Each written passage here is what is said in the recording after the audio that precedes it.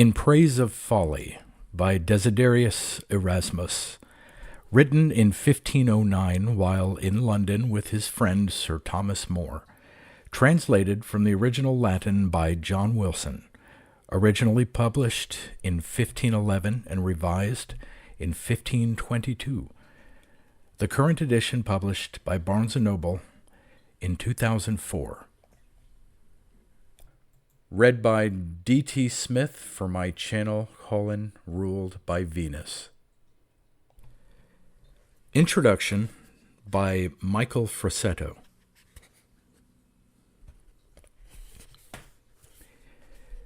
In Praise of Folly, written in 1509 and revised for publication in 1511, is the most enduring and popular work of one of the greatest Renaissance humanists, Desiderius Erasmus of Rotterdam.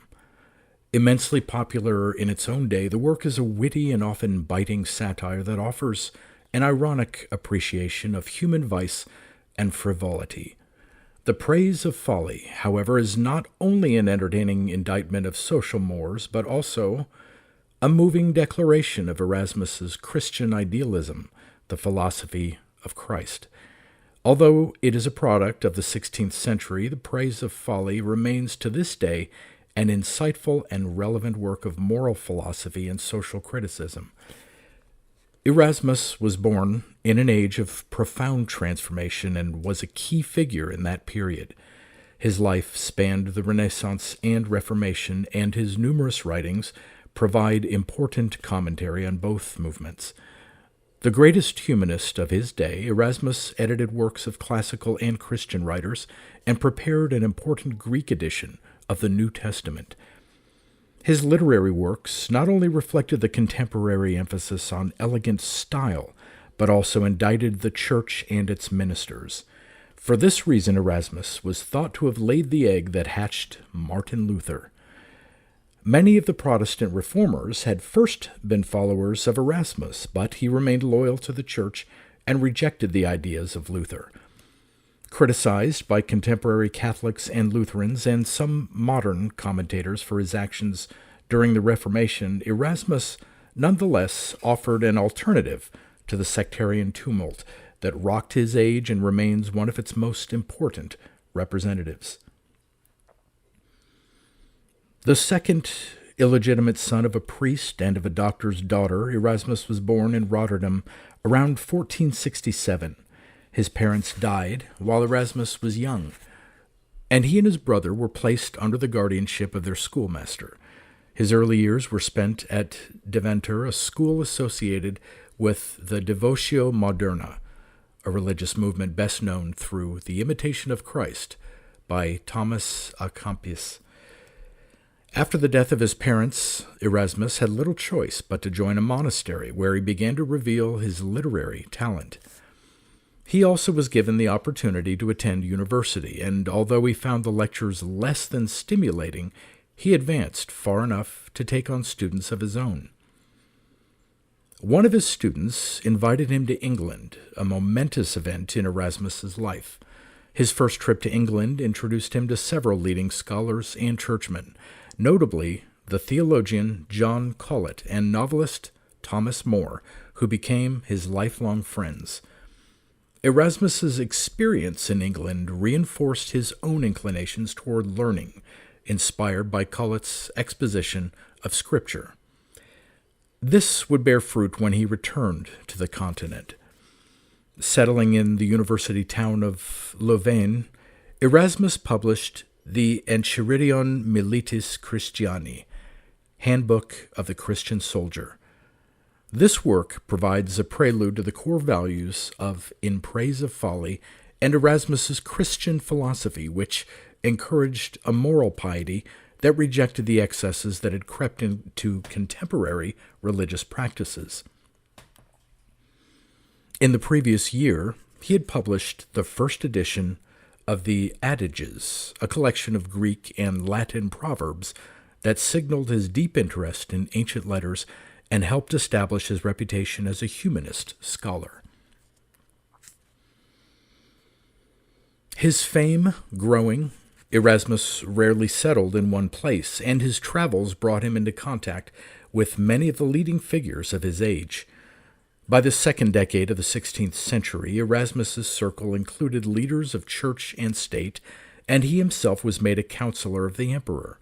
He was offered an important position in the church by the pope, but he preferred not to hold any one position. Instead, he sought the liberty to pursue the study of humane letters. A master of elegant Latin style and a student of the Greek language, Erasmus edited works of leading Latin and Greek authors, including Seneca, Lucian, and others. As his Novum Testamentum, his translation of the New Testament into Greek with accompanying Latin translation and commentary, indicates, his pursuit of letters was intended to improve and reform Christian belief and practice. Erasmus's studies introduced him to a wide range of authors and literary styles that laid the foundation for his most famous work. In 1509, returning to England from a stay in Rome, Erasmus wrote In Praise of Folly, or Moriae Encomium, in honor of his friend Thomas More. The title is a play on the Greek word for praise, Moriae, and the name of his friend More, who, Erasmus informs us, is far from a representative of folly. In fact, the book was dedicated to More out of friendship and in recognition of the translations of Lucian he did with Erasmus. The work itself, Erasmus tells us, was written in only a week's time, and in 1522, Erasmus added a good bit of material to the original version. The original draft of the Folly was done while its author waited for the arrival of his books from Rome. He informs us, though, that even had they arrived, he would have not been able to use them because a kidney illness prevented him from any serious study. The encomium was written merely to pass the time, its author tells us, but once begun, Erasmus was encouraged by his friends to complete the work. The book was an immense and immediate success, despite Erasmus's comment that it was a mere trifle that he had not intended to publish. Among those who praised it were Pope Leo X and the humanists Jakob Wimperling and Ulrich von Hutten, and its influence on European literature can be seen in the works of Rabelais, among others. The first edition of the book, written in Latin, was printed in Paris in June 1511. It was printed in Strasbourg in August of that year and again in 1512. There were further printings of the work in Paris and Antwerp in 1512. In 1515, a learned commentary was added to the edition printed in Basel, and the artist Hans Holbein, the younger, added illustrations that have appeared in numerous versions. There were some 40 editions of the work published before Erasmus's death in 1536. In Praise of Folly was translated into French and German in 1520, into Italian in 1539, and into English in 1549. The work continued to be published after Erasmus's death and was well received by Enlightenment writers and by many in our own time, but despite its widespread popularity, the work was not without its critics. Indeed, the conservative theologians at Louvain condemned it, and the critique of Martin Dorp prompted Erasmus to write a defense of his work. During the Reformation, the work was condemned by several popes and was placed on the index of forbidden books. Luther and a number of his followers also denounced the work for its alleged impiety. Both widely popular and rather controversial in its day, the Praise of Folly was in many ways representative of its age. It was not the only critique of contemporary religion and society, preceded as it was by Sebastian Brandt's Ship of Fools, and Erasmus's contemporaries clearly appreciated satire, as the popularity of the anonymous Julius Excluded from Heaven, long attributed to Erasmus, and the work of von Hutten demonstrate. More than that, the Praise of Folly shares many of the basic values of the Renaissance. Erasmus undertook the intensive study of Greek and Latin so that he could master the rhetorical and stylistic elegance expected of literary works of the day. Wisdom, it was thought, could best be conveyed through elegant literary style and language. And so, in Praise of Folly, in ironic fashion, sought to speak wisely, and in the process it revealed the broad range of Erasmus's knowledge of classical literature. Like his contemporaries, Erasmus spread references to the writings of ancient Greek and Roman authors liberally throughout his encomium, and the book is shaped by the Neoplatonism so fashionable among circles of Renaissance humanists in Florence and elsewhere. There are direct references to or echoes of the works of such authors as Homer, Plato, Cicero, Virgil, and Seneca, among many others, in Praise of Folly, providing it with the wisdom of the ages and the authority of the ancients so important to contemporaries. The most important of the ancient authors for the writing of In Praise of Folly was the playwright Lucian, whose works, now mostly lost, provided the inspiration and model for Erasmus. But Erasmus, like Boccaccio perhaps, also drew from the vernacular and included a small number of Dutch proverbs in the eulogy given by the main character, the goddess Folly. As the narrator, Folly offers a paradoxical and ironic encomium of herself and her followers, which, Erasmus notes in his prefatory letter, is much in the tradition of ancient letters. In her introductory remarks, Folly asserts that all creatures, mortal and immortal, are beholden to her, and that without her life would lack joy and even a beginning.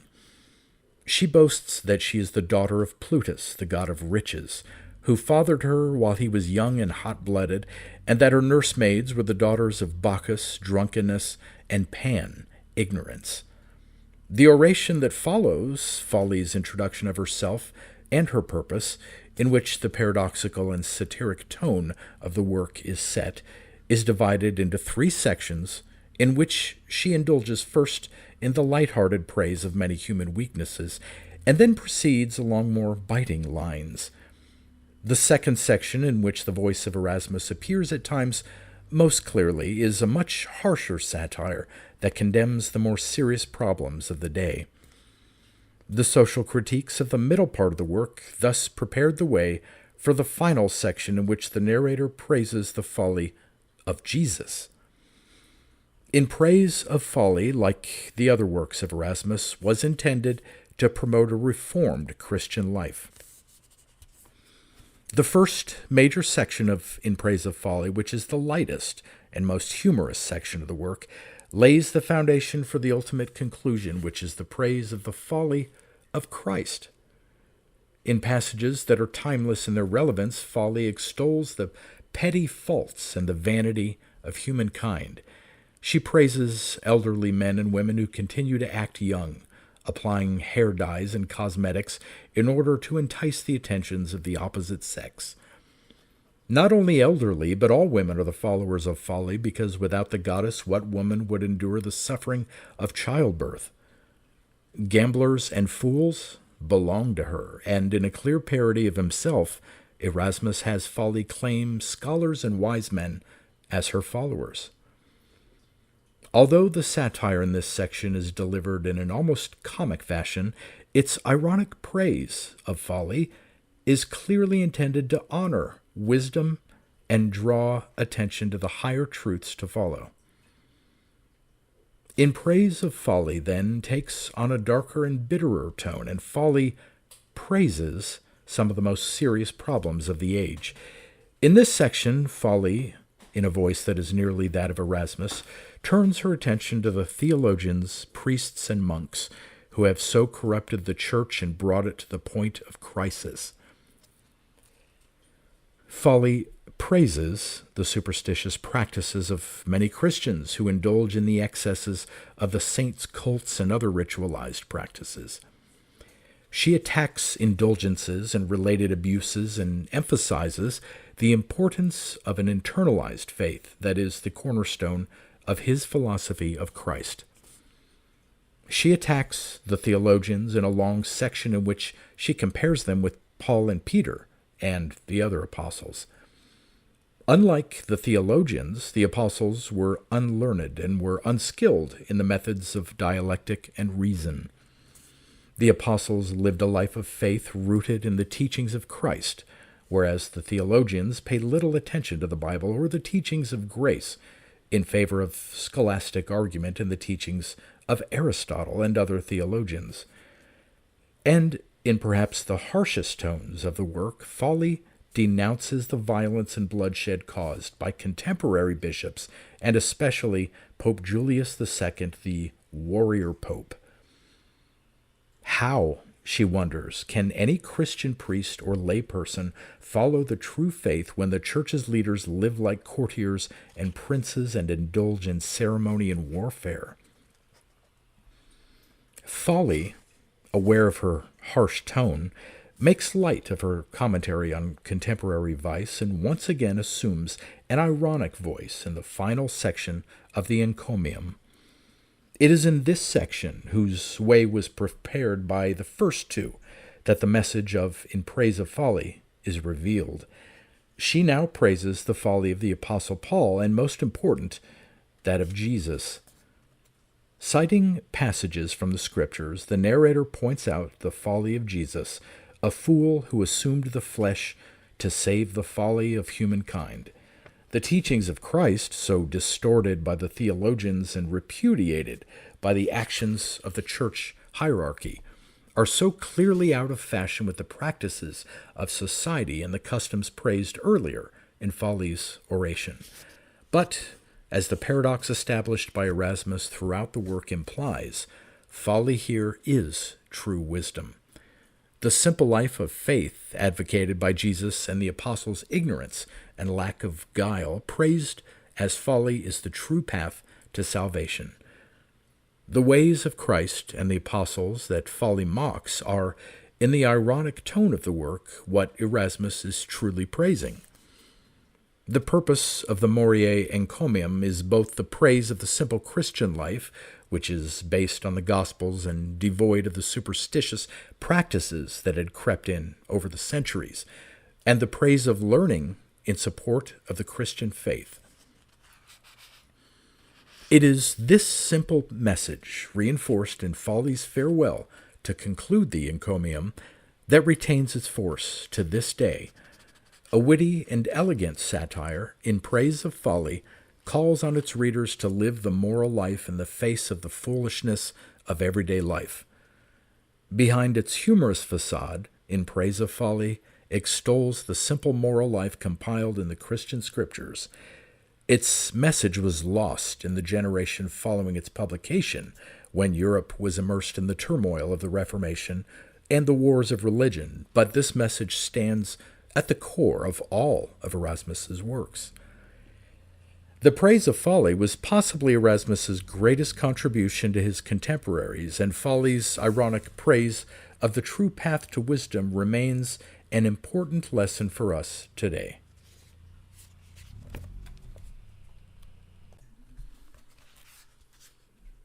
Erasmus's Epistle to Sir Thomas More.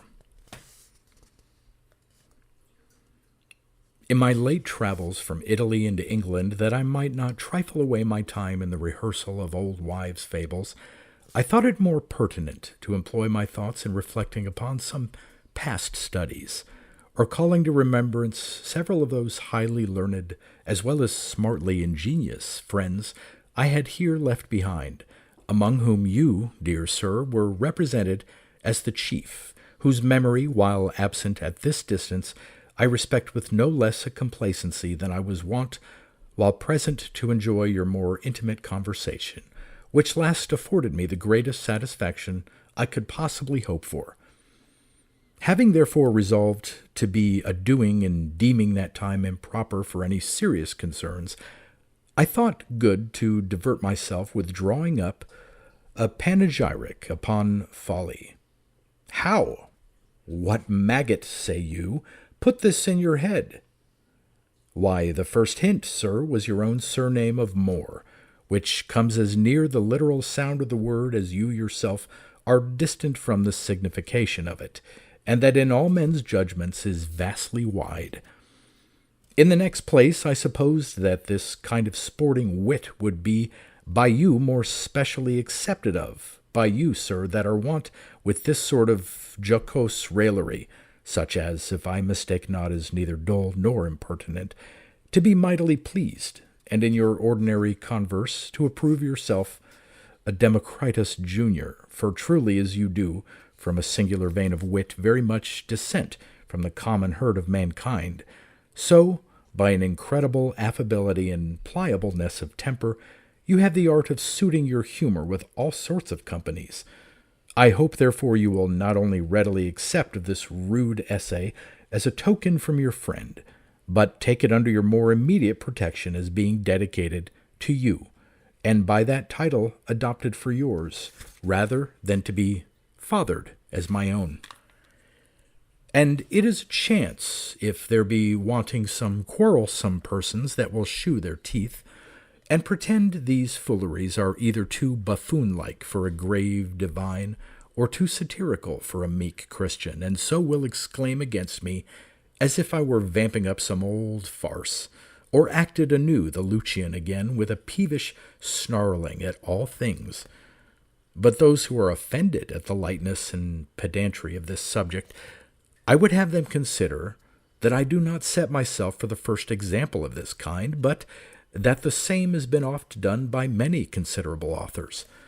For thus several ages since Homer wrote of no more weighty a subject than of a war between the frogs and mice, Virgil of a gnat and a pudding cake, and Ovid of a nut. Polycrates commended the cruelty of Busiris, and Isocrates, that corrects him for this, did as much for the injustice of Glaucus. Favorinus extolled Thersites and wrote in praise of a quartan ague.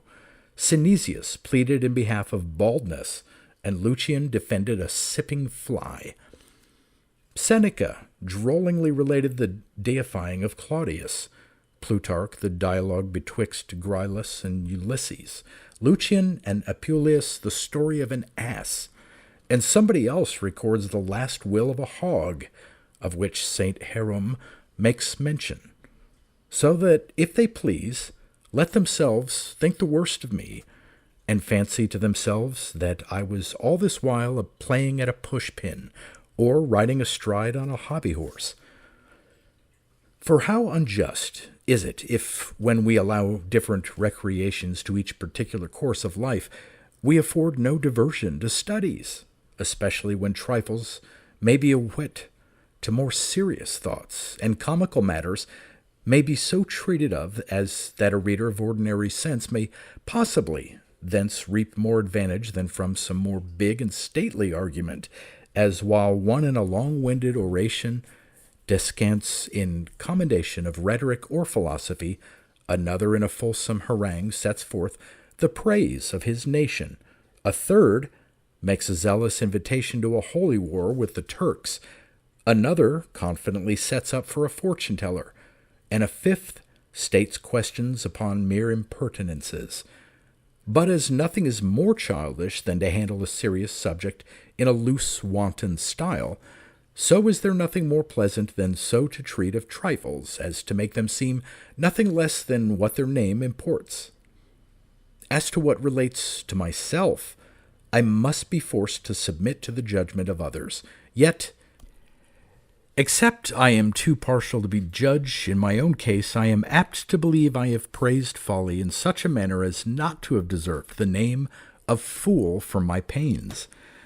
To reply now to the objection of satiricalness, wits have been always allowed this privilege, that they might be smart upon any transactions of life, if so be their liberty did not extend to railing, which makes me wonder at the tender-eared humor of this age, which will admit of no address without the prefatory repetition of all formal titles. Nay, you may find some so preposterously devout that they will sooner wink at the greatest affront against our Saviour than be content that a prince or a pope should be nettled with the least joke or gird, especially in what relates to their ordinary customs.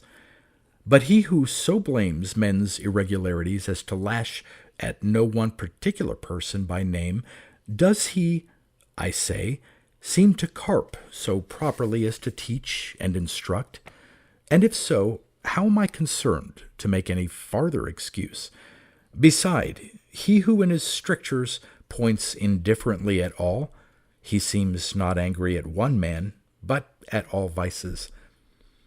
Therefore, if any singly complain that they are particularly reflected upon, they do but betray their own guilt, at least their cowardice. Saint Jerome dealt in the same argument at a much freer and sharper rate. Nay, and he did not sometimes refrain from naming the persons, whereas I have not only stifled the mentioning any one person, but have so tempered my style, as the ingenious reader will easily perceive, I aimed at diversion rather than satire.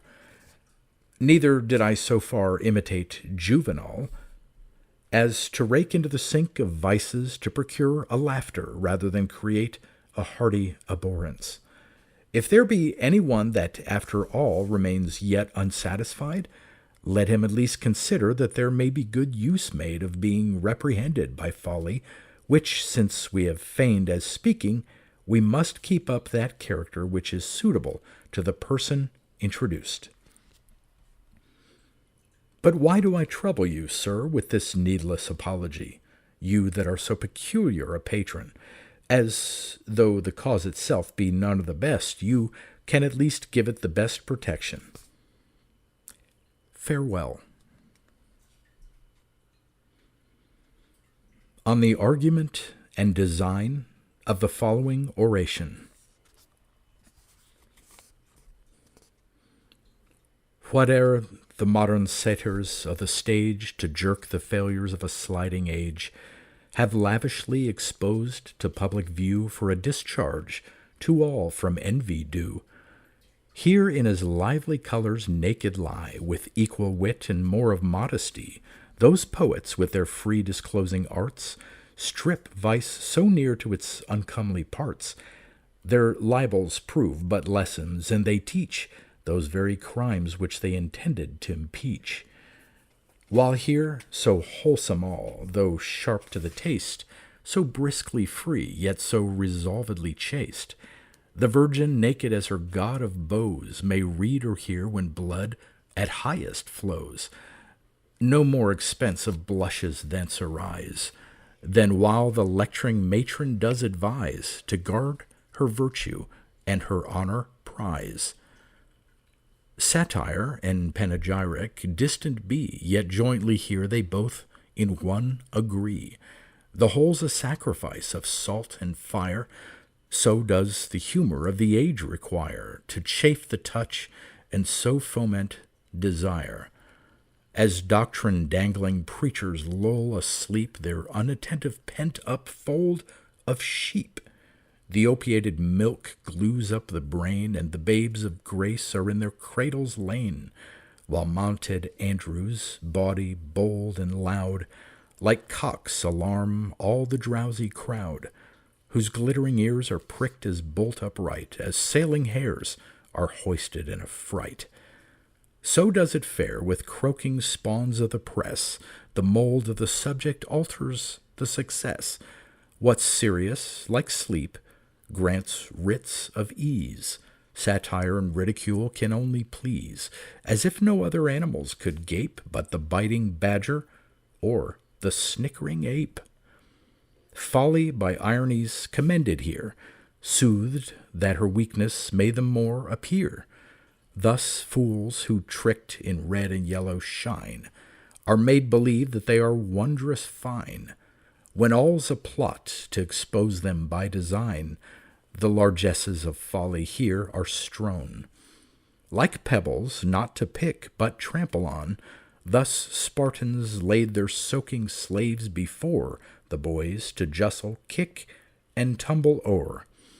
Not that the dry-lipped youngsters might combine to taste and know the mystery of wine, but wonder thus at men transformed to swine, and the power of such enchantment to escape, timely renounce the devil of the grape.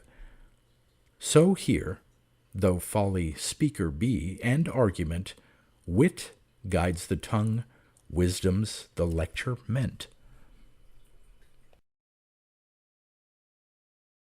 In Praise of Folly, an oration of feigned matter, spoken by Folly in her own person.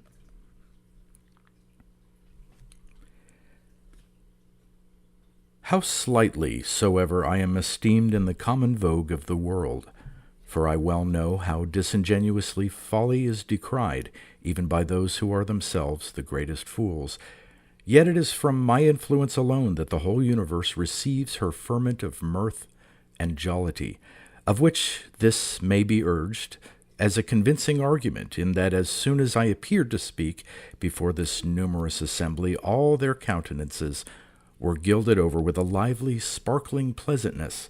You soon welcomed me with so encouraging a look, you spurred me on with so cheerful a hum, that truly, in all appearance, you seem now flushed with a good dose of reviving nectar, when, as just before, you sate drowsy and melancholy, as if you were lately come out of some hermit's cell.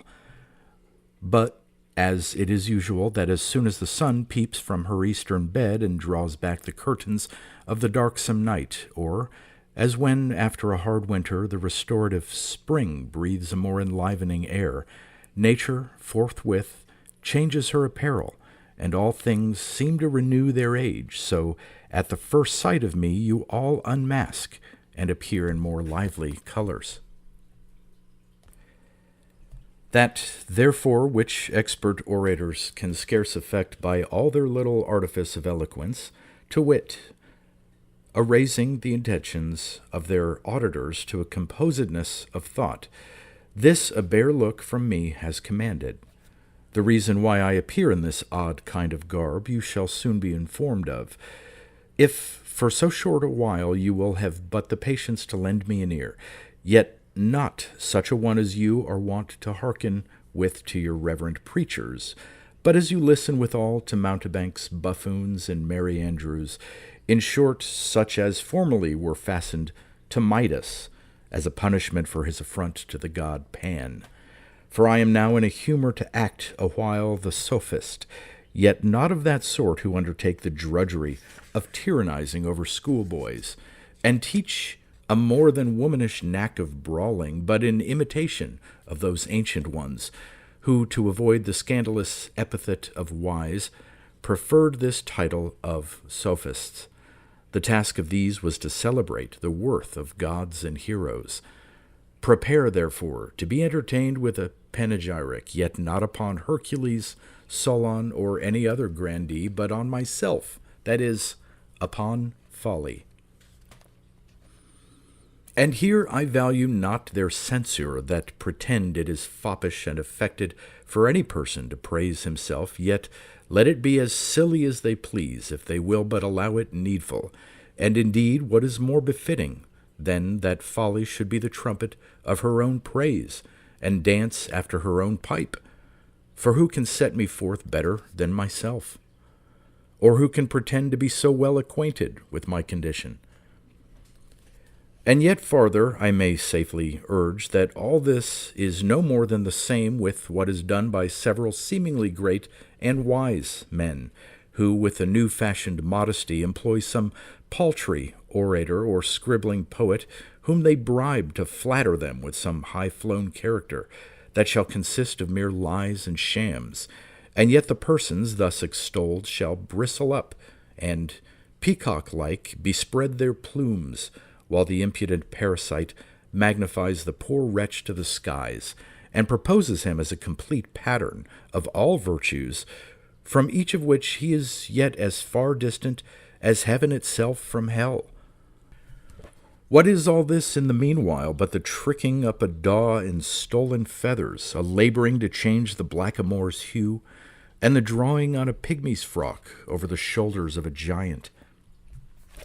Lastly, I verify the old observation that allows him a right of praising himself who has nobody else to do it for him, for really I cannot but admire at that ingratitude, shall I term it, or blockishness of mankind, who, when they all willingly pay to me their utmost devoir, and freely acknowledge their respective obligations, that, notwithstanding this, there should have been none so grateful or complacent as to have bestowed on me a commendatory oration, especially when there have not been wanting such as, at a great expense of sweat and loss of sleep, have in elaborate speeches given high encomiums to tyrants, agues, flies, baldness, and such like trumperies.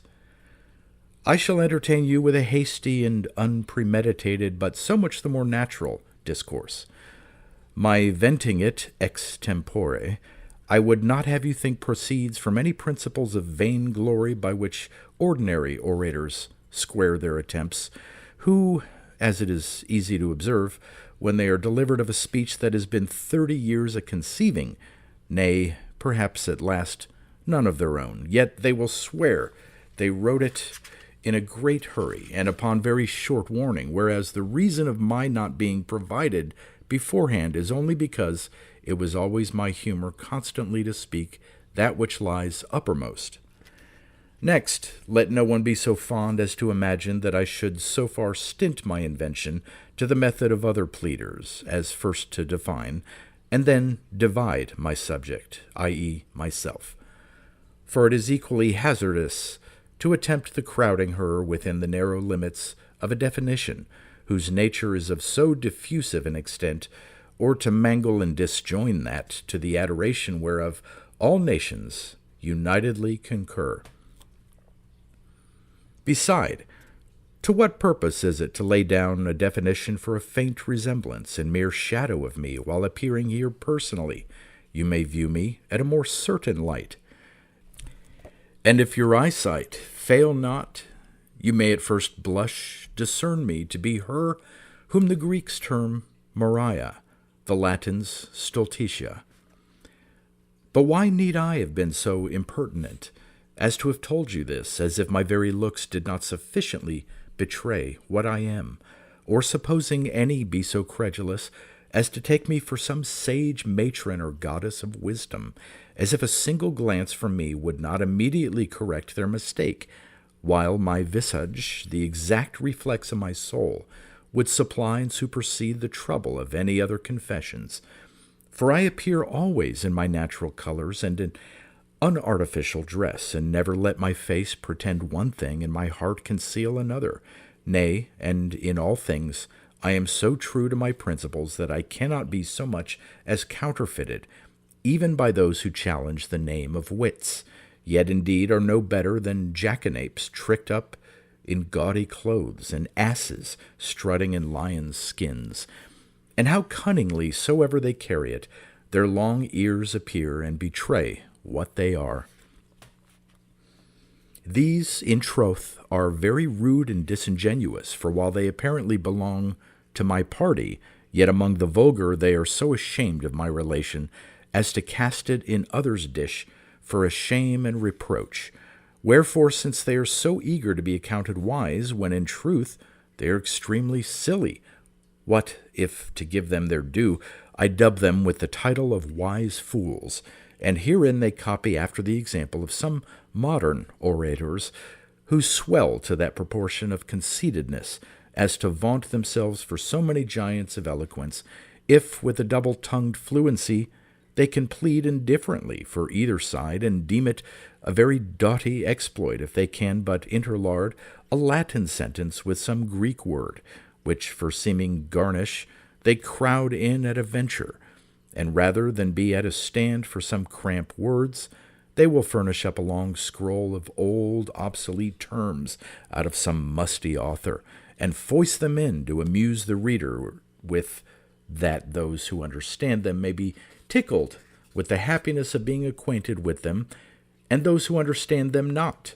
the less they know the more they may admire, whereas it has been always accustomed to those of our side to contemn and undervalue whatever is strange and unusual, while those that are better conceited of themselves will nod and smile, and prick up their ears, that they may be thought easily to apprehend that of which perhaps they do not understand one word. And so much for this, pardon the digression. Now, I return. Of my name I have informed you, sirs. What additional epithet to give you I know not, except you will be content with that of most foolish. For under what more proper appellation can the goddess Folly greet her devotees? But since there are few acquainted with my family and original, I will now give you some account of my extraction. First, then, my father was neither the chaos, nor hell, nor Saturn, nor Jupiter, nor any of those old worn-out grandsire gods, but Plutus, the very same that maugre Homer, Hesiod, nay, in spite of Jove himself, was the primary father of the universe, at whose alone beck for all ages, religion and civil policy have been successfully undermined and re-established, by whose powerful influence war, peace, empire, debates, justice, magistracy, marriage, leagues, compacts, laws, arts, I have almost run myself out of breath, but, in a word, all affairs of church and state and business of private concern are severally ordered and administered, without whose assistance all the poets' gang of deities, nay, I may be so bold as to say the very major domos of heaven, would either dwindle into nothing or at least be confined to their respective homes without any ceremonies of devotional address. Whoever he combats with as an enemy, nothing can be armor-proof against his assaults, and whosoever he sides with as a friend may grapple at even hand with Jove and all his bolts. Of such a father I may well brag, and he begot me, not of his brain, as Jupiter did the hag Pallas, but of a pretty young nymph, famed for wit, no less than beauty. And this feat was not done amidst the embraces of dull, nauseous wedlock, but what gave a greater gust to the pleasure it was done at a stolen bout, as we may modestly phrase it. But to prevent your mistaking me, I would have you understand that my father was not that Plutus in Aristophanes, old, dry, withered, sapless, and blind, but the same in his younger and brisker days, and when his veins were more impregnated, and the heat of his youth somewhat higher inflamed by a chirping cup of nectar, which for a whet to his lust he had just before drank very freely of at a merry meeting of the gods. And now, presuming you may be inquisitive after my birthplace, the quality of the place we are born in being now looked upon as a main ingredient of gentility, I was born neither in the floating Delos, nor on the frothy sea, nor in any of these privacies where two forward mothers are wont to retire for an undiscovered delivery, but in the Fortune Islands, where all things grow without the toil of husbandry, wherein there is no drudgery, no distempers, no old age, wherein the fields grow no daffodils, mallows, onions, peas, beans, or such kind of trash, but there give equal divertisement to our sight and smelling rue, all heal, bugloss, marjoram, herb of life, roses, violets, hyacinth, and such like fragrances as perfume the gardens of Adonis. And being born amongst these delights, I did not, like other infants, come crying into the world, but perked up and laughed immediately in my mother's face. And there is no reason I should envy Jove for having a she-goat to his nurse, since I was more creditably suckled by two jolly nymphs, the name of the first drunkenness, one of Bacchus's offspring, the other Ignorance, the daughter of Pan, both which you may here behold among several others of my train and attendants, whose particular names, if you would fain know, I will give you in short. This, who goes with a mincing gait and holds up her head so high, is Self-Love. She that looks so spruce and makes such a noise and bustle is Flattery. That other, which sits humdrum as if she were half asleep, is called Forgetfulness. She that leans on her elbow and sometimes yawningly stretches out her arms is Laziness. This that wears a plighted garland of flowers and smells so perfumed is Pleasure. The other, which appears in so smooth a skin and pampered up flesh, is sensuality. She that stares so wildly and rolls about her eyes is madness. As to those two gods whom you see playing among the lasses, the name of the one is intemperance, the other sound sleep.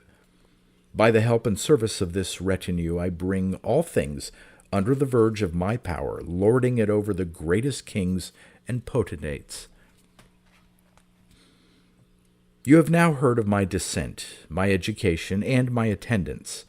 That I may not be taxed as presumptuous in borrowing the title of a goddess, I come now, in the next place, to acquaint you what obliging favors I everywhere bestow, and how largely my jurisdiction extends.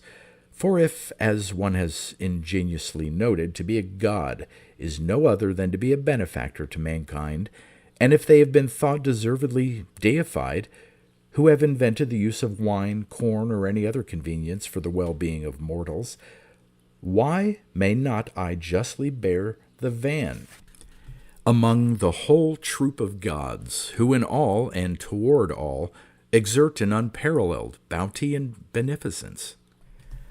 For instance, in the first place, what can be more dear and precious than life itself?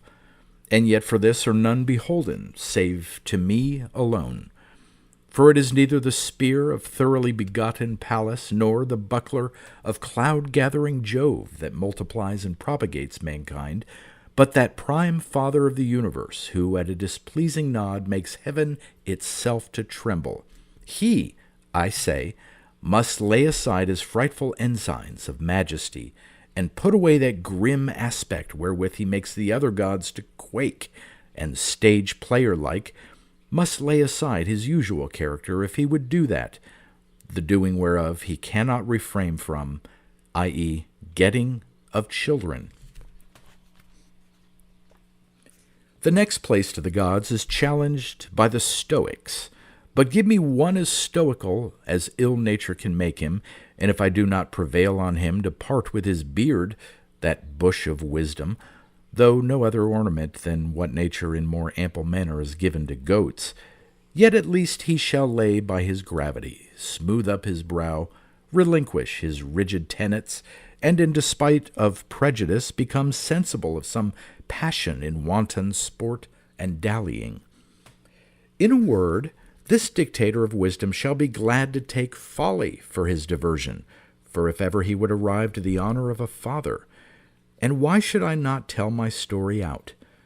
To proceed, then, it is the head, the face, the breasts, the hands, the ears, or other more comely parts, that serve for instruments of generation. I trow not, but it is that member of our body which is so odd and uncouth as can scarce be mentioned without a smile. This part, I say, is that fountain of life from which originally spring all things in a truer sense than from the elemental seminary. Add to this what man would be so silly as to run his head into the collar of a matrimonial noose, if, as wise men are wont to do, he had beforehand duly considered the inconveniences of a wedded life. Or indeed, what woman would open her arms to receive the embraces of a husband if she but forecast the pangs of childbirth and the plague of being a nurse? Since then you owe your birth to the bride bed, and what was preparatory to that, the solemnizing of marriage, to my waiting woman, madness, you cannot but acknowledge how much you are indebted to me. Beside, those who had once dearly bought the experience of their folly would never re-engage themselves in the same entanglement by a second match, if it were not occasioned by the forgetfulness of past dangers. And Venus herself, whatever Lucretius pretends to the contrary, cannot deny but that without my assistance her procreative power would prove weak and ineffectual.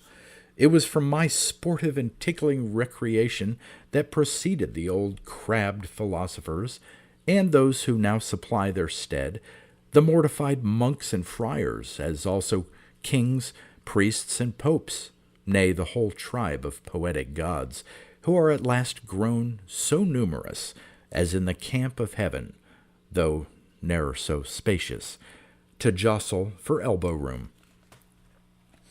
But it is not sufficient to have made it appear that I am the source and original of all life, except I likewise shew that all the benefits of life are equally at my disposal. And what are such? Why can anyone be said properly to live to whom pleasure is denied?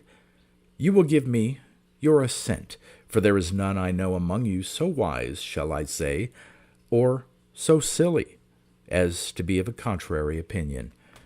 The Stoics indeed contemn and pretend to banish pleasure, but this is only a dissembling trick, and a putting the vulgar out of conceit with it, that they may more quietly engross it to themselves.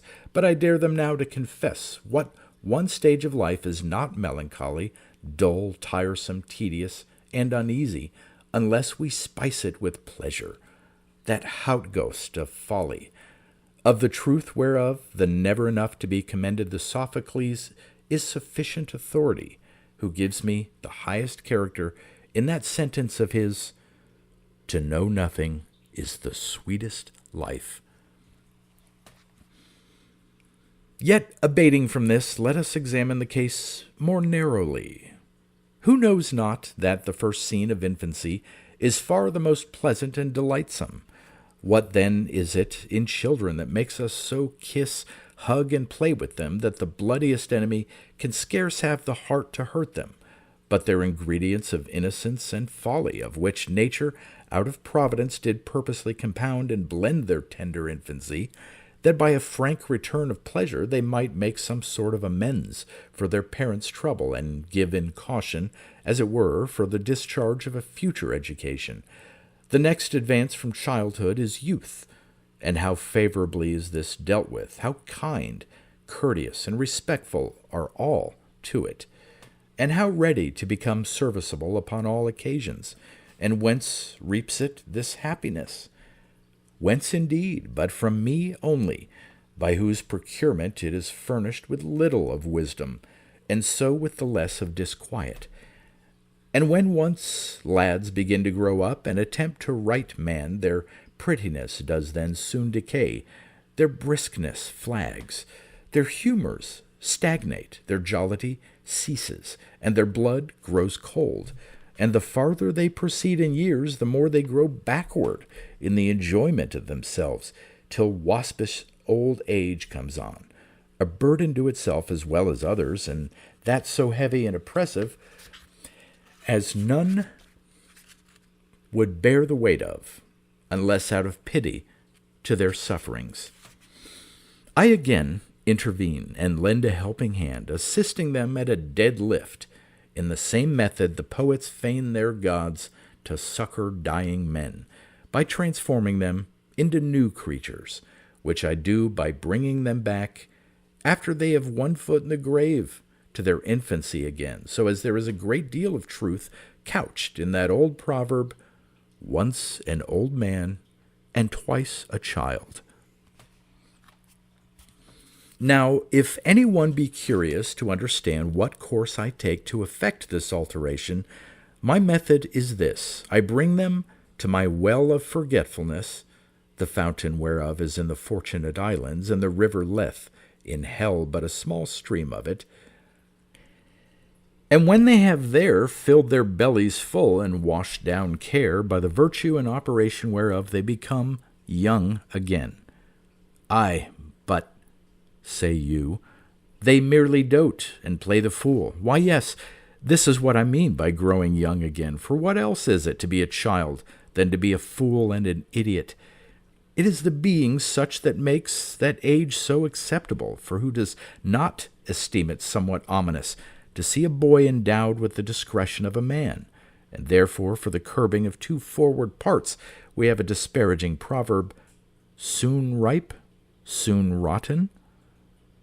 And farther, who would keep company or have anything to do with such an old blade, as after the wear and harrowing of so many years should yet continue of as clear a head and sound a judgment as he had at any time been in his middle age, and therefore It is great kindness of me that old men grow fools, since it is hereby only that they are freed from such vexations as would torment them if they were more wise. They can drink briskly, bear up stoutly, and lightly pass over such infirmities as a far stronger constitution could scarce master. Sometime with the old fellow in Plautus they are brought back to their horn book again, to learn to spell their fortune in love. Most wretched would they needs be if they had but wit enough to be sensible of their hard condition, but by my assistance they carry off all well, and to their respective friends approve themselves good, sociable, jolly companions. Thus Homer makes aged Nestor famed for a smooth, oily-tongued orator, while the delivery of Achilles was but rough, harsh, and hesitant. And the same poet elsewhere tells us of old men that sate on the walls and spake with a great deal of flourish and elegance. And in this point indeed they surpass and outgo children, who are pretty forward at a softly innocent prattle, but otherwise are too much tongue-tied, and want the other's most acceptable embellishment of a perpetual talkativeness. Add to this that old men love to be playing with children, and children delight as much in them, to verify the proverb, that birds of a feather flock together. And indeed, what difference can be discerned between them, but that the one is more furrowed with wrinkles and has seen a little more of the world than the other? For otherwise their whitish hair, their want of teeth, their smallness of stature, their milk diet, their bald crowns, their prattling, their playing, their short memory, their heedlessness, and all their other endowments exactly agree, and the more they advance in years, the nearer they come back to their cradle, till, like children indeed, at last they depart the world, without any remorse at the loss of life or sense of the pangs of death. And now, let anyone compare the excellency of my metamorphosing power to that which Ovid attributes to the gods. Their strange feats in some drunken passions we will omit for their credit's sake, and instance only in such persons as they pretend great kindness for. These they transformed into trees, birds, insects, and sometimes serpents. But alas, their very change into somewhat else argues the destruction of what they were before, whereas I can restore the same numerical man to his pristine state of youth, health, and strength. Yea, what is more, if men would but so far consult their own interest, as to discard all thoughts of wisdom and entirely resign themselves to my guidance and conduct, old age should be a paradox, and each man's years a perpetual spring. For look, how your hard-plodding students, by a close sedentary confinement to their books, grow mopish, pale, and meager, as if by a continual rack of brains and torture of invention. Their veins were pumped dry, and their whole bodies squeezed sapless, whereas my followers are smooth, plump, and buxom, and altogether as lusty as so many bacon hogs or sucking calves, never in their career of pleasure to be arrested with old age, if they could but keep themselves untainted from the contagiousness of wisdom, with the leprosy whereof, if at any time they are infected, it is only for prevention, lest they should otherwise have been too happy. For a more ample confirmation of the truth of what foregoes, it is on all sides confessed that folly is the best preservative of youth, and the most effectual antidote against age. And it is a never-failing observation made of the people of Brabant, that, contrary to the proverb of older and wiser, the more ancient they grow, the more fools they are, and there is not any one country whose inhabitants enjoy themselves better, and rub through the world with more ease and quiet. To these are nearly related as well by affinity of customs as of neighborhood, my friends the Hollanders, mine I may well call them, for they stick so close and lovingly to me that they are styled fools to a proverb, and yet scorn to be ashamed of their name. Well, let fond mortals go now in a needless quest of some Medea, Circe, Venus, or some enchanted fountain for a restorative of age, whereas the accurate performance of this feat lies only within the ability of my art and skill. It is I only who have the receipt of making that liquor wherewith Memnon's daughter lengthened out her grandfather's declining days. It is I that am that Venus, who so far restored the languishing Phaon as to make Sappho fall deeply in love with his beauty. Mine are those herbs, mine those charms, that not only lure back swift time when past and gone, but what is more to be admired, clip its wings and prevent all farther flight.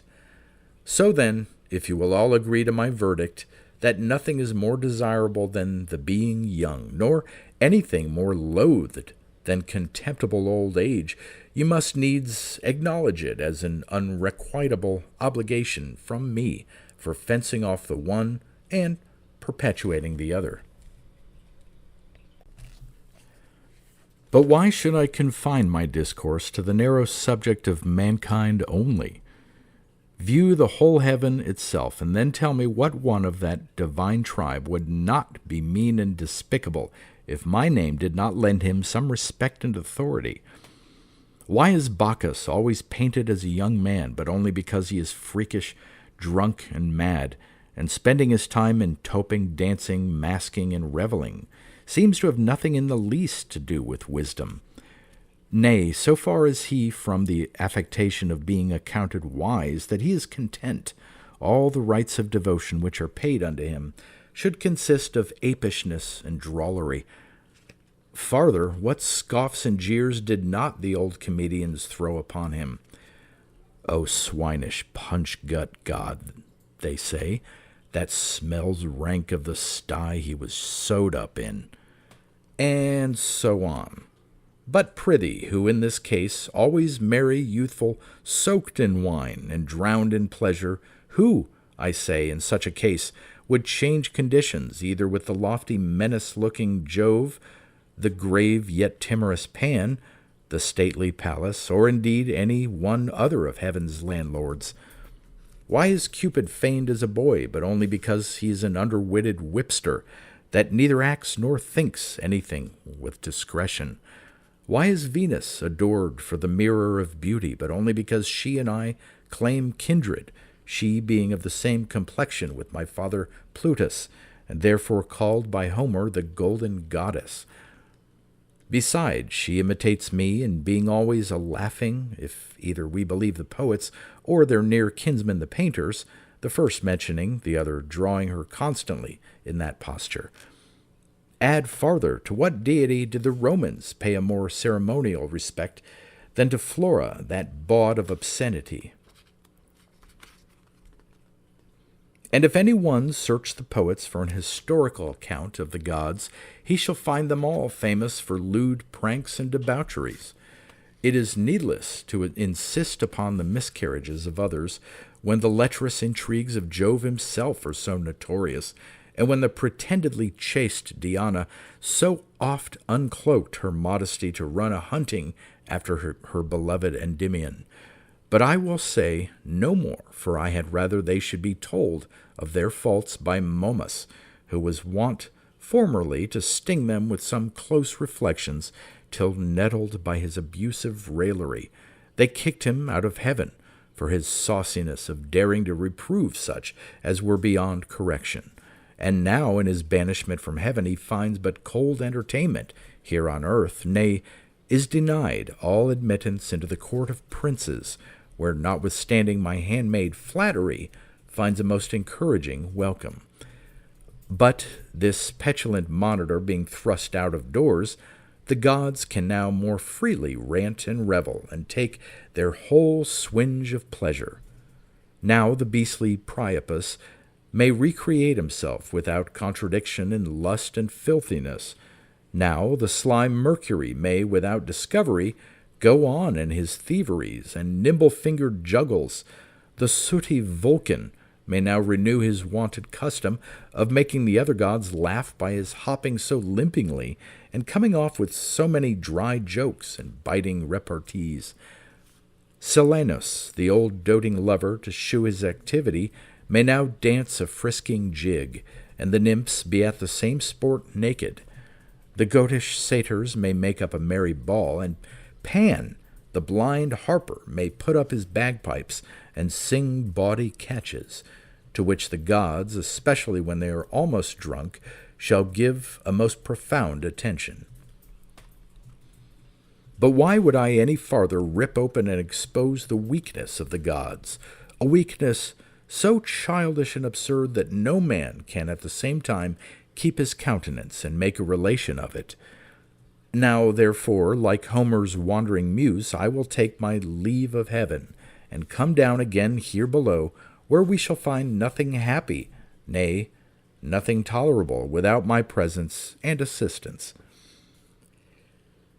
And in the first place, consider how providently nature has took care that in all her works there should be some piquant smack and relish of folly. For since the Stoics define wisdom to be conducted by reason, and folly nothing else but the being hurried by passion, lest our life should otherwise have been too dull and inactive, that Creator, who out of clay first tempered and made us up, put into the composition of our humanity more than a pound of passions to an ounce of reason, and reason he confined within the narrow cells of the brain, whereas he left passions the whole body to range in. Farther, he set up two sturdy champions to stand perpetually on the guard, that reason might make no assault, surprise, nor inroad, anger, which keeps its station in the fortress of the heart, and lust, which, like the signs Virgo and Scorpio, rules the belly and secret members.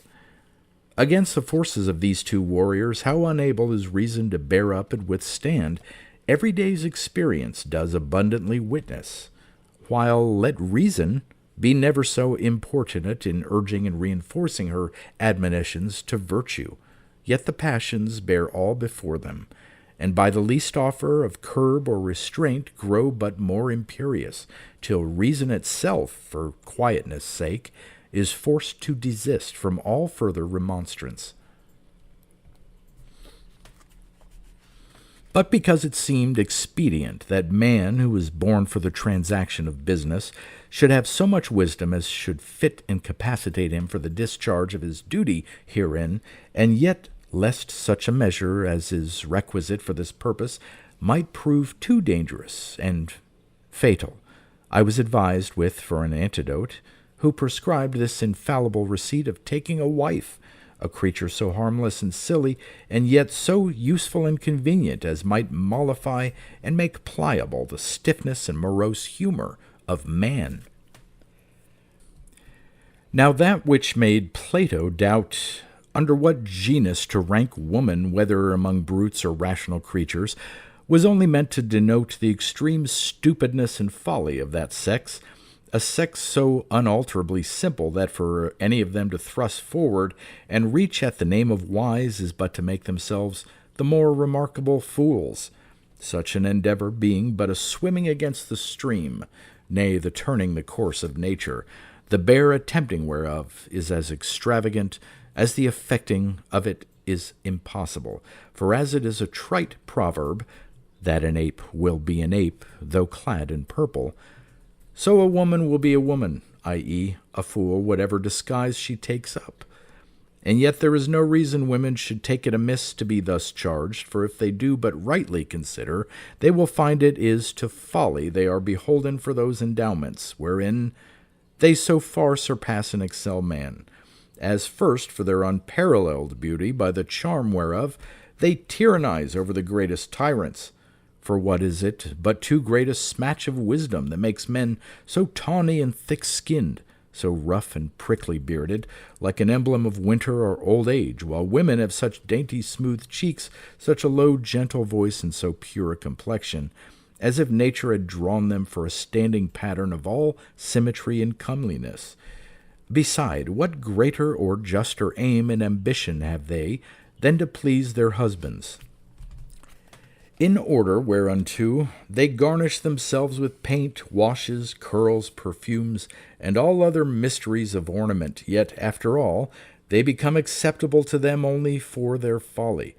Wives are always allowed their humor, yet it is only in exchange for titillation and pleasure, which indeed are but other names for folly, as none can deny who consider how a man must hug and dandle and kittle and play 100 little tricks with his bedfellow when he is disposed to make that use of her that nature designed her for.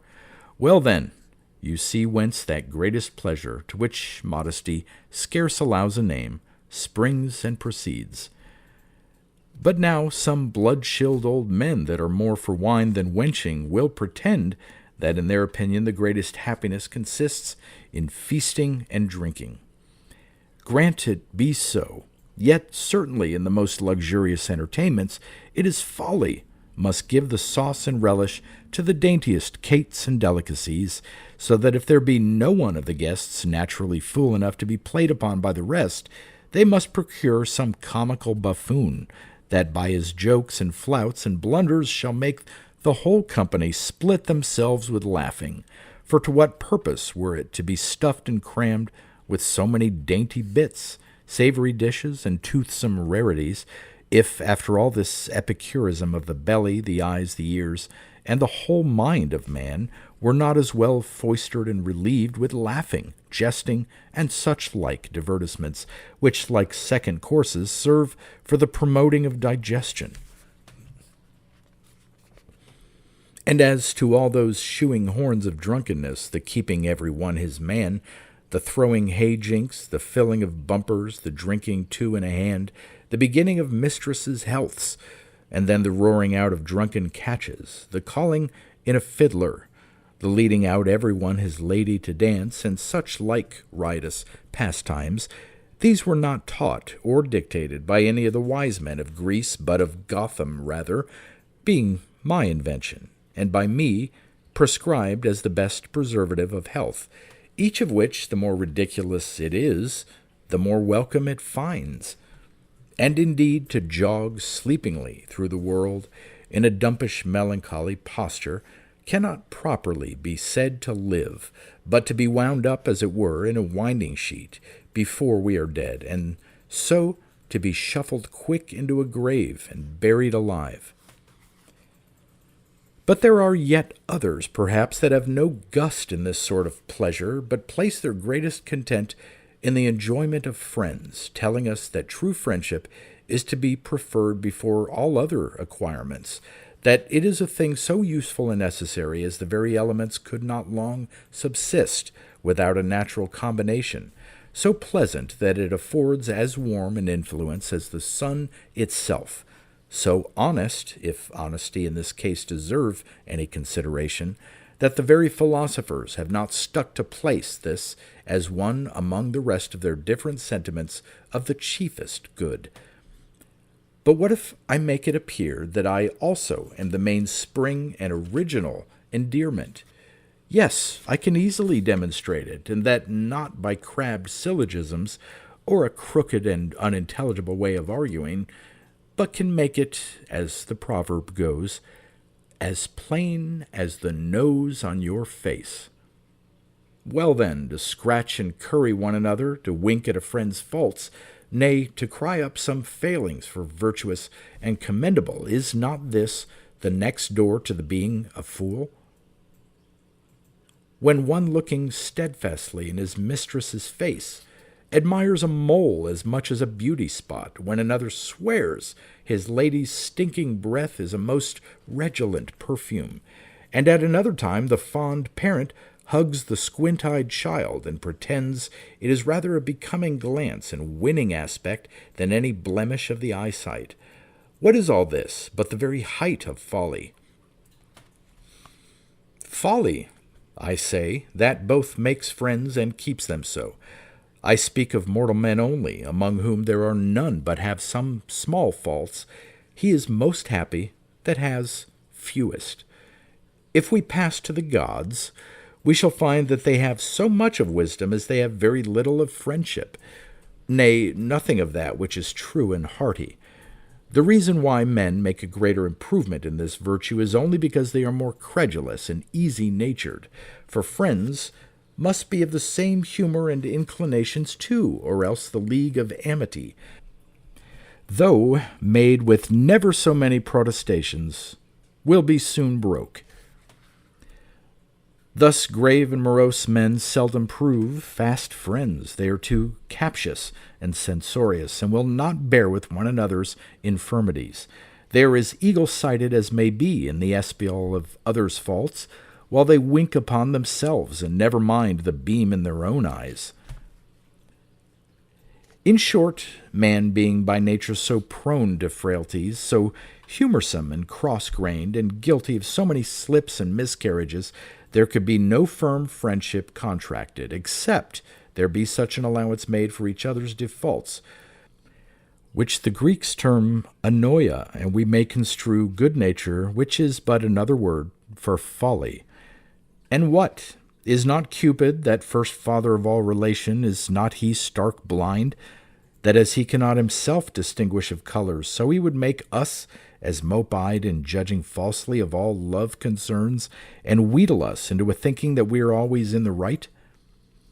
Thus every jack sticks to his own Jill, every tinker esteems his own troll, and the hob-nailed suitor prefers Joan the milkmaid before any of my lady's daughters. These things are true and are ordinarily laughed at, and yet, however ridiculous they seem, it is hence only that all societies receive their cement and consolidation. The same which has been said of friendship is much more applicable to a state of marriage, which is but the highest advance and improvement of friendship and the closest bond of union. Good God, what frequent divorces or worse mischief would oft sadly happen, except man and wife were so discreet as to pass over light occasions of quarrel, with laughing, jesting, dissembling, and such like playing the fool. Nay, how few matches would go forward if the hasty lover did not but first know how many little tricks of lust and wantonness, and perhaps more gross failings, his coy and seemingly bashful mistress had oft before been guilty of. And how fewer marriages, when consummated, would continue happy if the husband were not either sottishly insensible of, or did not purposely wink at and pass over the lightness and forwardness of his good-natured wife. This peace and quietness is owing to my management, for there would otherwise be continual jars and broils and mad doings, if want of wit only did not at the same time make a contented cuckold and a still house. If the cuckoo sang at the back door, the unthinking cornet takes no notice of the unlucky omen of others' eggs being laid in his own nest, but laughs it over, kisses his dear spouse, and all is well. And indeed, it is much better patiently to be such a hen-pecked frigate than always to be racked and tortured with the grating surmises of suspicion and jealousy. In fine, there is no one society, no one relation men stand in, would be comfortable, or indeed tolerable, without my assistance. There could be no right understanding betwixt prince and people, lord and servant, tutor and pupil, friend and friend, man and wife, buyer and seller, or any persons however otherwise related, if they did not cowardly put up small abuses, sneakingly cringe and submit, or after all, fawningly scratch and flatter each other. This, you will say, is much, but you shall yet hear what is more. Tell me then, can any one love another that first hates himself? Is it likely that any one should agree with a friend that has first fallen out with his own judgment? Or is it probable he should be any way pleasing to another, who is a perpetual plague and trouble to himself? This is such a paradox that none can be so mad as to maintain.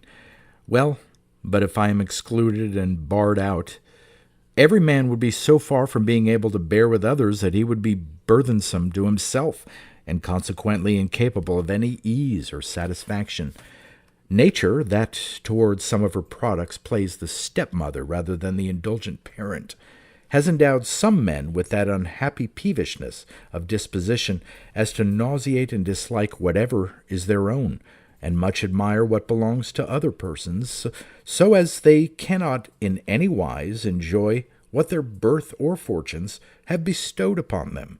For what grace is there in the greatest beauty, if it be always clouded with frowns and sulliness? Or what vigor in youth, if it be harassed with a pettish, dogged, waspish ill humor? None, sure. Nor indeed can there be any creditable acquirement of ourselves in any one station of life, but we should sink without rescue into misery and despair, if we were not buoyed up and supported by self-love, which is but the elder sister, as it were, of folly, and her own constant friend and assistant. For what is, or what can be, more silly than to be lovers and admirers of ourselves? And yet, if it were not so, there will be no relish to any of our words or actions. Take away this one property of a fool, and the orator shall become as dumb and silent as the pulpit he stands in. The musician shall hang up his untouched instruments on the wall. The completest actors shall be hissed off the stage. The poet shall be burlesqued with his own doggerel rhymes. The painter shall himself vanish into an imaginary landscape, and the physician shall want food more than his patients do physic. In short, without self-love, instead of beautiful, you shall think yourself an old beldam of fourscore. Instead of youthful, you shall seem just dropping into the grave. Instead of eloquent, a mere stammerer. And in lieu of gentle and complacent, you shall appear like a downright country clown, it being so necessary that everyone should think well of himself before he can expect the good opinion of others. Finally, when it is the main and essential part of happiness to desire to be no other than what we already are, this expedient is again wholly owing to self-love, which so flushes men with a good conceit of their own that no one repents of his shape, of his wit, of his education, or of his country, so as the dirty, half-drowned Hollander would not remove into the pleasant plains of Italy. The rude Thracian would not change his boggy soil for the best seat in Athens, nor the brutish Scythian quit his thorny deserts to become an inhabitant of the Fortunate Islands.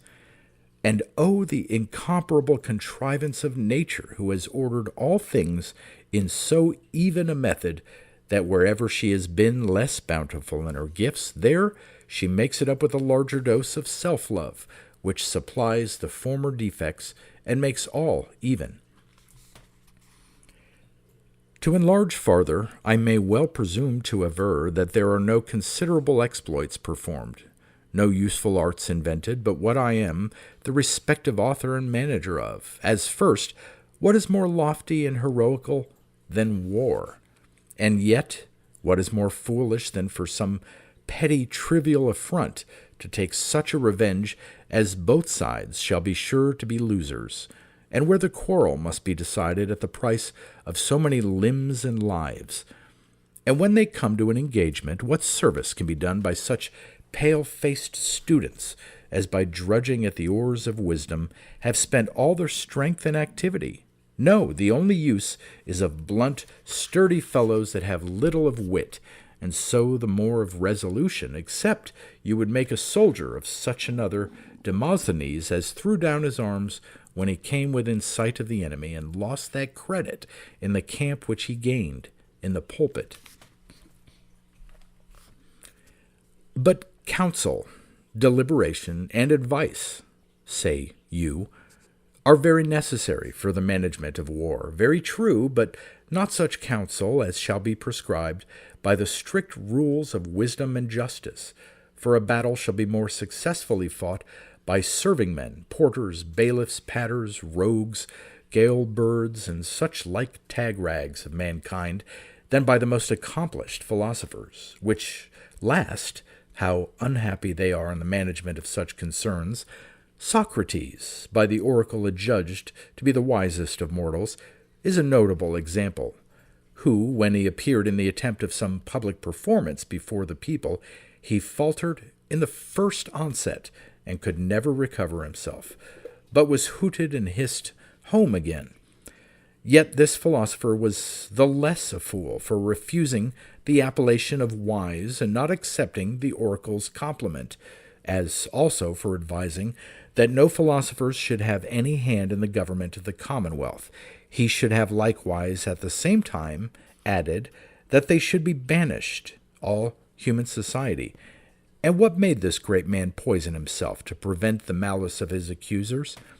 What made him the instrument of his own death, but only his excessiveness of wisdom, whereby, while he was searching into the nature of clouds, while he was plotting and contemplating upon ideas, while he was exercising his geometry upon the measure of a flea, and diving into the recesses of nature, for an account how little insects, when they were so small, could make so great a buzz and hum, while he was intent upon these fooleries, he minded nothing of the world or its ordinary concerns.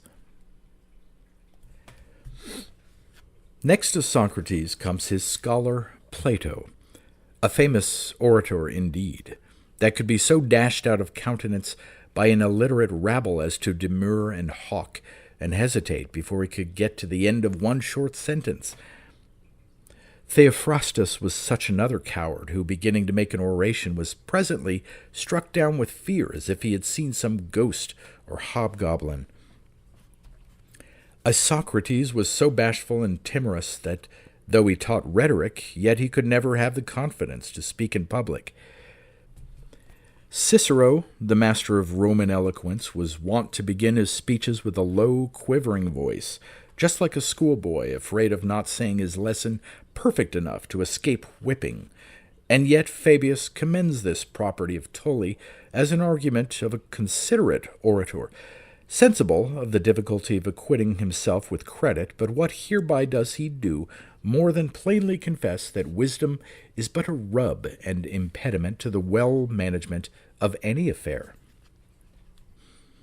How would these heroes crouch and shrink into nothing at the sight of drawn swords that are thus quashed and stunned at the delivery of bare words?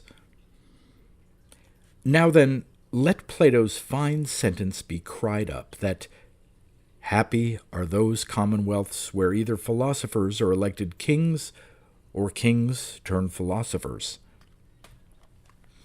Alas, this is so far from being true that if we consult all historians for an account of past ages, we shall find no princes more weak, nor any people more slavish and wretched than where the administrations of affairs fell on the shoulders of some learned, bookish governor. Of the truth whereof the two Catos are exemplary instances, the first of which embroiled the city and tired out the Senate by his tedious harangues of defending himself and accusing others. The younger was an unhappy occasion of the loss of the people's liberty, while by improper methods he pretended to maintain it.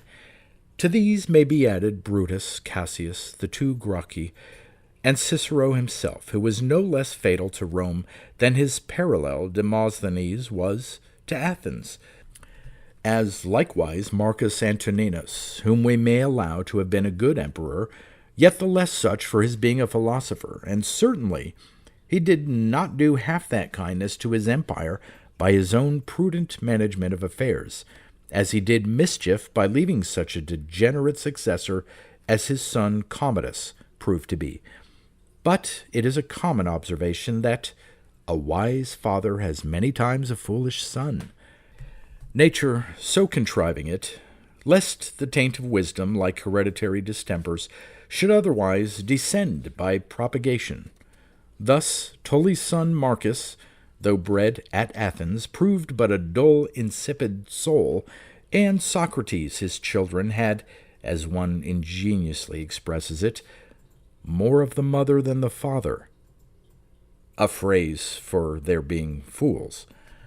However, it were the more excusable, though wise men are so awkward and unhandy in the ordering of public affairs, if they were not so bad, or worse, in the management of their ordinary and domestic concerns. But alas, here they are much to seek. For place a formal wise man at a feast, and he shall, either by his morose silence, put the whole table out of humor, or by his frivolous questions, disoblige and tire out all that sit near him. Call him out to dance, and he shall move no more nimbly than a camel. Invite him to any public performance, and by his very looks he shall damp the mirth of all the spectators, and at last be forced, like Cato, to leave the theatre, because he cannot unstarch his gravity, nor put on a more pleasant countenance. If he engage in any discourse, he either breaks off abruptly, or tires out the patience of the whole company, if he goes on. If he have any contract, sale, or purchase to make, or any other worldly business to transact, he behaves himself more like a senseless stock than a rational man, so as he can be of no use nor advantage to himself, to his friends, or to his country, because he knows nothing how the world goes, and is wholly unacquainted with the humor of the vulgar, who cannot but hate a person so disagreeing in temper from themselves. And indeed the whole proceedings of the world are nothing but one continued scene of folly, all the actors being equally fools and madmen, and therefore if any be so pragmatically wise as to be singular, he must even turn a second Timon, or man-hater, and by retiring into some unfrequented desert, become a recluse from all mankind. But to return to what I first proposed, what was it in the infancy of the world that made men, naturally savage, unite into civil societies, but only flattery, one of my chiefest virtues? For there is nothing else meant by the fables of Amphion and Orpheus with their harps, the first making the stones jump into a well-built wall, the other inducing the trees to pull their legs out of the ground and dance the morris after him. What was it that quieted and appeased the Roman people when they break out into a riot for the redress of grievances? Was it any sinewy, starched oration? No. Alas, it was only a silly, ridiculous story told by Menenius Agrippa, how the other members of the body quarreled with the belly, resolving no longer to continue her drudging caterers, till by the penance they thought thus in revenge to impose, they soon found their own strength so far diminished that, paying the cost of experiencing a mistake, they willingly returned to their respective duties. Thus, when the rabble of Athens murmured at the exaction of the magistrates, Themistocles satisfied them with such another tale of the fox and the hedgehog, the first whereof being stuck fast in a miry bog, the flies came swarming about him, and almost sucked out all his blood. The latter officiously offers his service to drive them away. No, says the fox, if these which are almost glutted be frighted off, there will come a new hungry set, that will be 10 times more greedy and devouring. The moral of this he meant applicable to the people, who, if they had such magistrates removed as they complained of for extortion, yet their successors would certainly be worse. With what highest advances of policy could Sertorius have kept the barbarians so well in awe as by a white hart, which he pretended was presented to him by Diana, and brought him intelligence of all his enemies' designs? What was Lycurgus, his grand argument for demonstrating the force of education, but only the bringing out 2 whelps of the same bitch, differently brought up, and placing before them a dish and a live hare? The one that had been bred to hunting ran after the game, while the other, whose kennel had been a kitchen, presently fell a-licking the platter. Thus the before-mentioned Sertorius made his soldiers sensible that wit and contrivance would do more than bear strength, by setting a couple of men to the plucking off 2 horses' tails. The first, pulling at all in one handful, tugged in vain, while the other, though much the weaker, snatching off one by one, soon performed his appointed task. Instances of like nature are Minos and King Numa, both which fooled the people into obedience by a mere cheat and juggle. the first by pretending he was advised by Jupiter, the latter by making the vulgar believe he had the goddess Egeria assistant to him in all debates and transactions. And indeed it is by such wheedles that the common people are best gulled and imposed upon. For farther, what city would ever submit to the rigorous laws of Plato, to the severe injunctions of Aristotle, or the more unpracticable tenets of Socrates? No, these would have been too strait and galling, there not being allowance enough made for the infirmities of the people. To pass to another head, what was it made the Decii so forward offer themselves up as a sacrifice for an atonement to the angry gods to rescue and stipulate for their indebted country? What made Curtius, on a like occasion, so desperately to throw away his life, but only vainglory that is condemned, and unanimously voted for a main branch of folly by all wise men? What is more unreasonable and foppish, say they, than for any man out of ambition to some office to bow, to scrape and cringe to the gaping rabble, to purchase their favor by bribes and donatives, to have their names cried up in the streets, to be carried about, as it were, for a fine sight upon the shoulders of the crowd, to have their effigies carved in brass and put up in the marketplace for a monument of their popularity? Add to this the affectation of new titles and distinctive badges of honor, nay, the very deifying of such as were the most bloody tyrants. These are so extremely ridiculous that there is need of more than one Democritus to laugh at them, and yet hence only have been occasioned those memorable achievements of heroes that have so much employed the pens of many laborious writers. It is folly that in a several dress governs cities, appoints magistrates, and supports judicatures, and, in short, makes the whole course of man's life a mere children's play, and worse than pushpin diversion. The invention of all arts and sciences are likewise owing to the same cause. For what sedentary, thoughtful men would have beat their brains in the search of new and unheard-of mysteries, if not egged on by the bubbling hopes of credit and reputation? They think a little glittering flash of vainglory is a sufficient reward for all their sweat and toil and tedious drudgery, while they that are supposedly more foolish reap advantage of the other's labors. And now, since I have made good my title to valor and industry, what if I challenge an equal share of wisdom? How? This, you will say, is absurd and contradictory.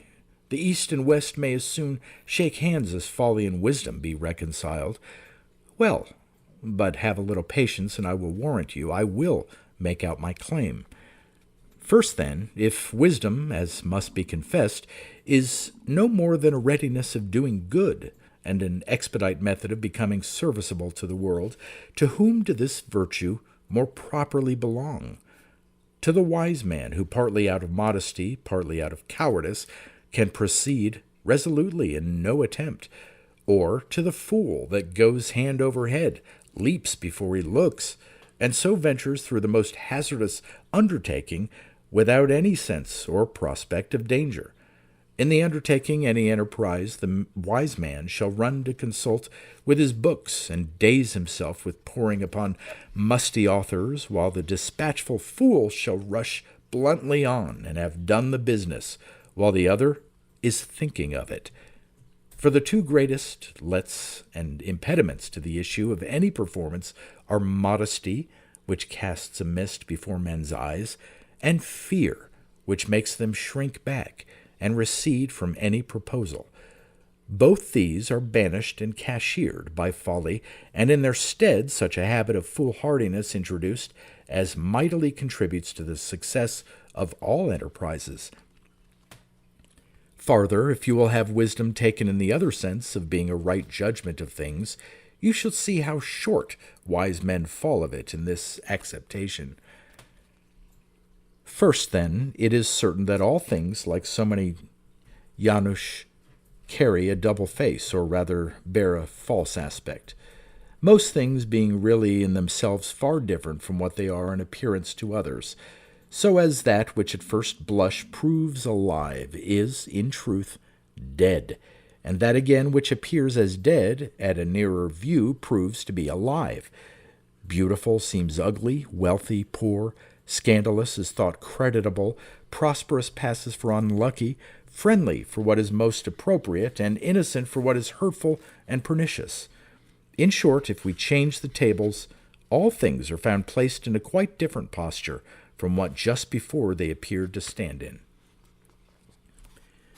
If this seem too darkly and unintelligibly expressed, I will explain it by the familiar instance of some great king or prince, whom everyone shall suppose to swim in a luxury of wealth, and to be a powerful lord and master, when, alas, on the one hand he has poverty of spirit enough to make him a mere beggar, and on the other side he is worse than a galley slave to his own lusts and passions.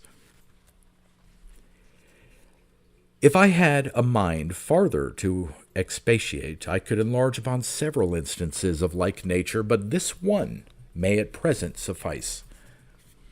Well, but what is the meaning, will some say, of all this? Why, observe the application. If anyone in a playhouse be so impertinent and rude as to rifle the actors of their borrowed clothes, make them lay down the character assumed, and force them to return to their naked selves, would not such a one wholly discompose and spoil the entertainment? And would he not deserve to be hissed and thrown stones at, till the pragmatical fool could learn better manners? For by such a disturbance the whole scene will be altered. Such as acted the men will perhaps appear to be women. He that was dressed up for a young brisk lover will be found a rough old fellow, and he that represented a king will remain but a mean, ordinary serving man. The laying things thus open is marring all the sport, which consists only in counterfeit and disguise. Now, the world is nothing else but such another comedy, where everyone in the tire-room is first habited suitably to the part he is to act, and as it is successively their turn, out they come on the stage, where he that now personates a prince shall in another part of the same play alter his dress and become a beggar, all things being in a mask and particular guise, or otherwise the play could never be presented. Now, if there should arise any starched formal don that would point at the several actors, and tell how this, that seems a petty god, is in truth worse than a brute, being made captive to the tyranny of passion, that the other, who bears the character of a king, is indeed the most slavish of serving men, in being subject to the mastership of lust and sensuality, that a third, who vaunts so much of his pedigree, is no better than a bastard for degenerating from virtue, which ought to be of greatest consideration in heraldry, and so shall go on in exposing all the rest. Would not anyone think such a person quite frantic and ripe for bedlam? For as nothing is more silly than preposterous wisdom, so is there nothing more indiscreet than an unreasonable reproof, and therefore he is to be hooted out of all society that will not be pliable, conformable, and willing to suit his humor with other men's, remembering the law of clubs and meetings, that he who will not do as the rest must get him out of the company. And it is certainly one great degree of wisdom for everyone to consider that he is but a man, and therefore he should not pitch his soaring thoughts beyond the level of mortality, but imp the wings of his towering ambition, and obligingly submit and condescend to the weakness of others, it being many times a piece of complaisance to go out of the road for company's sake. No, say you, this is a grand piece of folly. True, but yet all our living is no more than such a kind of fooling, which though it may seem harsh to assert, yet it is not so strange as true. For the better making it out might perhaps be requisite to invoke the aid of the Muses, to whom the poets devoutly apply themselves far more slender occasions. Come then, and assist, ye Heliconian lasses, while I attempt to prove that there is no method for an arrival at wisdom, and consequently no track to the goal of happiness, without the instructions and directions of folly. And here, in the first place, it has been already acknowledged that all the passions are listed under my regiment, since this is resolved to be the only distinction betwixt a wise man and a fool, that this latter is governed by passion, the other guided by reason, and therefore the Stoics look upon passions no other than as the infection and malady of the soul that disorders the constitution of the whole man, and by putting the spirits into a feverish ferment many times occasions some mortal distemper. And yet these, however decried, are not only our tutors to instruct us towards the attainment of wisdom, but even bolden us likewise, and spur us on to a quicker dispatch of all our undertakings. This, I suppose, will be stomached by the stoical Seneca, who pretends that the only emblem of wisdom is the man without passion, whereas the supposing any person to be so is perfectly to unman him, or else transforming him into some fabulous deity that never was, nor ever will be. Nay, to speak more plain, it is but the making him a mere statue, immovable, senseless, and altogether inactive. And if this be their wise man, let them take him to themselves, and remove him into Plato's Commonwealth, the New Atlantis, or some other like fairyland. For who would not hate and avoid such a person as should be deaf to all the dictates of common sense, that should have no more power of love or pity than a block or stone, that remains heedless of all dangers, that thinks he can never mistake, but can foresee all contingencies at the greatest distance, and make provision for the worst presages, that feeds upon himself and his own thoughts, that monopolizes health, wealth, power, dignity, and all to himself, that loves no man nor is beloved of any, that has the impudence to tax even divine providence of ill contrivance, and proudly grudges, nay, tramples underfoot all other men's reputation. And this is he that is the Stoic's complete wise man. But prithee, what city would choose such a magistrate? What army would be willing to serve under such a commander? Or what woman would be content with such a do-little husband? Who would invite such a guest? Or what servant would be retained by such a master? The most illiterate mechanic would in all respects be a more acceptable man. Who would be frolicsome with his wife, free with his friends, jovial at a feast, pliable in converse, and obliging to all company? But I am tired out with this part of my subject, and so must pass to some other topics. And now, were anyone placed on that tower from whence Jove is fancied by the poets to survey the world, he would all around discern how many grievances and calamities our whole life is on every side encompassed with, how unclean our birth, how troublesome our tendance in the cradle, how liable our childhood is to 1,000 misfortunes, how toilsome and full of drudgery our riper years, how heavy and uncomfortable our old age, and lastly, how unwelcome the unavoidableness of death. Farther, in every course of life, how many racks there may be of torturing diseases, how many unhappy accidents may casually occur, how many unexpected disasters may arise, and what strange alterations may one moment produce, not to mention such miseries as men are mutually the cause of, as poverty, imprisonment, slander, reproach, revenge, treachery, malice, cozenage, deceit, and so many more, as to reckon them all would be as puzzling arithmetic as the numbering of the sands. How mankind became environed with such hard circumstances, or what deity imposed these plagues, as a penance on rebellious mortals, I am not now at leisure to inquire, but whoever seriously takes them into consideration must needs commend the valor of the Milesian virgins, who voluntarily killed themselves to get rid of a troublesome world. And how many wise men have taken the same course of becoming their own executioners, among whom, not to mention Diogenes, Xenocrates, Cato, Cassius, Brutus, And other heroes, the self-denying Chiron is never enough to be commended, who, when he was offered by Apollo the privilege of being exempted from death and living on to the world's end, he refused the enticing proposal, as deservedly thinking it a punishment rather than a reward. But if all were thus wise, you see how soon the world would be unpeopled, and what need there would be of a second Prometheus to plaister up the decayed image of mankind. I therefore come and stand in this gap of danger and prevent farther mischief, partly by ignorance, partly by inadvertence, by the oblivion of whatever would be grating to remember, and the hopes of whatever may be grateful to expect, together palliating all griefs with an intermixture of pleasure, whereby I make men so far from being weary of their lives that when their thread is spun to its full length, they are yet unwilling to die, and might hardly brought to take their last farewell of their friends.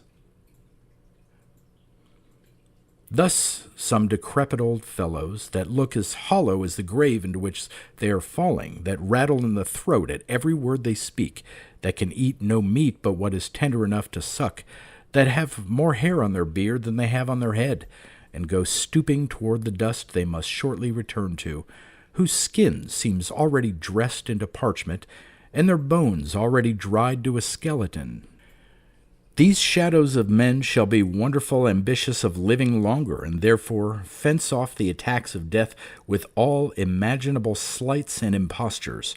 One shall nude dye his gray hairs, for fear their color should betray his age. Another shall spruce himself up in a light periwig. A third shall repair the loss of his teeth with an ivory set, and a fourth perhaps shall fall deeply in love with a young girl, and accordingly court her with as much of gaiety and briskness as the liveliest spark in the whole town. And we cannot but know that for an old man to marry a young wife without a portion, to be a cooler to other men's lust, is grown so common that it is become the a la mode of the times.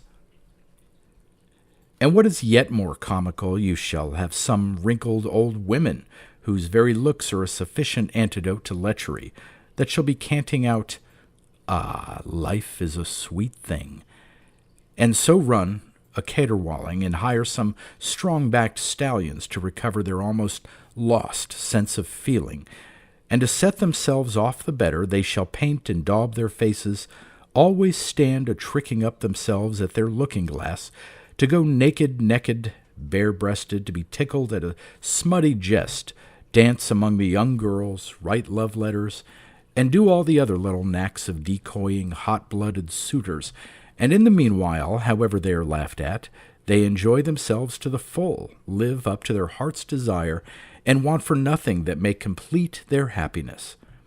As for those that think them herein so ridiculous, I would have them give an ingenuous answer to this one query, whether if folly or hanging were left to their choice, they had not much rather live like fools than die like dogs? But what matter is it if these things are resented by the vulgar?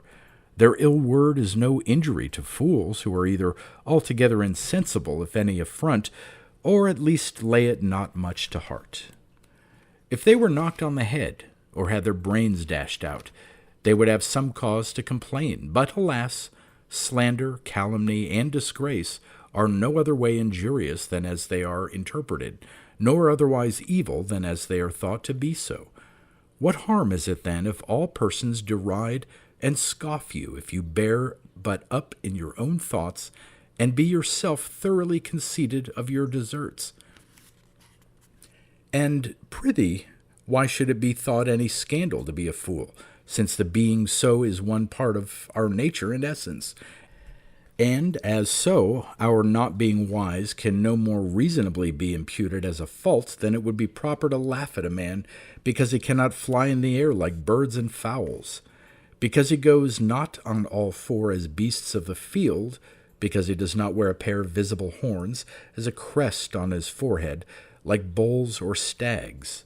By the same figure we may call a horse unhappy, because he was never taught his grammar, an ox miserable, for that he never learnt to fence. But sure as a horse for not knowing a letter is nevertheless valuable, so a man, for being a fool, is never the more unfortunate, it being by nature and providence so ordained for each. Aye, but, say our patrons of wisdom, the knowledge of arts and sciences is purposely attainable by men, that the defect of natural parts may be supplied by the help of acquired.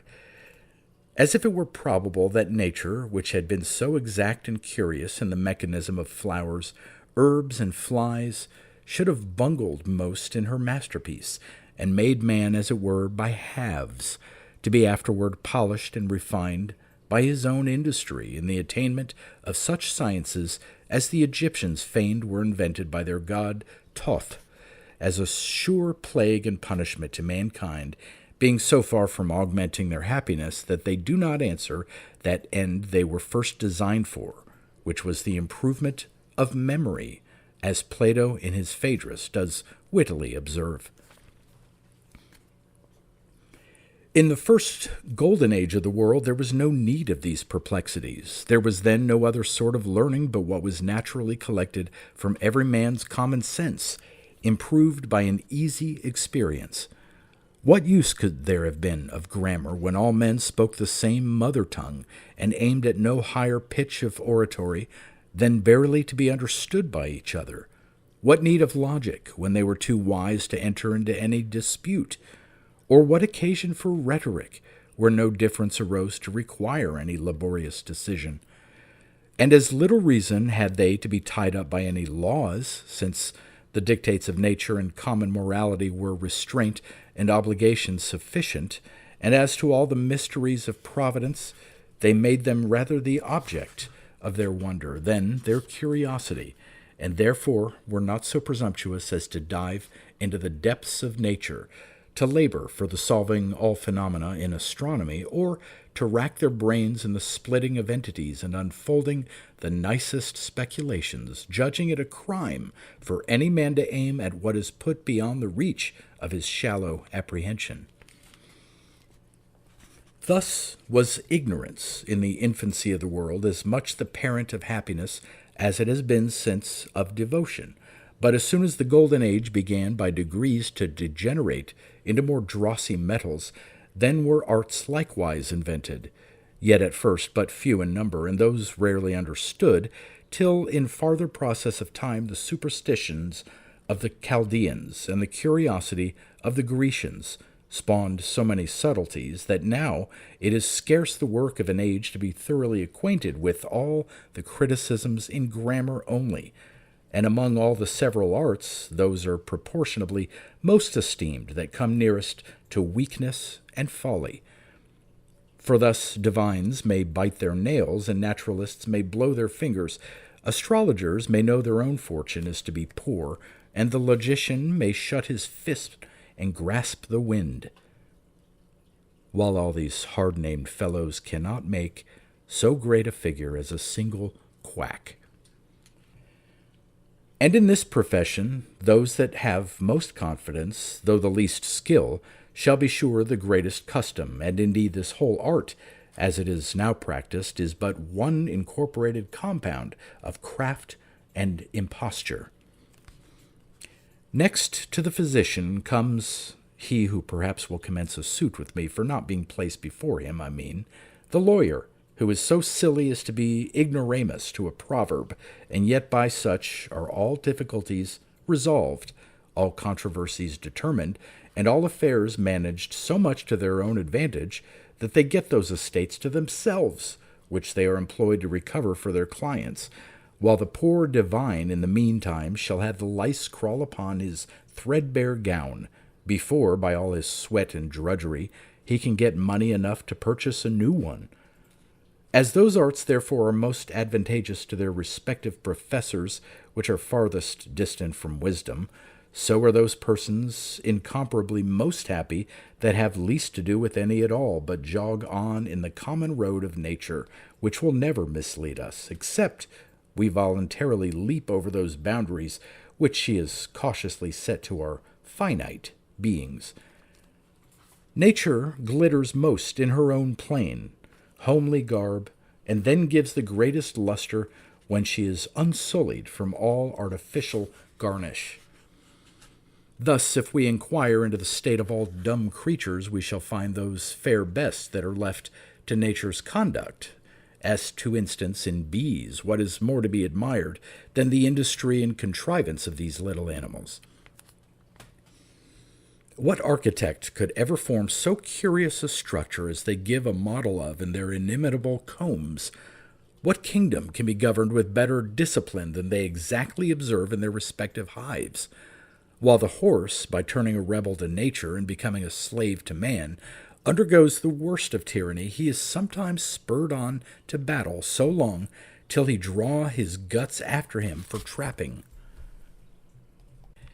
and at last falls down and bites the ground instead of grass, not to mention the penalty of his jaws being curbed, his tail docked, his back wrung, his sides spur-galled, his close imprisonment in a stable, his raption and fetters when he runs a grass, and a great many other plagues which he might have avoided if he had kept to that first station of freedom which nature placed him in.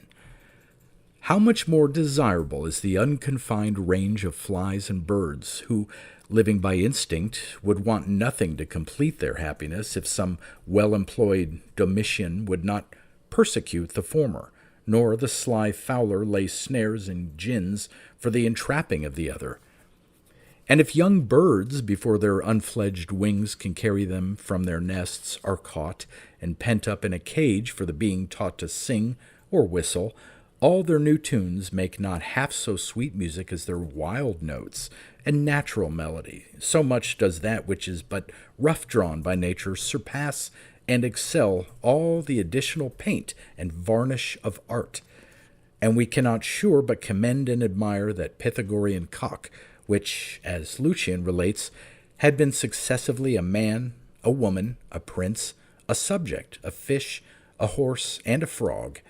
After all his experience, he summed up his judgment in this censure, that man was the most wretched and deplorable of all creatures, all other patiently grazing within the enclosures of nature, while man only broke out and strayed beyond those safer limits which he was justly confined to.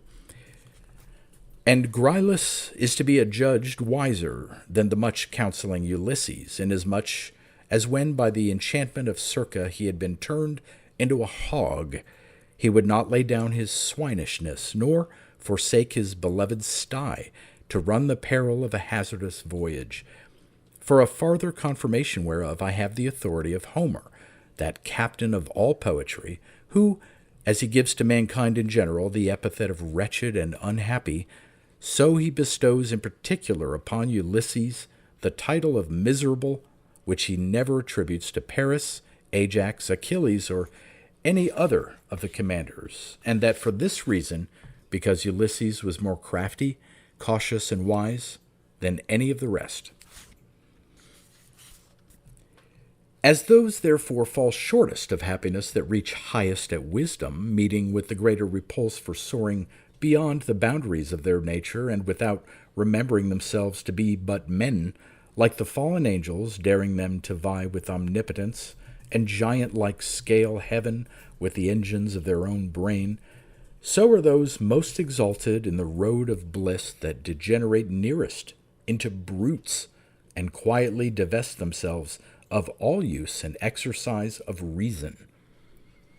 And this we can prove by a familiar instance, as namely, can there be any one sort of men that enjoy themselves better than those which we call idiots, changelings, fools, and naturals?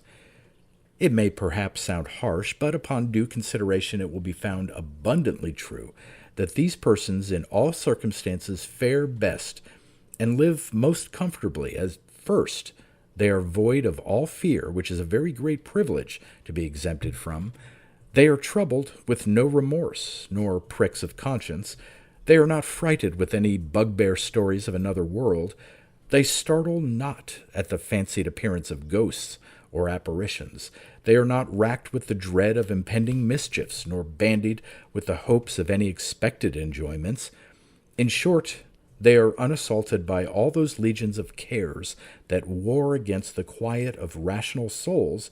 They are ashamed of nothing, fear no man, banish the uneasiness of ambition, envy, and love, and to add the reversion of a future happiness to the enjoyment of a present one, they have no sin neither to answer for, divines unanimously maintaining that a gross and unavoidable ignorance does not only extenuate and abate from the aggravation, but wholly expiate the guilt of any immorality.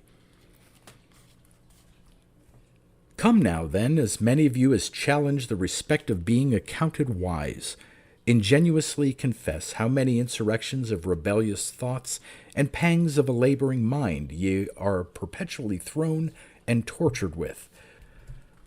Reckon up all those inconveniences that you are unavoidably subject to, and then tell me whether fools, by being exempted from all these embroilments, are not infinitely more free and happy than yourselves. Add to this that fools do not barely laugh and sing and play the good fellow alone to themselves, but as it is the nature of good to be communicative, so they impart their mirth to others by making sport for the whole company they are at any time engaged in, as if Providence purposely designed them for an antidote to melancholy, whereby they make all persons so fond of their society that they are welcomed to all places, hugged, caressed, and defended, a liberty given them of saying or doing anything so well beloved that none dares to offer them the least injury. Nay, the most ravenous beasts of prey will pass them by untouched, as if by instinct they were warned that such innocents ought to receive no hurt. Farther, their converse is so acceptable in the court of princes that few kings will banquet, walk, or take any other diversion without their attendance, nay, and had much rather have their company than that of their gravest counselors, whom they maintain more for fashion's sake than good will. Nor is it so strange that these fools should be preferred before graver politicians, since these last, by their harsh, sour advice and ill-timing the truth, are fit only to put a prince out of the humor, while the others laugh and talk and joke without any danger of disobliging.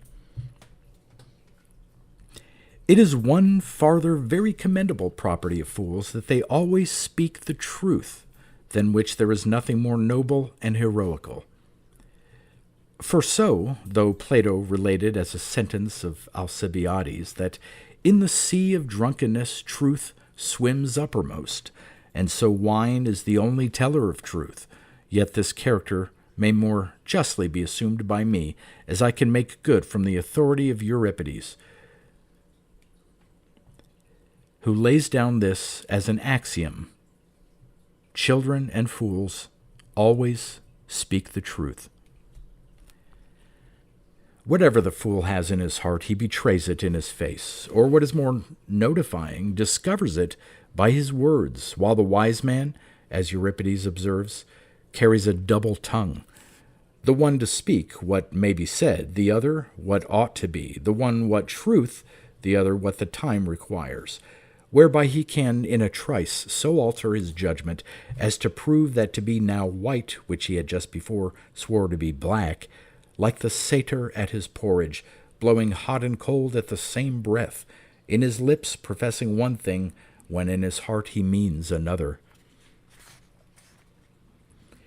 Furthermore, princes in their greatest splendor seem upon this account unhappy, and that they miss the advantage of being told the truth, and are shammed off by a parcel of insinuating courtiers that acquit themselves as flatterers more than as friends. But some will perchance object that princes do not love to hear the truth, and therefore wise men must be very cautious how they behave themselves before them, lest they should take too great a liberty in speaking what is true rather than what is acceptable. This must be confessed. Truth, indeed, is seldom palatable to the ears of kings, yet fools have so great a privilege as to have free leave, not only to speak bare truths, but the most bitter ones too. So as the same reproof, which had it come from the mouth of a wise man would have cost him his head, being blurted out by a fool is not only pardoned, but well taken and rewarded. For truth has naturally a mixture of pleasure, if it carry with it nothing of offense to the person whom it is applied to, and the happy knack of ordering it so is bestowed only on fools. 'Tis for the same reason that this sort of men are more fondly beloved by women, who like their tumbling them about, and playing with them, though never so boisterously, pretending to take that only in jest, which they would have to be meant in earnest, as that sex is very ingenious in palliating and dissembling the bent of their wanton inclinations. But to return. An additional happiness of these fools appears farther in this, that when they have run merrily on to their last stage of life, they neither find any fear nor feel any pain to die, but march contentedly to the other world, where their company sure must be as acceptable as it was here upon earth. Let us draw now a comparison between the condition of a fool and that of a wise man, and see how infinitely the one outweighs the other. Give me any instance, then, of a man as wise as you can fancy him possible to be, that has spent all his younger years in poring upon books and trudging after learning, in the pursuit whereof he squanders away the pleasantest time of his life in watching, sweat, and fasting, and in his latter days he never tastes one mouthful of delight, but is always stingy, poor, dejected, melancholy, burthensome to himself and unwelcome to others, pale, lean, thin-jawed, sickly, contracting by his sedentariness such hurtful distempers as bring him to an untimely death, like roses plucked before they shatter. Thus have you the draught of a wise man's happiness, more the object of a commiserating pity than of an ambitioning envy. But now again come the croaking Stoics, and tell me in mood and figure that nothing is more miserable than the being mad. But the being a fool is the being mad. Therefore, there is nothing more miserable than being a fool. Alas, this is but a fallacy, the discovery whereof solves the force of the whole syllogism. Well then, they argue subtly, 'tis true, but as Socrates in Plato makes two Venuses and two Cupids, and shews how their actions and properties ought not to be confounded, so these disputants, if they had not been mad themselves, should have distinguished between a double madness in others, and there is certainly a great difference in the nature as well as in the degrees of them, and they are not both equally scandalous, for Horace seems to take delight in one sort when he says, "Does welcome frenzy make me thus mistake?" And Plato in his Phaedon ranks the madness of poets, of prophets, and of lovers among those properties which conduce to a happy life. And Virgil in the 6th Aeneid gives this epithet to his industrious Aeneas: "If you will proceed to these your mad attempts." And indeed, there is a twofold sort of madness, the one that which the Furies bring from hell. Those that are herewith possessed are hurried on to wars and contentions by an inexhaustible thirst of power and riches, inflamed to some infamous and unlawful lust, enraged to act the parricide, seduced to become guilty of incest, sacrilege, or some other of those crimson-dyed crimes, or finally to be so pricked in conscience as to be lashed and stung with the whips and snakes of grief and remorse. But there is another sort of madness that proceeds from folly, so far from being any way injurious or distasteful that it is thoroughly good and desirable. And this happens when, by a harmless mistake in the judgment of things, the mind is freed from those cares which would otherwise gratingly afflict it, and smoothed over with a content and satisfaction it could not under other circumstances so happily enjoy. And this is that comfortable apathy or insensibleness which Cicero, in an epistle to his friend Atticus, wishes himself master of, that he might the less take to heart those insufferable outrages committed by the tyrannizing triumvirate, Lepidus, Antonius, and Augustus.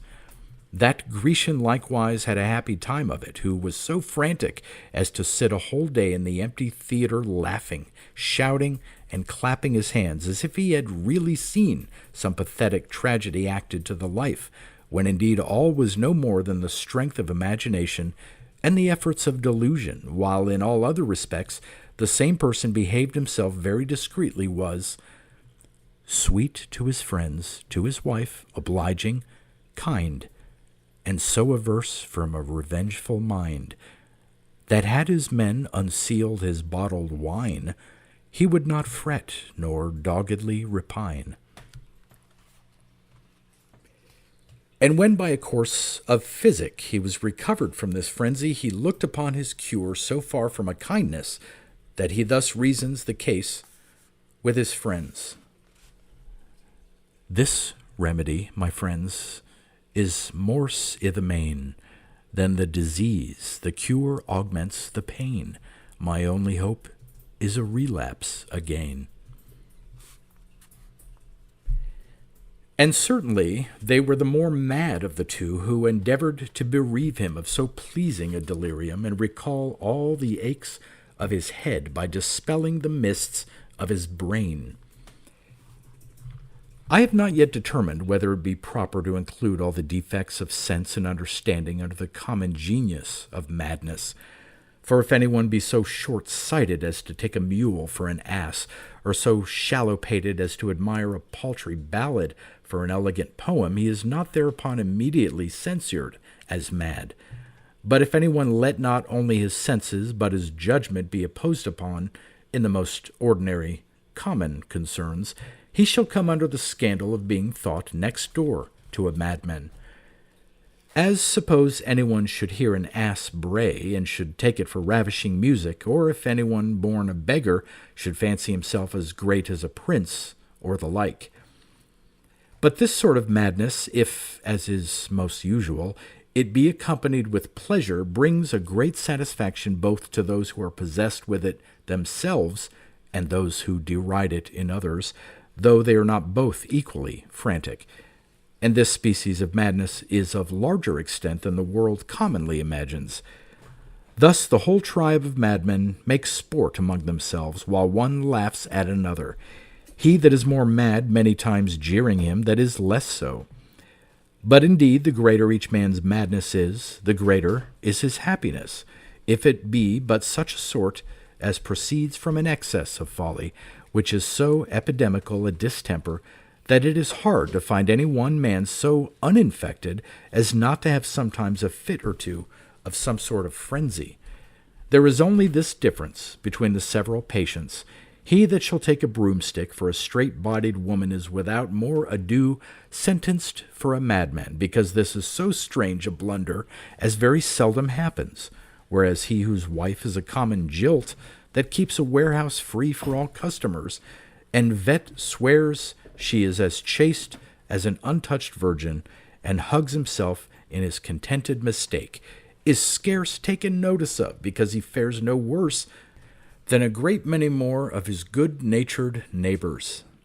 Among these are to be ranked such as take an immoderate delight in hunting, and think no music comparable to the sounding of horns and the yelping of beagles. And were they to take physic, would no question think the most sovereign virtues to be in the album Grecum of a dog's turd.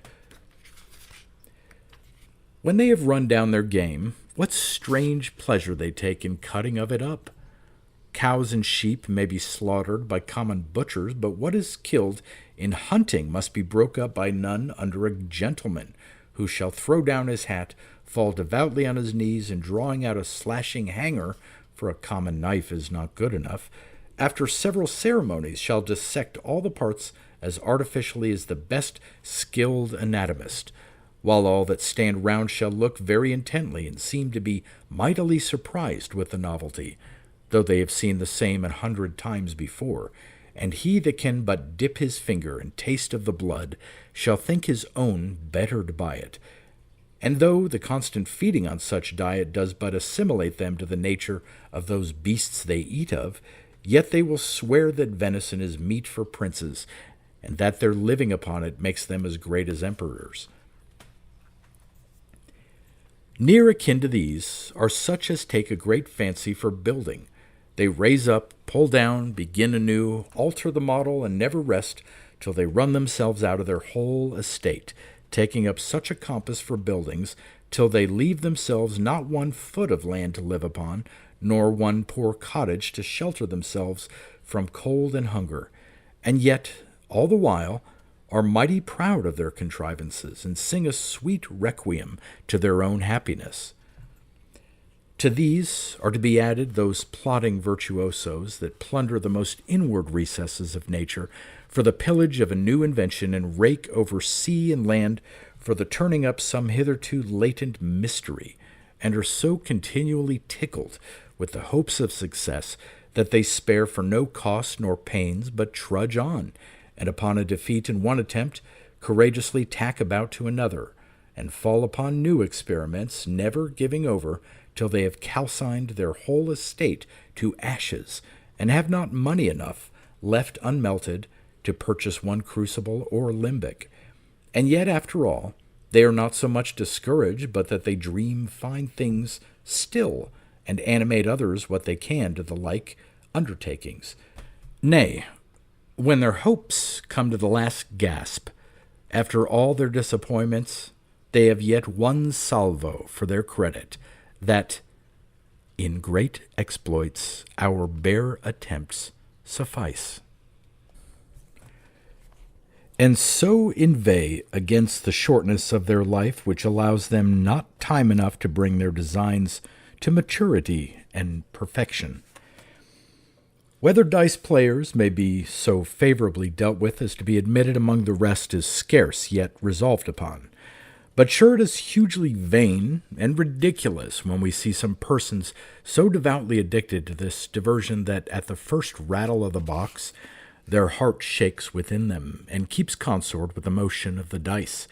They are egged on so long with the hopes of always winning, till at last, in a literal sense, they have thrown away their whole estate, and made shipwreck of all they have, scarce escaping to shore with their own clothes to their backs, thinking it in the meanwhile a great piece of religion to be just in the payment of their stakes, and will cheat any creditor sooner than him who trusts them in play, and that poring old men that cannot tell their cast without the help of spectacles should be sweating at the same sport, nay, that such decrepit blades as by the gout have lost the use of their fingers should look over and hire others to throw for them.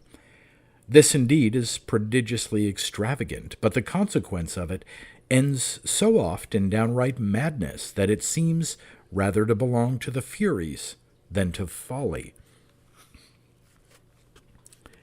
The next to be placed among the regiment of fools are such as make a trade of telling or inquiring after incredible stories of miracles and prodigies, never doubting that a lie will choke them. They will muster up 1,000 several strange relations of spirits, ghosts, apparitions, raising of the devil, and such like bugbears of superstition, which, the farther they are from being probably true, the more greedily they are swallowed, and the more devoutly believed. And these absurdities do not only bring an empty pleasure and cheap divertisement, but they are a good trade, and procure a comfortable income to such priests and friars as by this craft get their gain. To these again are nearly related such others as attribute strange virtues to the shrines and images of saints and martyrs, and so would make their credulous proselytes believe that if they pay their devotion to St. Christopher in the morning, they shall be guarded and secured the day following from all dangers and misfortunes. If soldiers, when they first take arms, shall come and mumble over such a set prayer before the picture of St. Barbara, they shall return safe from all engagements, or if any pray to Erasmus on such particular holidays with the ceremony of wax candles and other fopperies, he shall in a short time be rewarded with a plentiful increase of wealth and riches. The Christians have now their gigantic St. George, as well as the pagans had their Hercules. They paint the saint on horseback and drawing the horse in splendid trappings, very gloriously accoutred. They scarce refrain in a literal sense from worshipping the very beast. What shall I say of such as cry up and maintain the cheat of pardons and indulgences, that by these compute the time of each soul's residence in purgatory, and assign them a longer or shorter continuance, according as they purchase more or fewer of these paltry pardons and saleable exemptions.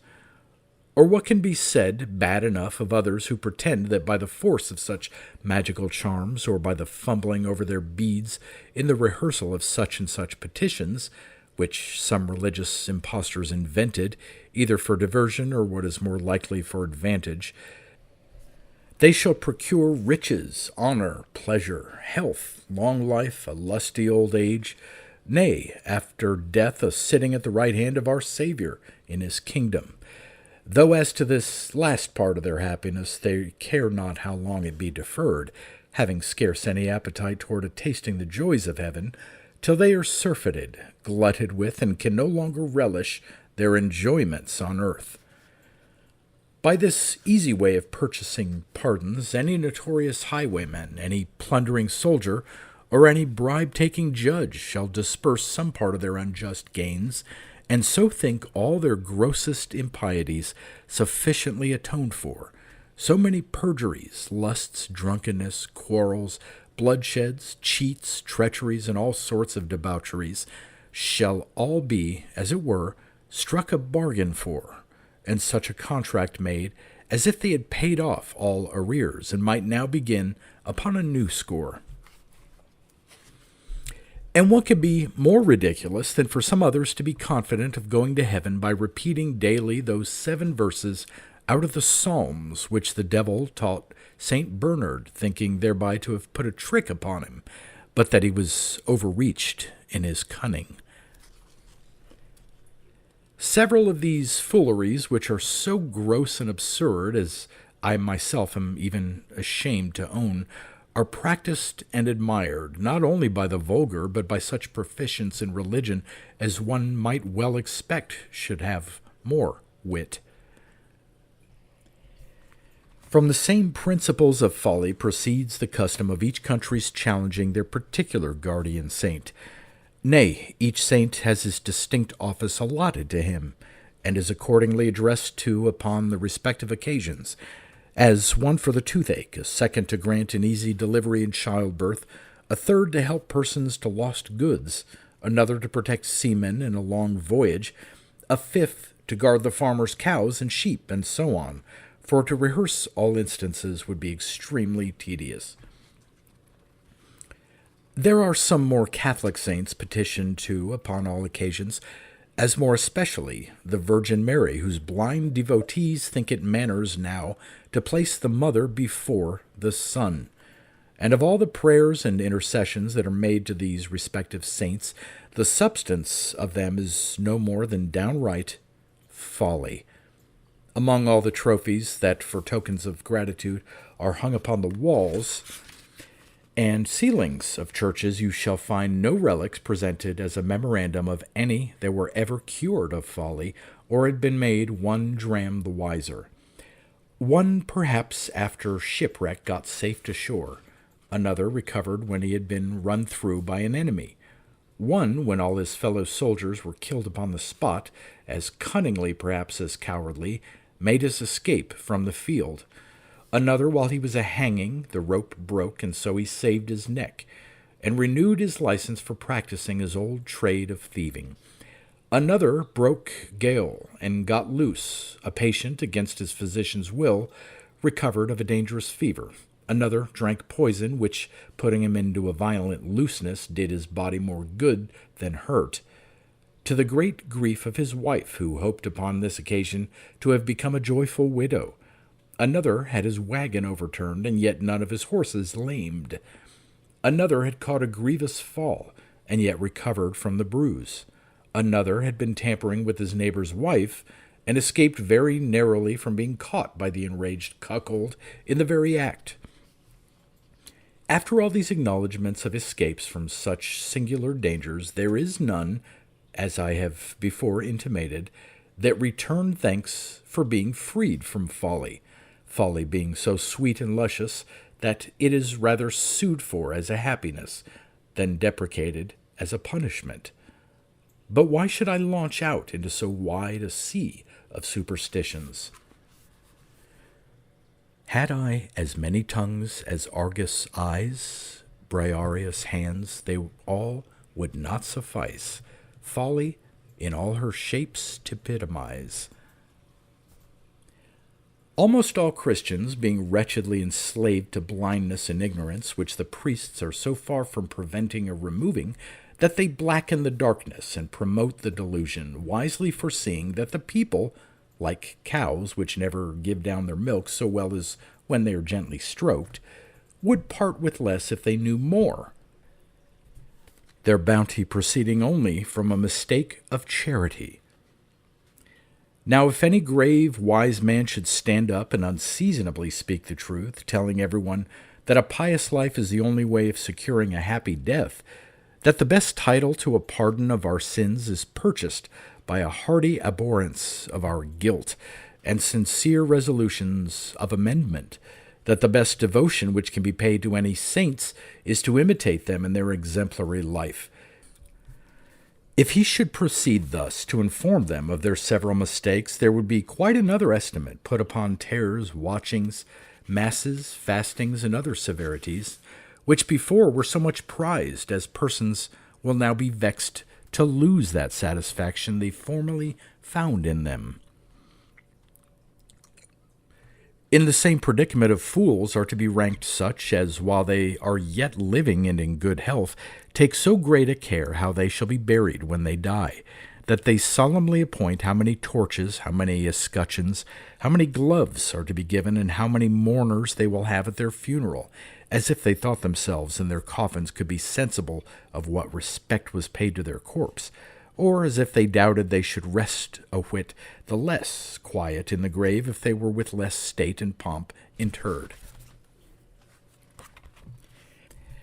Now, though I am in so great haste, as I would not willingly be stopped or detained, yet I cannot pass by without bestowing some remarks upon another sort of fools, who thought their first descent was perhaps no better than from a tapster or tinker, yet highly value themselves upon their birth and parentage. One fetches his pedigree from Aeneas, another from Brute, a third from King Arthur.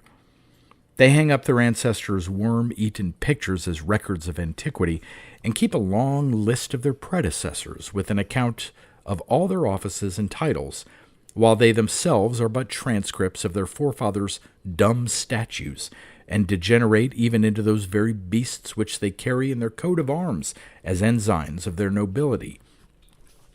And yet, by a strong presumption of their birth and quality, they live not only the most pleasant and unconcerned themselves, but there are not wanting others, too, who cry up these brutes almost equal to the gods. But why should I dwell upon one or two instances of folly, when there are so many of like nature? Conceitedness and self-love, making many by strength of fancy believe themselves happy when otherwise they are really wretched and despicable. Thus the most ape-faced, ugliest fellow in the whole town shall think himself a mirror of beauty. Another shall be so proud of his parts that if he can but mark out a triangle with a pair of compasses, he thinks he has mastered all the difficulties of geometry, and could outdo Euclid himself. A third shall admire himself for a ravishing musician, though he have no more skill in the handling of any instrument than a pig playing on the organs, and another that rattles in the throat as hoarse as a cock crows, shall be proud of his voice and think he sings like a nightingale. There is another very pleasant sort of madness, whereby persons assume to themselves whatever of accomplishment they discern in others. Thus the happy rich churl in Seneca, who had so short a memory as he could not tell the least story without a servant standing by to prompt him, and was at the same time so weak that he could scarce go upright, yet he thought he might adventure to accept a challenge to a duel, because he kept at home some lusty, sturdy fellows whose strength he relied upon instead of his own. It is almost needless to insist upon the several professors of arts and sciences, who are all so egregiously conceited that they would sooner give up their title to an estate and lands than part with the reversion of their wits. Among these, more especially stage players, musicians, orators, and poets, each of which, the more of duncery they have, and the more of pride, the greater is their ambition, and how notoriously soever dull they be, they meet with their admirers. Nay, the more silly they are, the higher they are extolled. Folly, as we have before intimated, never failing of respect and esteem. If, therefore, every one, the more ignorant he is, the greater satisfaction he is to himself, and the more commended by others, to what purpose is it to sweat and toil in the pursuit of true learning, which shall cost so many gripes and pangs of the brain to acquire, and when obtained, shall only make the laborious student more uneasy to himself, and less acceptable to others. As nature, in her dispensation of conceitedness, has dealt with private persons, so has she given a particular smatch of self-love to each country and nation. Upon this account it is that the English challenge the prerogative of having the most handsome women, of the being most accomplished in the skill of music, and of keeping the best tables. The Scotch brag of their gentility and pretend the genius of their native soil inclines them to be good disputants. The French think themselves remarkable for complacence and good breeding. The Sorbonnists of Paris pretend before any others to have made the greatest proficiency in polemic divinity. The Italians value themselves for learning and eloquence, and, like the Grecians of old, account all the world barbarians in respect of themselves, to which piece of vanity the inhabitants of Rome are more especially addicted, pretending themselves to be owners of all those heroic virtues which their city so many ages since was deservedly famous for. The Venetians stand upon their birth and pedigree. The Grecians pride themselves in having been the first inventors of most arts, and in their country being famed for the product of so many eminent philosophers.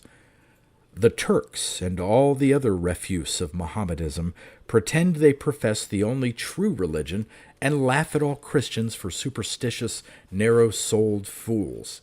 The Jews to this day expect their messiahs as devoutly as they believe in their first prophet Moses. The Spaniards challenge the repute of being accounted good soldiers, and the Germans are noted for their tall, proper stature, and for their skill in magic. But not to mention any more, I suppose you are already convinced how great an improvement and addition to the happiness of human life is occasioned by self-love, next step to which is flattery. For as self-love is nothing but the coaxing up of ourselves, so the same currying and humoring of others is termed flattery. Flattery, it is true, is now looked upon as a scandalous name, but it is by such only as mind words more than things. They are prejudiced against it upon this account, because they suppose it justles out all truth and sincerity, whereas indeed its property is quite contrary, as appears from the examples of several brute creatures. What is more fawning than a spaniel, and yet what is more faithful to his master? What is more fond and loving than a tame squirrel, and yet what is more sporting and inoffensive? This little frisking creature is kept up in a cage to play withal, while lions, tigers, leopards, and such other savage emblems of rapine and cruelty are shewn only for state and rarity, and otherwise yield no pleasure to their respective keepers. There is indeed a pernicious, destructive sort of flattery wherewith rookers and sharks work their several ends upon such as they can make a prey of, by decoying them into traps and snares beyond recovery. But that which is the effect of folly is of a much different nature. It proceeds from a softness of spirit, and a flexibleness of good humor, and comes far nearer to virtue than that other extreme of friendship, namely, a stiff, sour, dogged moroseness. It refreshes our minds when tired, enlivens them when melancholy, reinforces them when languishing, invigorates them when heavy, recovers them when sick, and pacifies them when rebellious. It puts us in a method how to procure friends, and how to keep them.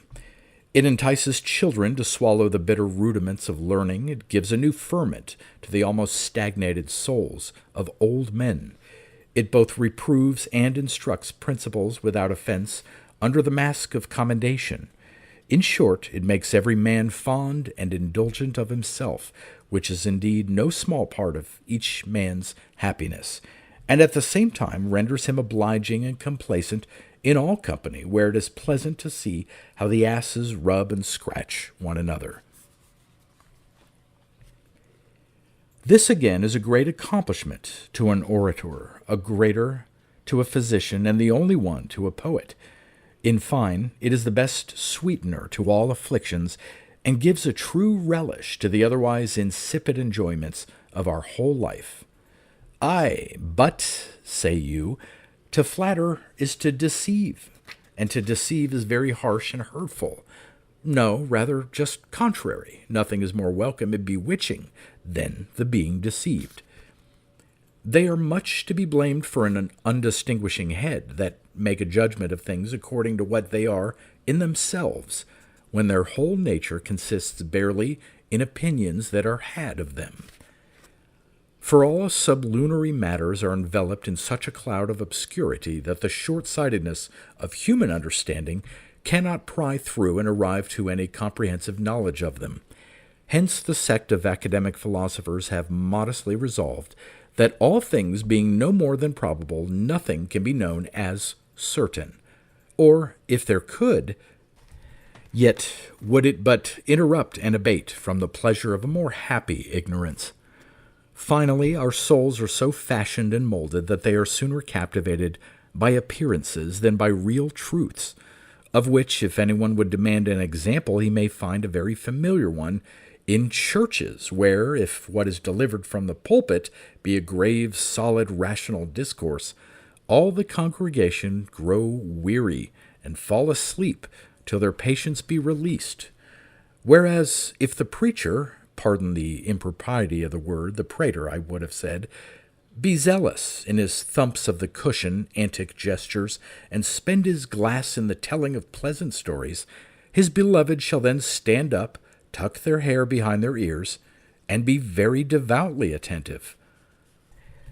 So among the saints, those are most resorted to who are most romantic and fabulous, as for instance a poetic St. George, a St. Christopher, or a St. Barbara shall be oftener prayed to than St. Peter, St. Paul, nay, perhaps than Christ himself. But this, it is possible, may more properly be referred to another place.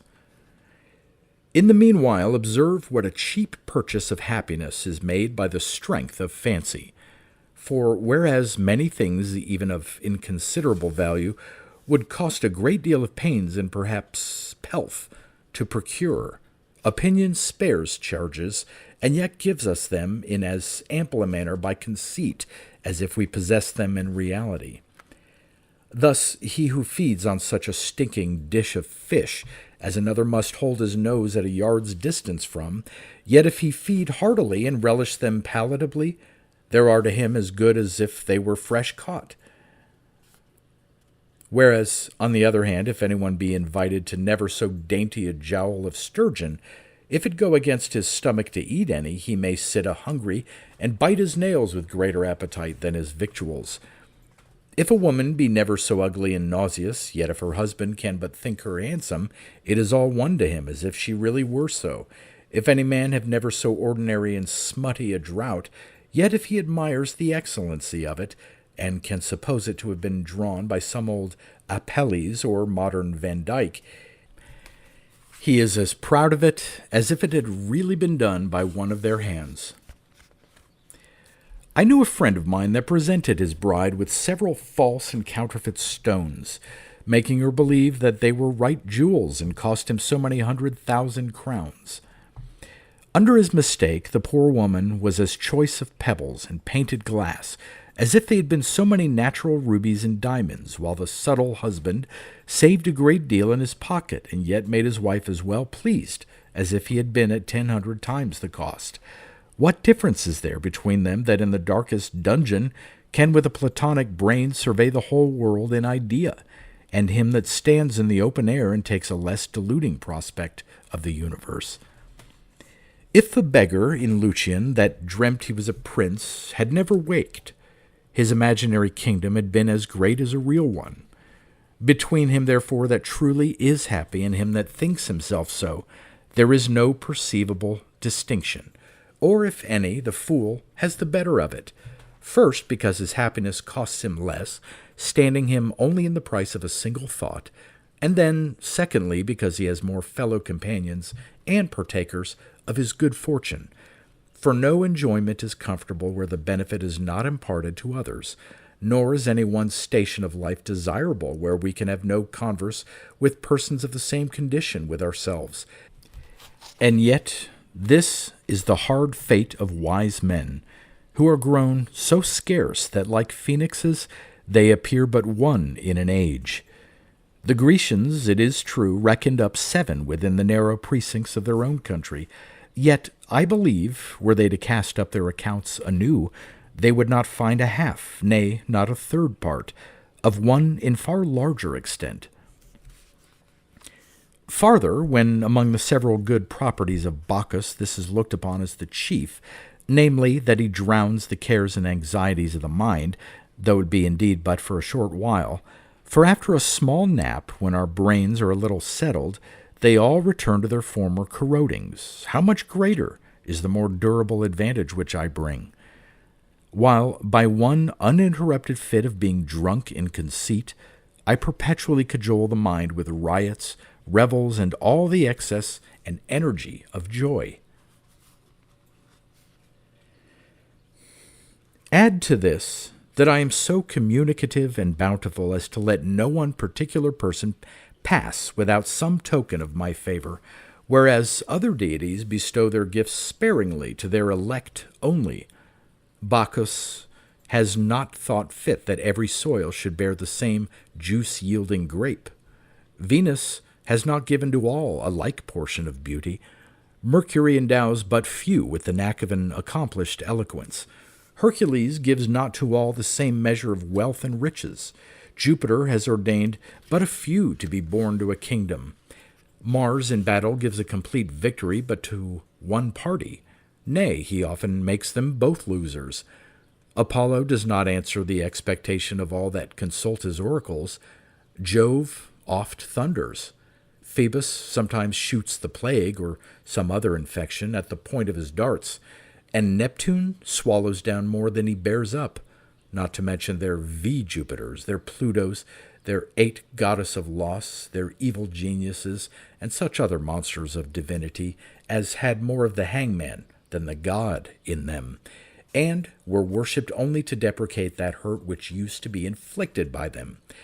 I say, not to mention these, I am that high and mighty goddess whose liberality is of as large an extent as her omnipotence. I give to all that ask. I never appear sullen nor out of humor, nor ever demand any atonement or satisfaction for the omission of any ceremonious punctilio in my worship. I do not storm or rage if mortals in their addresses to the other gods pass me by unregarded, without the acknowledgment of any respect or application, whereas all the other gods are so scrupulous and exact that it often proves less dangerous manfully to despise them than sneakingly to attempt the difficulty of pleasing them. Thus some men are of that captious froward humor that a man had better be wholly strangers to them than never so intimate friends. Well, but there are none, say you, build any altars or dedicate any temple to folly.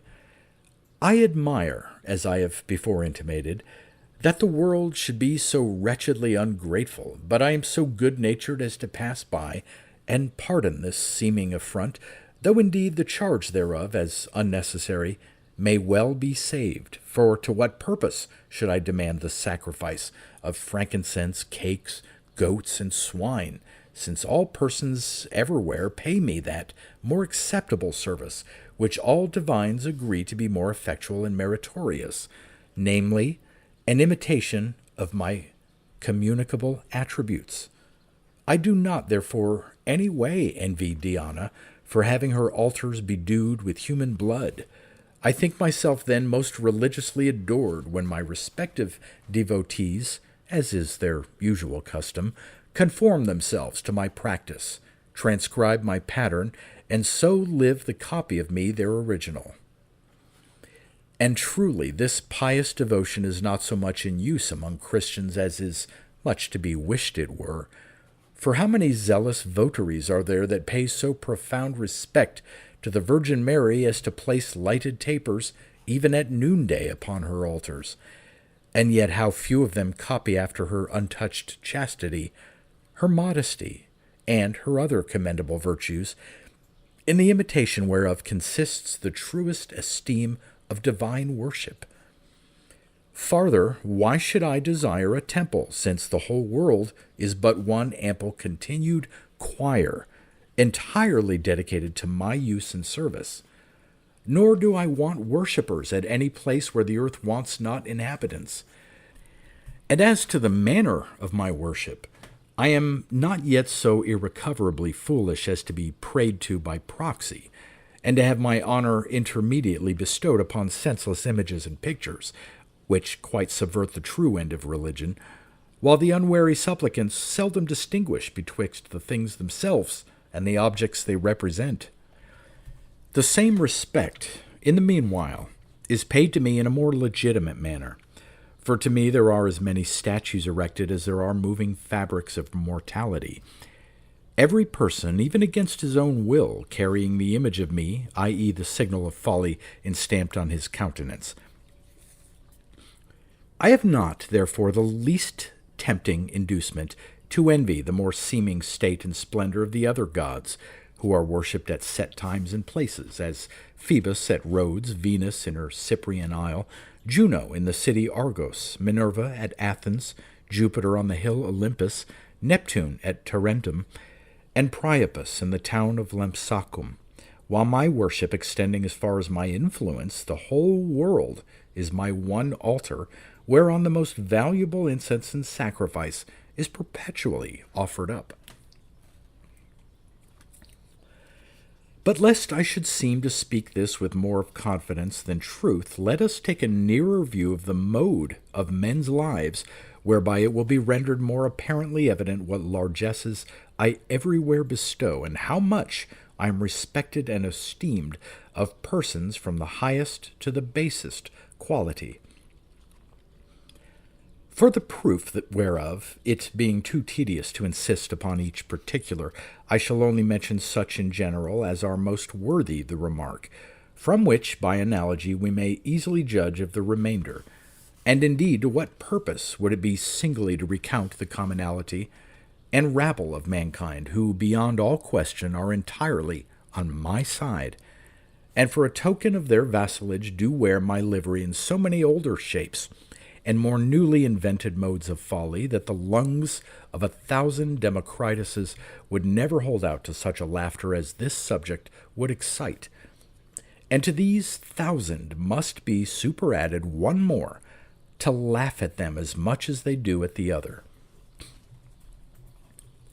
It is indeed almost incredible to relate what mirth, what sport, what diversion the groveling inhabitants here on earth give to the above-seated gods in heaven. For these exalted deities spend their fasting sober hours in listening to those petitions that are offered up, and in succoring such as they are appealed to by for redress. But when they are a little entered at a glass of nectar, they then throw off all serious concerns, and go and place themselves on the ascent of some promontory in heaven, and from thence survey the little molehill of earth. And trust me, there cannot be a more delightsome prospect than to view such a theater so stuffed and crammed with swarms of fools. One falls desperately in love, and the more he is slighted, the more does his spaniel-like passion increase. Another is wedded to wealth rather than to a wife. A third pimps for his own spouse, and is content to be a cuckold so he may wear his horn's gilt. A fourth is haunted with a jealousy of his visiting neighbors. Another sobs and roars, and plays the child for the death of a friend or relation. And lest his own tears should not rise high enough to express the torrent of his grief, he hires other mourners to accompany the corpse to the grave, and sing its requiem in sighs and lamentations. Another hypocritically weeps at the funeral of one whose death at heart he rejoices for. Here a gluttonous cormorant, whatever he can scrape up, thrusts all into his guts to pacify the cryings of a hungry stomach. There a lazy wretch sits yawning and stretching, and thinks nothing so desirable as sleep and idleness. Some are extremely industrious in other men's business, and sottishly neglectful of their own. Some think themselves rich because their credit is great, though they can never pay till they break and compound for their debts. One is so covetous that he lives poor to die rich. One for a little uncertain gain will venture to cross the roughest seas, and expose his life for the purchase of a livelihood. Another will depend on the plunders of war rather than on the honest gains of peace. Some will close with and humor such warm old blades as have a good estate and no children of their own to bestow it upon. Others practice the same art of wheedling upon good old women that have hoarded and coffered up more bags than they know how to dispose of. Both of these sly flatteries make fine sport for the gods when they are beat at their own weapons, and, as oft happens, are gulled by those very persons they intended to make a prey of. There is another sort of base scoundrels in gentility, such scraping merchants who, although for the better vent of their commodities they lie, swear, cheat, and practice all the intrigues of dishonesty, yet think themselves no way inferior to persons of the highest quality only because they have raked together a plentiful estate, and there are not wanting such insinuating hangers-on as shall caress and compliment them with the greatest respect, in hopes to go snacks in some of their dishonest gains. There are others so infected with the philosophical paradox of banishing property and having all things in common that they make no conscience of fastening on and purloining whatever they can get, and converting it to their own use and possession. There are some who are rich only in wishes, and yet while they barely dream of vast mountains of wealth, they are as happy as if their imaginary fancies commenced real truths. Some put on the best side outermost and starve themselves at home to appear gay and splendid abroad. One with an open-handed freedom spends all he lays his fingers on. Another with a logic-fisted gripingness catches at and grasps all he can come within the reach of. One apes it about in the streets to court popularity.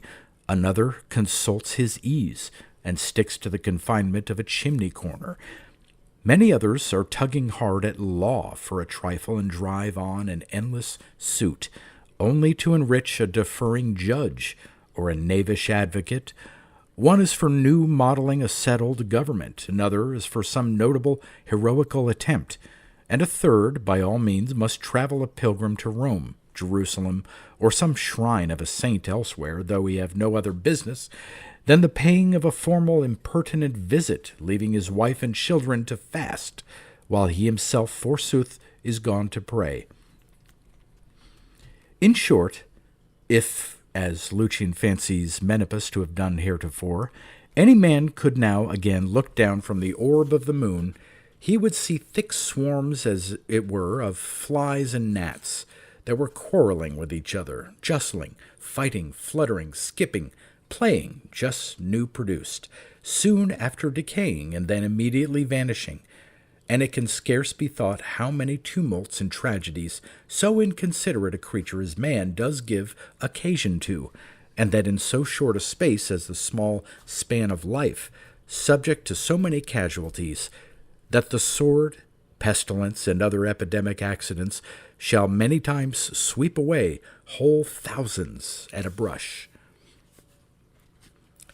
But hold, I should but expose myself too far and incur the guilt of being roundly laughed at if I proceed to enumerate the several kinds of the folly of the vulgar. I shall confine, therefore, my following discourse only to such as challenge the repute of wisdom, and seemingly pass for men of the soundest intellectuals, among whom the grammarians present themselves in the front, a sort of men who would be the most miserable, the most slavish, and the most hateful of all persons, if it did not in some way alleviate the pressures and miseries of their profession by blessing them with a bewitching sort of madness. For they are not only liable to those 5 curses, which they so oft recite from the first 5 verses of Homer, but to 500 more of a worse nature, as always damned to thirst and hunger, to be choked with dust in their unswept schools. Schools shall I term them, or rather laboratories, nay, bridewells, and houses of correction, to wear out themselves in fret and drudgery, to be deafened with the noise of gaping boys, and in short to be stifled with heat and stench, and yet they cheerfully dispense with all these inconveniences, and, by the help of a fond conceit, think themselves as happy as any men living, taking a great pride and delight in frowning and looking big upon the trembling urchins, in boxing, slashing, striking with the ferula, and in the exercise of all other methods of tyranny, while thus lording it over a parcel of young weak chits, they imitate the cuman ass, and think themselves as stately as a lion that domineers over all the inferior herd. Elevated with this conceit, they can hold filth and nastiness to be an ornament, can reconcile their nose to the most intolerable smells, and finally think their wretched slavery the most arbitrary kingdom which they would not exchange for the jurisdiction of the most sovereign potentate, and they are yet more happy by a strong persuasion of their own parts and abilities, for thus, when their employment is only to rehearse silly stories and poetical fictions, they will yet think themselves wiser than the best experienced philosopher. Nay, they have an art of making ordinary people, such as their schoolboys' fond parents, to think them as considerable as their own pride has made them. Add hereunto this other sort of ravishing pleasure, when any of them has found out who was the mother of Anchises, or has lighted upon some old unusual word, such as bupsiqua, bovinator, manticulator, or other like obsolete cramp terms, or can, after a great deal of poring, spell out the inscription of some battered monument. Lord, what joy, what triumph, what congratulating their success as if they had conquered Africa or taken Babylon the Great. When they recite some of their frothy bombast verses, if any happen to admire them, they are presently flushed with the least hint of commendation, and devoutly thank Pythagoras for his grateful hypothesis, whereby they are now become actuated with the descent of Virgil's poetic soul. Nor is any divertisement more pleasant than when they meet to flatter and curry one another, yet they are so critical that if anyone hap to be guilty of the least slip or seeming blunder, another shall presently correct him for it, and then to it they go in a tongue combat, with all the fervor, spleen, and eagerness imaginable. May Priscian himself be my enemy, if what I am now going to say be not exactly true. I knew an old sophister that was a Grecian, a Latinist, a mathematician, a philosopher, a musician, and all to the utmost perfection, who, after 80 years' experience in the world, had spent the last 20 of them only in drudging to conquer the criticisms of grammar, and made it the chief part of his prayers, that his life might be so long spared till he had learned how rightly to distinguish betwixt the 8 parts of speech, which no grammarian, whether Greek or Latin, had yet accurately done. If any chance to have placed that as a conjunction, which ought to have been used as an adverb, it is a sufficient alarm to raise a war for doing justice to the injured word. And since there have been as many several grammars as particular grammarians, nay, more, for Aldous alone wrote 5 distinct grammars for his own share, the schoolmaster must be obliged to consult them all, sparing for no time nor trouble, though never so great, lest he should be otherwise posed in an unobserved criticism. And so, by an irreparable disgrace, lose the reward of all his toil.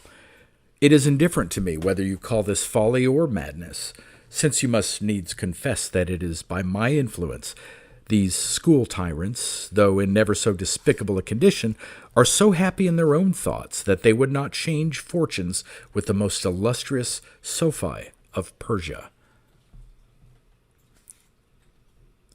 The poets, however somewhat less beholden to me, own a professed dependence on me, being a sort of lawless blades, that by prescription claim a license to a proverb, while the whole intent of their profession is only to smooth up and tickle the ears of fools, that by mere toys and fabulous shams, with which, however ridiculous, they are so bolstered up in an airy imagination as to promise themselves an everlasting name, and promise, by their balderdash, at the same time to celebrate the never-dying memory of others.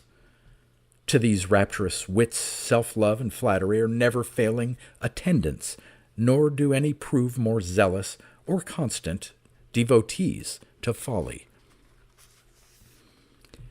The rhetoricians, likewise, though they are ambitious of being ranked among the philosophers, yet are apparently of my faction, as appears among other arguments, by this more especially, in that among their several topics of completing the art of oratory, they all particularly insist upon the knack of jesting, which is one species of folly, as is evident from the books of oratory wrote to Herennius, put among Cicero's work, but done by some other unknown author, and in Quintilian, that great master of eloquence, there is one large chapter spent in prescribing the methods of raising laughter.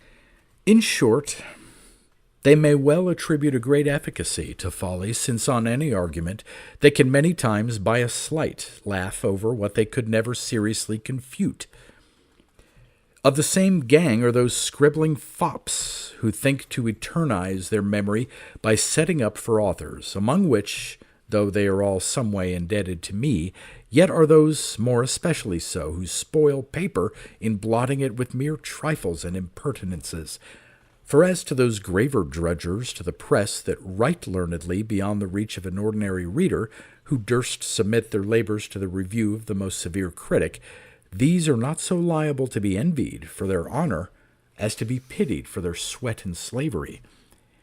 They make additions, alterations, blot out, write anew, amend, interline, turn it upside down, and yet can never please their fickle judgment, but that they shall dislike the next hour what they penned the former, and all this to purchase the airy commendations of a few understanding readers, which at most is but a poor reward for all their fastings, watchings, confinements, and brain-breaking tortures of invention. Add to this the impairing of their health, the weakening of their constitution, their contracting sore eyes, or perhaps turning stark blind, their poverty, their envy, their debarment from all pleasures, their hastening on old age, their untimely death, and what other inconveniences of a like or worse nature can be thought upon, and yet the recompense for all this severe penance is at best no more than a mouthful or two of frothy praise.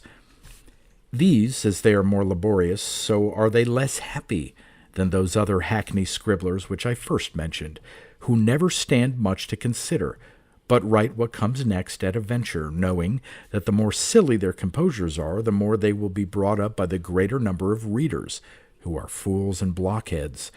And if they hap to be condemned by some few judicious persons, it is an easy matter by clamor to drown their censure, and to silence them by urging the more numerous commendations of others.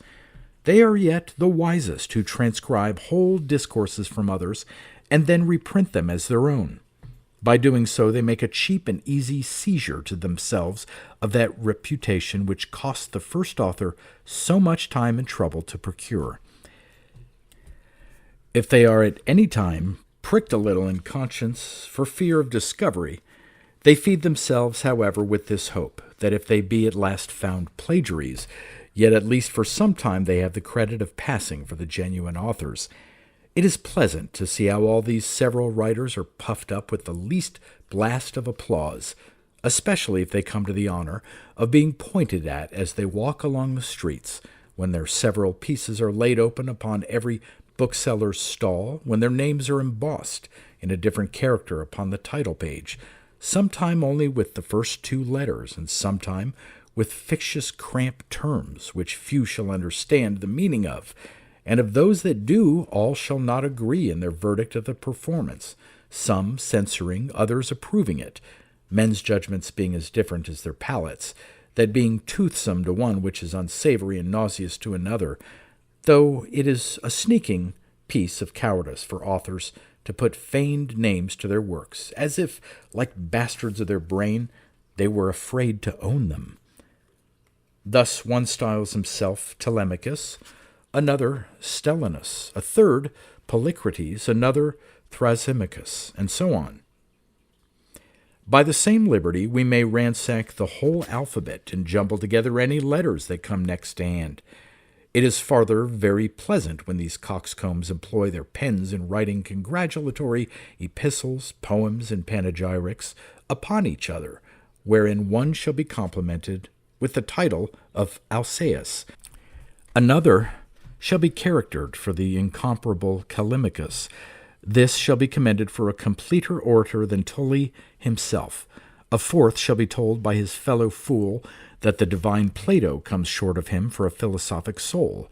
Sometime again they take up the cudgels and challenge out an antagonist, and so get a name by a combat at dispute and controversy, while the unwary readers draw sides according to their different judgments. The longer the quarrel holds, the more irreconcilable it grows, and when both parties are weary, they each pretend themselves the conquerors, and both lay claim to the credit of coming off with victory. These fooleries make sport for wise men, as being highly absurd, ridiculous, and extravagant. True, but yet these paper combatants, by my assistance, are so flushed with a conceit of their own greatness that they prefer the solving of a syllogism before the sacking of Carthage, and upon the defeat of a poor objection carry themselves more triumphant than the most victorious Scipio. Nay, even the learned and more judicious, that have wit enough to laugh at the other's folly, are very much beholden to my goodness, which, except ingratitude have drowned their ingenuity, they must be ready upon all occasions to confess. Among these, I suppose the lawyers will shuffle in for precedence, and they of all men have the greatest conceit of their own abilities. They will argue as confidently as if they spoke gospel instead of law. They will cite you 600 several precedents, though not one of them come near to the case in hand. They will muster up the authority of judgments, deeds, glosses, and reports, and tumble over so many musty records that they make their employ, though in itself easy, the greatest slavery imaginable, always accounting that the best plea which they have took most pains for. To these, as bearing great resemblance to them, may be added logicians and sophisters, fellows that talk as much by rote as a parrot, who shall run down a whole gossiping of old women, nay, silence the very noise of a belfry with louder clappers than those of the steeple, and if their unappeasable clamorousness were their only fault, it would admit of some excuse, but they are at the same time so fierce and quarrelsome that they will wrangle bloodily for the least trifle, and be so over-intent and eager that they many times lose their game in the chase and fright away that truth that they are hunting for. Yet self-conceit makes these nimble disputants such doughty champions that, armed with 3 or 4 close-linked syllogisms, they shall enter the lists with the greatest masters of reason, and not question the foiling of them in an irresistible baffle. Nay, their obstinacy makes them so confident of their being in the right that all the arguments in the world shall never convince them to the contrary. Next to these come the philosophers in their long beards and short cloaks, who esteem themselves the only favorites of wisdom, and look upon the rest of mankind as the dirt and rubbish of the creation. Yet these men's happiness is only a frantic craziness of brain. They build castles in the air and infinite worlds in a vacuum. They will give you, to a hair's breadth, the dimensions of the sun, moon, and stars, as easily as they would do that of a flagon or pipkin. They will give a punctual account of the rise of thunder, of the origin of winds, of the nature of eclipses, and of all the other abstrusest difficulties in physics, without the least demur or hesitation, as if they had been admitted into the cabinet council of nature, or had been eyewitnesses to all the accurate methods of creation, though, alas, nature does but laugh at all their puny conjectures. For they never yet made one considerable discovery, as appears in that they are unanimously agreed in no one point of the smallest moment, nothing so plain or evident but what by some or other is opposed and contradicted. But though they are ignorant of the artificial contexture of the least insect, they vaunt, however, and brag that they know all things, when indeed they are unable to construe the mechanism of their own body. Nay, when they are so purblind as not to be able to see a stone's cast before them, yet they shall be as sharp-sighted as possible in spying out ideas, universals, separate forms, first matters, quiddities, formalities, and 100 such like niceties, so diminutively small that were not their eyes extremely magnifying, all the art of optics could never make them discernible. But they then most despise the low, groveling vulgar when they bring out their parallels, triangles, circles, and other mathematical figures drawn up in battalia, like so many spells and charms of conjuration in muster, with letters to refer to the explication of the several problems, hereby raising devils, as it were, only to have the credit of laying them, and amusing the ordinary spectators into wonder, because they have not wit enough to understand the juggle. Of these some undertake to profess themselves judicial astrologers, pretending to keep correspondence with the stars, and so from their information can resolve any query. And though it is all but a presumptuous imposture, yet some, to be sure, will be so great fools as to believe them. The divines present themselves next, but it may perhaps be most safe to pass them by, and not to touch upon so harsh a string as this subject would afford. Beside, the undertaking may be very hazardous, for they are a sort of men generally very hot and passionate, and should I provoke them, I doubt not would set upon me with a full cry, and force me with shame to recant, which if I stubbornly refuse to do, they will presently brand me for a heretic, and thunder out an excommunication, which is their spiritual weapon to wound such as lift up a hand against them. It is true, no men own a less dependence on me, yet have they reason to confess themselves indebted for no small obligations. For it is by one of my properties, self-love, that they fancy themselves, with their elder brother Paul, caught up into the third heaven, from whence, like shepherds indeed, they look down upon their flock, the laity, grazing, as it were, in the vales of the world below. They fence themselves in with so many surrounders of magisterial definitions, conclusions, corollaries, propositions, explicit and implicit, that there is no falling in with them, or if they do chance to be urged to a seeming nonplus, yet they find out so many evasions that all the art of man can never bind them so fast, but that an easy distinction shall give them a starting hole to escape the scandal of being baffled. They will cut asunder the toughest argument with as much ease as Alexander did the Gordian knot. They will thunder out so many rattling terms as shall fright an adversary into conviction. They are exquisitely dexterous in unfolding the most intricate mysteries. They will tell you to a tittle all the successive proceedings of omnipotence in the creation of the universe. They will explain the precise manner of original sin being derived from our first parents. They will satisfy you in what manner, by what degrees, and in how long a time our Savior was conceived in the Virgin's womb, and demonstrate in the consecrated wafer how accidents may subsist without a subject. Nay, these are accounted trivial, easy questions.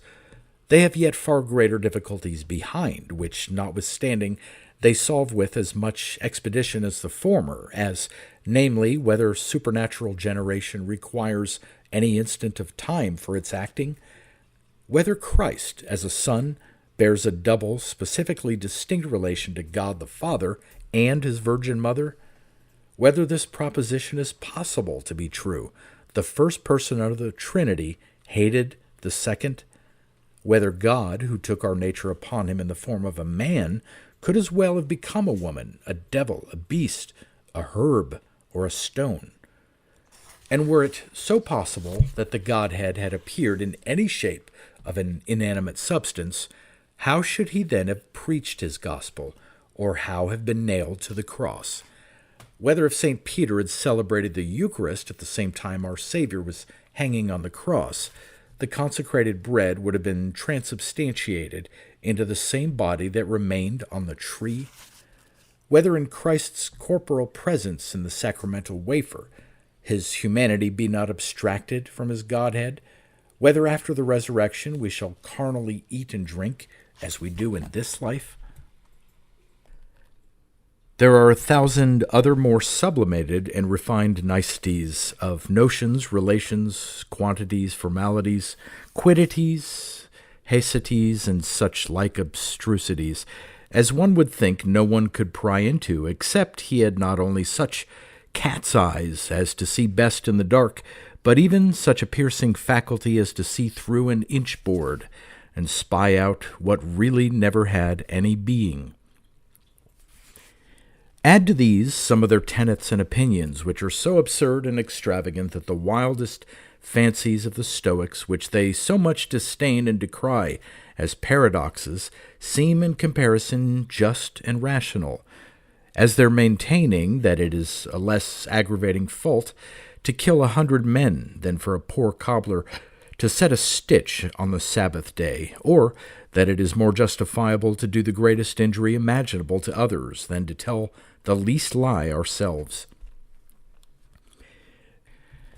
And these subtleties are alchemized to a more refined sublimate by the abstracting brains of their several schoolmen, the realists, the nominalists, the Thomists, the Albertists, the alchemists, the Scotists. These are not all, but the rehearsal of a few only, as a specimen of their divided sects, in each of which there is so much of deep learning, so much of unfathomable difficulty, that I believe the apostles themselves would stand in need of a new illuminating spirit if they were to engage in any controversy with these new divines. St. Paul, no question, had a full measure of faith, yet when he lays down faith to be the substance of things not seen, these men carp at it for an imperfect definition, and would undertake to teach the apostles better logic. Thus, the same holy author wanted for nothing of the grace of charity, yet, they say, he describes and defines it but very inaccurately when he treats of it in the 13th chapter of his first epistle to the Corinthians. The primitive disciples were very frequent in administering the Holy Sacrament, breaking bread from house to house, yet should they be asked of the terminus a quo and the terminus ad quem, the nature of transubstantiation, the manner how one body can be in several places at the same time, the difference betwixt the several attributes of Christ in heaven, on the cross, and in the consecrated bread. What time is required for the transubstantiating the bread into flesh? How it can be done by a short sentence pronounced by the priest, which sentence is a species of discrete quantity that has no permanent punctum. Were they asked, I say, these and several other confused queries, I do not believe they could answer so readily as our mincing schoolmen nowadays take a pride to do. They were well acquainted with the Virgin Mary, yet none of them undertook to prove that she was preserved immaculate from original sin, as some of our divines very hotly contend for. St. Peter had the keys given to him, and that by our Savior himself, who had never entrusted him except he had known him capable of their manage and custody, and yet it is much to be questioned whether Peter was sensible of that subtlety broached by Scotus, that he may have the key of knowledge effectually for others, who has no knowledge actually in himself. Again, they baptized all nations, and yet never taught what was the formal, material, efficient, and final cause of baptism, and certainly never dreamt of distinguishing between a delible and an indelible character in this sacrament. They worshipped in the Spirit, following their Master's injunction. God is a spirit, and they which worship him must worship him in spirit and in truth. Yet it does not appear that it was ever revealed to them how divine adoration should be paid at the same time to our blessed Savior in heaven, and to his picture here below on a wall, drawn with 2 fingers held out, a bald crown, and a circle round his head. To reconcile these intricacies to an appearance of reason requires 80 years' experience in metaphysics. Farther, the apostles often mention grace, yet never distinguish between gratia gratis data and gratia gratificans. They earnestly exhort us likewise to good works, yet never explain the difference between opus operans and opus operatum. They very frequently press and invite us to seek after charity, without dividing it into infused and acquired, or determining whether it be a substance or an accident, a created or an uncreated being. They detested sin themselves, and warned others from the commission of it, and yet I'm sure they could never have defined so dogmatically as the Scotists have since done. St. Paul, who in others' judgment is no less the chief of the apostles than he was in his own, the chief of sinners, who, being bred at the feet of Gamaliel, was certainly more eminently a scholar than any of the rest, yet he often exclaims against vain philosophy, warns us from doting about questions and strifes of words, and charges us to avoid profane and vain babblings and oppositions of science falsely so called, which he would not have done if he had thought it worth his while to have become acquainted with them, which he might soon have been, the disputes of that age being but small and more intelligible sophisms, in reference to the vastly greater intricacies they are now improved to. But yet, however, our scholastic divines are so modest that if they meet with any passage in St. Paul or any other penman of Holy Writ, which is not so well modeled, or critically disposed of, as they could wish, they will not roughly condemn it, but bend it rather to a favorable interpretation out of reverence to antiquity and respect to the Holy Scriptures, though indeed it were unreasonable to expect anything of this nature from the apostles, whose Lord and Master had given unto them to know the mysteries of God, but not those of philosophy.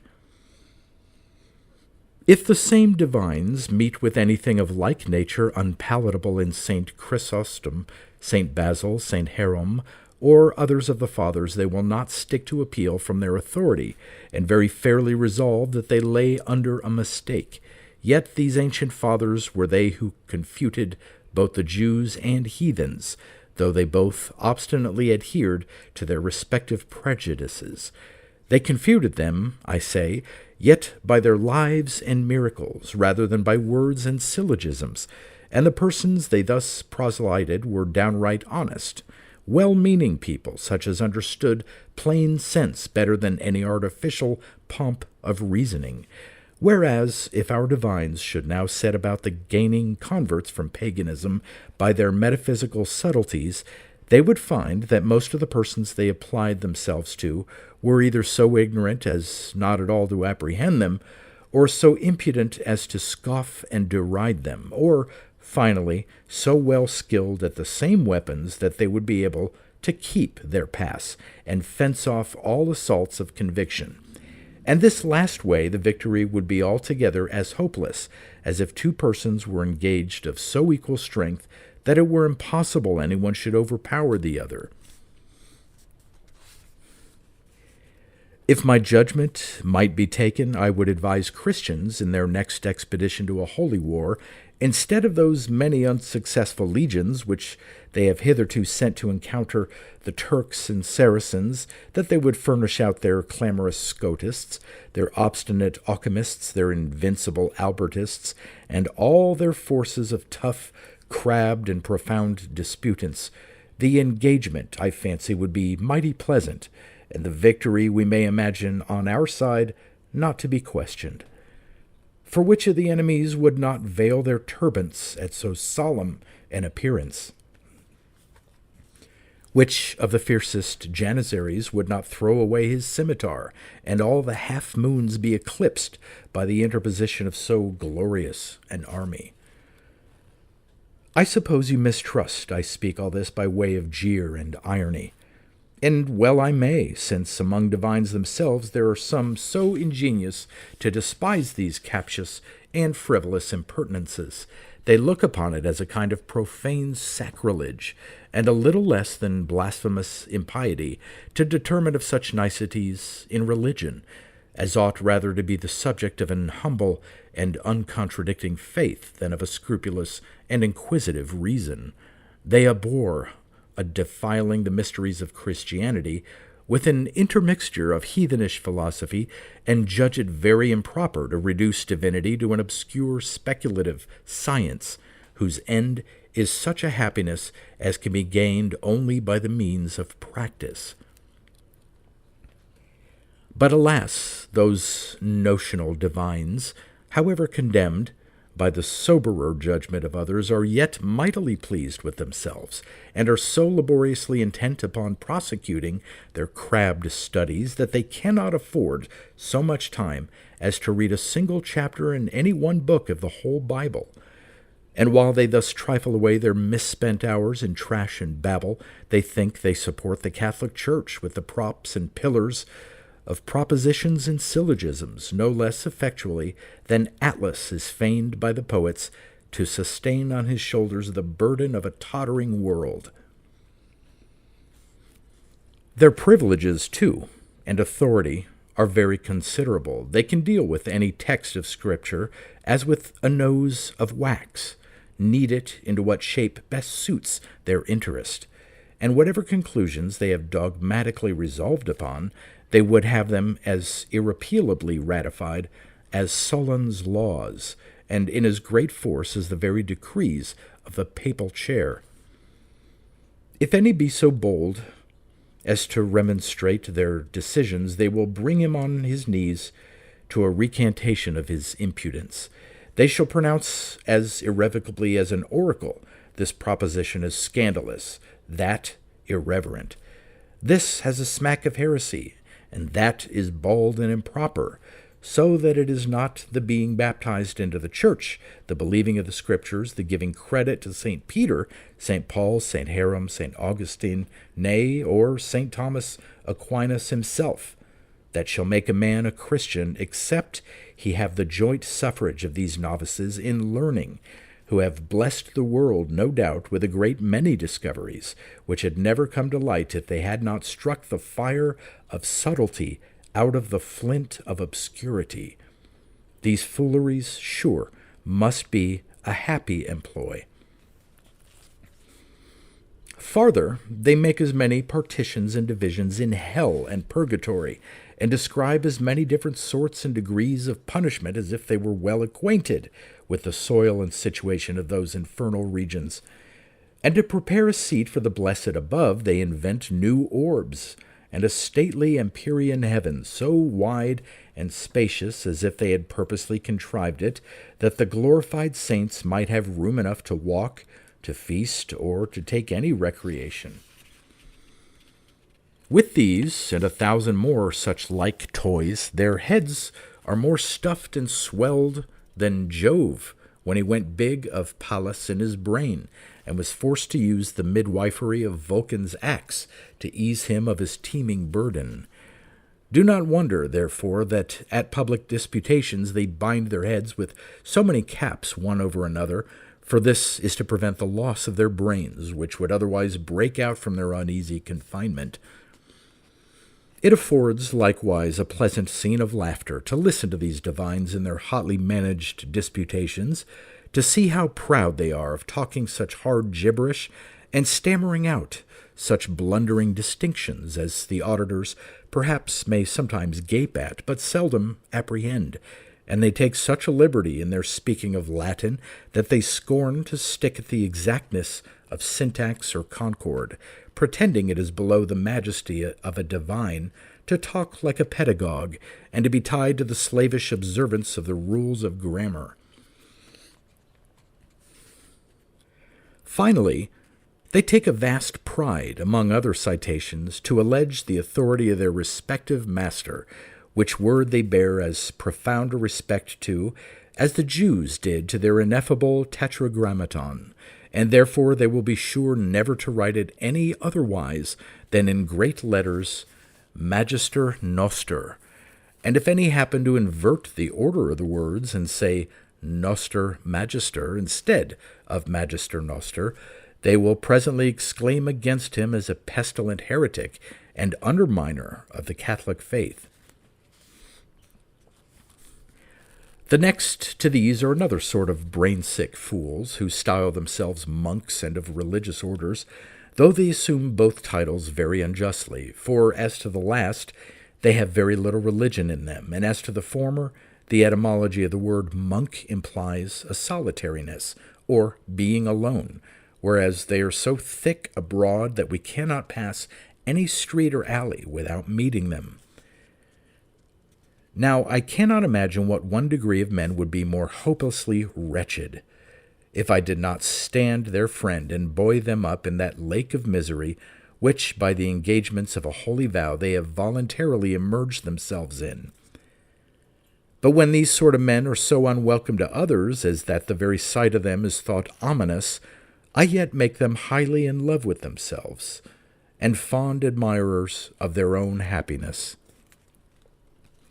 The first step whereunto they esteem a profound ignorance, thinking carnal knowledge a great enemy to their spiritual welfare, and seem confident of becoming greater proficients in divine mysteries the less they are poisoned with any human learning. They imagine that they bear a sweet consort with the heavenly choir, when they tone out their daily tally of psalms, which they rehearse only by rote, without permitting their understanding or affections to go along with their voice.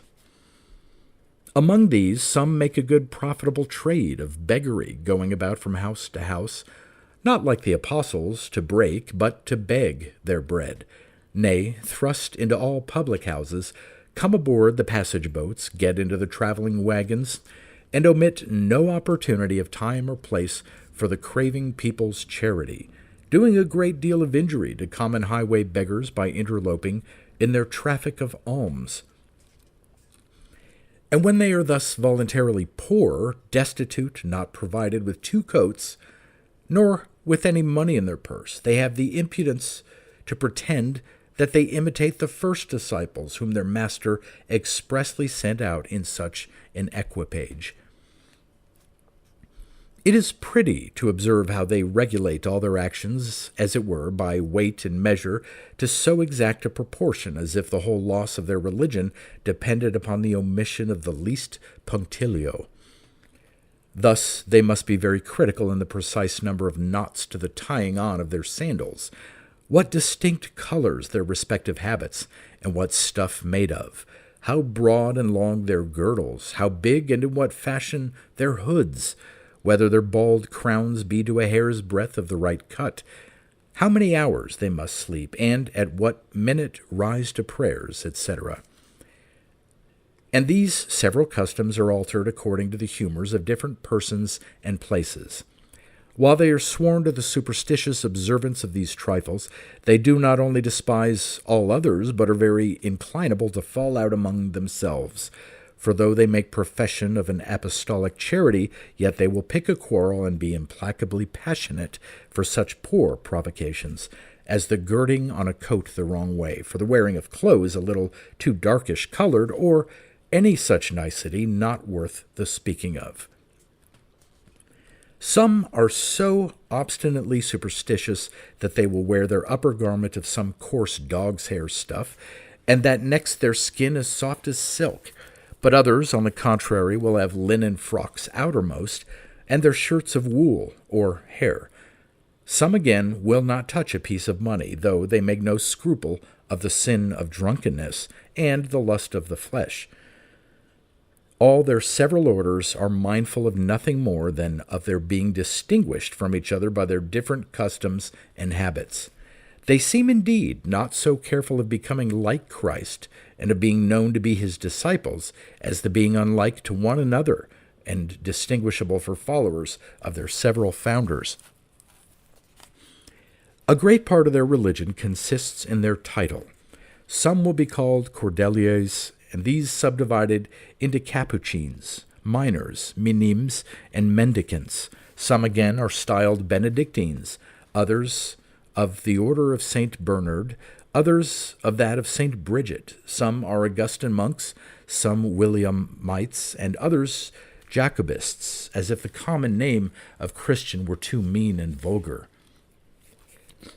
Most of them place their greatest stress for salvation on a strict conformity to their foppish ceremonies, and a belief of their legendary traditions, wherein they fancy to have acquitted themselves with so much of supererogation that one heaven can never be a condign reward for their meritorious life, little thinking that the judge of all the earth at the last day shall put them off, with a who hath required these things at your hands, and call them to account only for the stewardship of his legacy, which was the precept of love and charity. It will be pretty to hear their pleas before the great tribunal. One will brag how he mortified his carnal appetite by feeding only upon fish. Another will urge that he spent most of his time on earth in the divine exercise of singing psalms. A third will tell how many days he fasted and what severe penance he imposed on himself for the bringing his body into subjection. Another shall produce in his own behalf as many ceremonies as would load a fleet of merchantmen. A fifth shall plead that in 80 years he never so much as touched a piece of money, except he fingered it through a thick pair of gloves. A sixth, to testify his former humility, shall bring along with him his sacred hood, so old and nasty that any seaman had rather stand bareheaded on the deck than put it on to defend his ears in the sharpest storms. The next that comes to answer for himself shall plead that for 50 years together he had lived like a sponge upon the same place, and was content never to change his homely habitation. Another shall whisper softly and tell the judge he has lost his voice by a continual singing of holy hymns and anthems. The next shall confess how he fell into a lethargy by a strict, reserved, and sedentary life. And the last shall intimate that he has forgot to speak by having always kept silence, in obedience to the injunction of taking heed, lest he should have offended with his tongue. But amidst all their fine excuses, our Savior shall interrupt them with this answer: Woe unto you, scribes and Pharisees, hypocrites! Verily I know you not. I left you but one precept of loving one another, which I do not hear anyone plead he has faithfully discharged. I told you plainly in my gospel, without any parable, that my Father's kingdom was prepared not for such as should lay claim to it by austerities, prayers, or fastings, but for those who should render themselves worthy of it by the exercise of faith and the offices of charity. I cannot own such as depend on their own merits without a reliance on my mercy. As many of you, therefore, as trust to the broken reeds of your own deserts, may even go search out a new heaven. For you shall never enter that which from the foundations of the world was prepared only for such as are true of heart. When these monks and friars shall meet with such a shameful repulse, and see that plowmen and mechanics are admitted into that kingdom from which they themselves are shut out, How sneakingly will they look, and how pitifully slink away. Yet, till this last trial, they had more comfort of a future happiness, because more hopes of it than any other men. And these persons are not only great in their own eyes, but highly esteemed and respected by others, especially those of the order of mendicants, whom none dare to offer any affront to, because as confessors they are entrusted with all the secrets of particular intrigues, which they are bound by oath not to discover.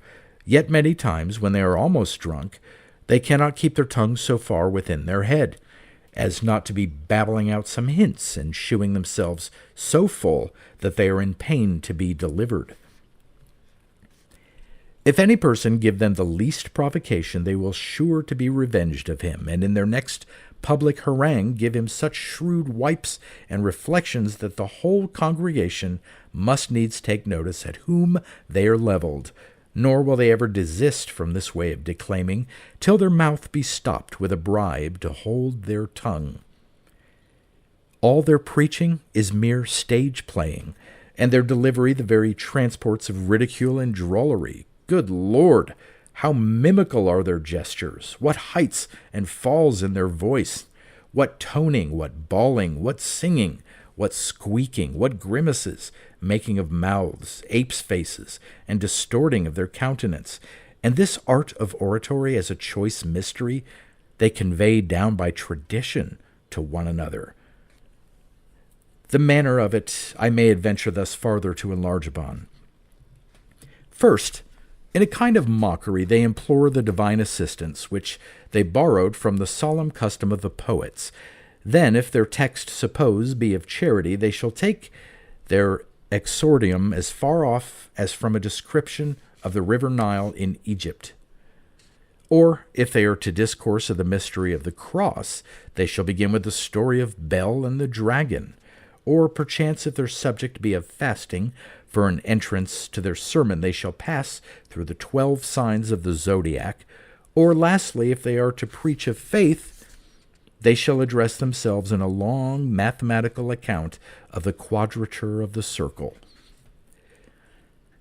I myself once heard a great fool, a great scholar I would have said, undertaking in a laborious discourse to explain the mystery of the Holy Trinity, in the unfolding whereof that he might shew his wit and reading, and together satisfy itching ears, he proceeded in a new method, as by insisting on the letters, syllables, and proposition, on the concord of noun and verb, and that of noun substantive and noun adjective.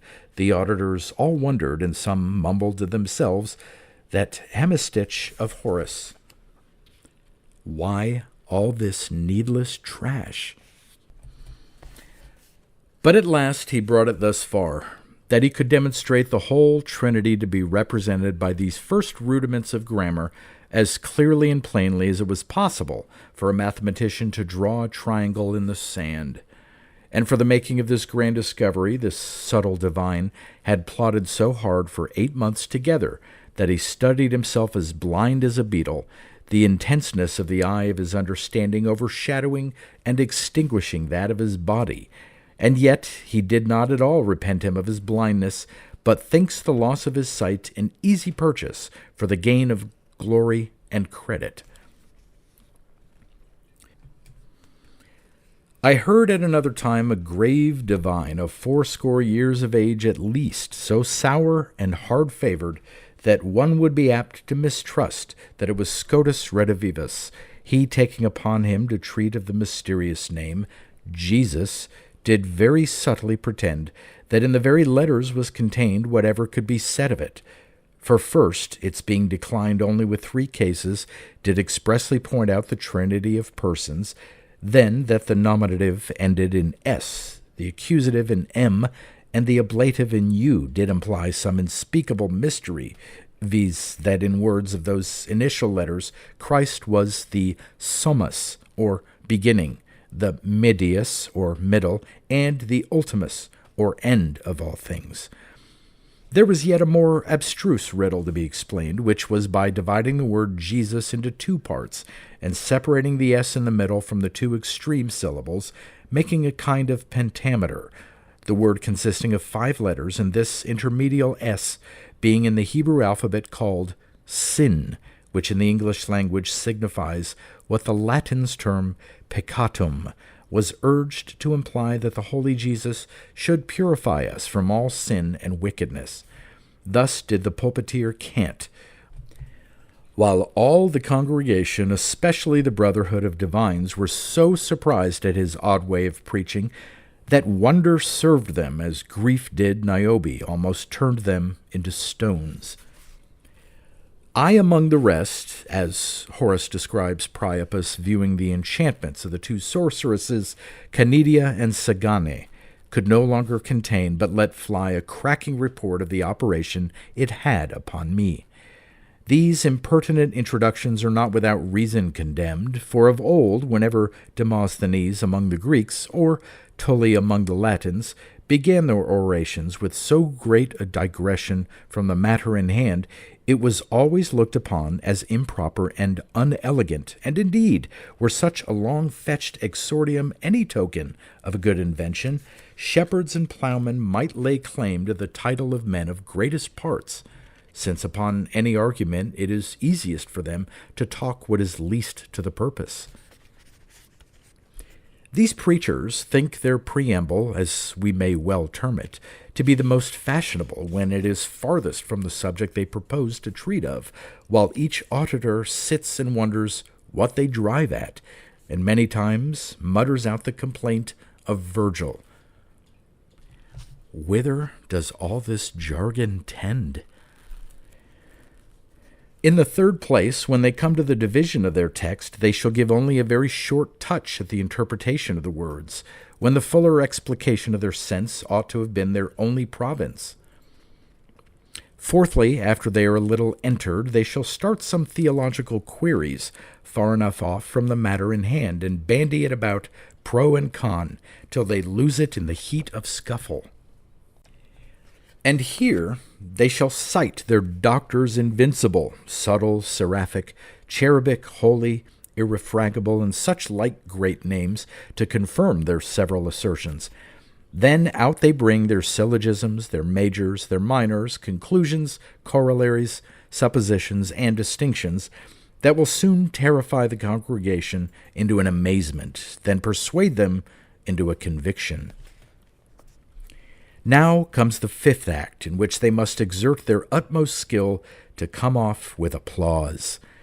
Here, therefore, they fall a-telling some sad, lamentable story out of their legend or some other fabulous history, and this they descant upon allegorically, tropologically, and analogically, and so they draw to a conclusion of their discourse, which is a more brain-sick chimera than ever Horace could describe in his De Arte Poetica, when he began Humano Capiti, etc.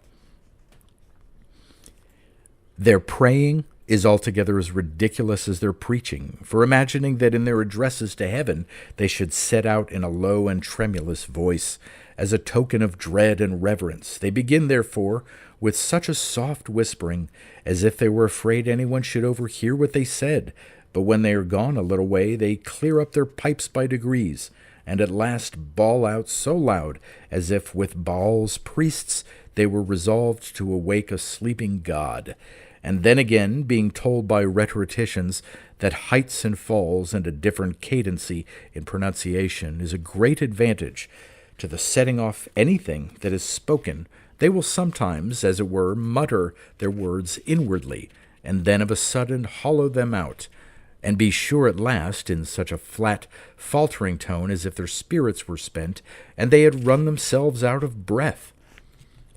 Lastly, they have read that most systems of rhetoric treat of the art of exciting laughter. Therefore, for the effecting of this, they will sprinkle some jests and puns that must pass for ingenuity, though they are only the froth and folly of affectedness. Sometimes they will nibble at the wit of being satirical, though their utmost spleen is so toothless that they suck rather than bite, tickle rather than scratch or wound, nor do they ever flatter more than at such times as they pretend to speak with greatest freedom. Finally, all their actions are so buffoonish and mimical that any would judge that they had learned all their tricks of mountebanks and stage players, who, in action, it is true, may perhaps outdo them, but in oratory there is so little odds between both that it is hard to determine which seems of longest standing in the schools of eloquence. Yet these preachers, however ridiculous, meet with such hearers who admire them as much as the people of Athens did Demosthenes, or the citizens of Rome could do Cicero, among which admirers are chiefly shopkeepers and women, whose approbation and good opinion they only court, because the first, if they are humored, give them some snacks out of unjust gain, and the last come and ease their grief to them upon all pinching occasions, especially when their husbands are anyways cross or unkind. Thus much, I suppose, may suffice to make you sensible how much these cell hermits and recluses are indebted to my bounty, who, when they tyrannize over the consciences of the deluded laity with fopperies, juggles, and impostures, yet think themselves as eminently pious as St. Paul, St. Anthony, or any other of the saints, but these stage divines, not less ungrateful disowners of their obligations to folly, then they are impudent pretenders to the profession of piety.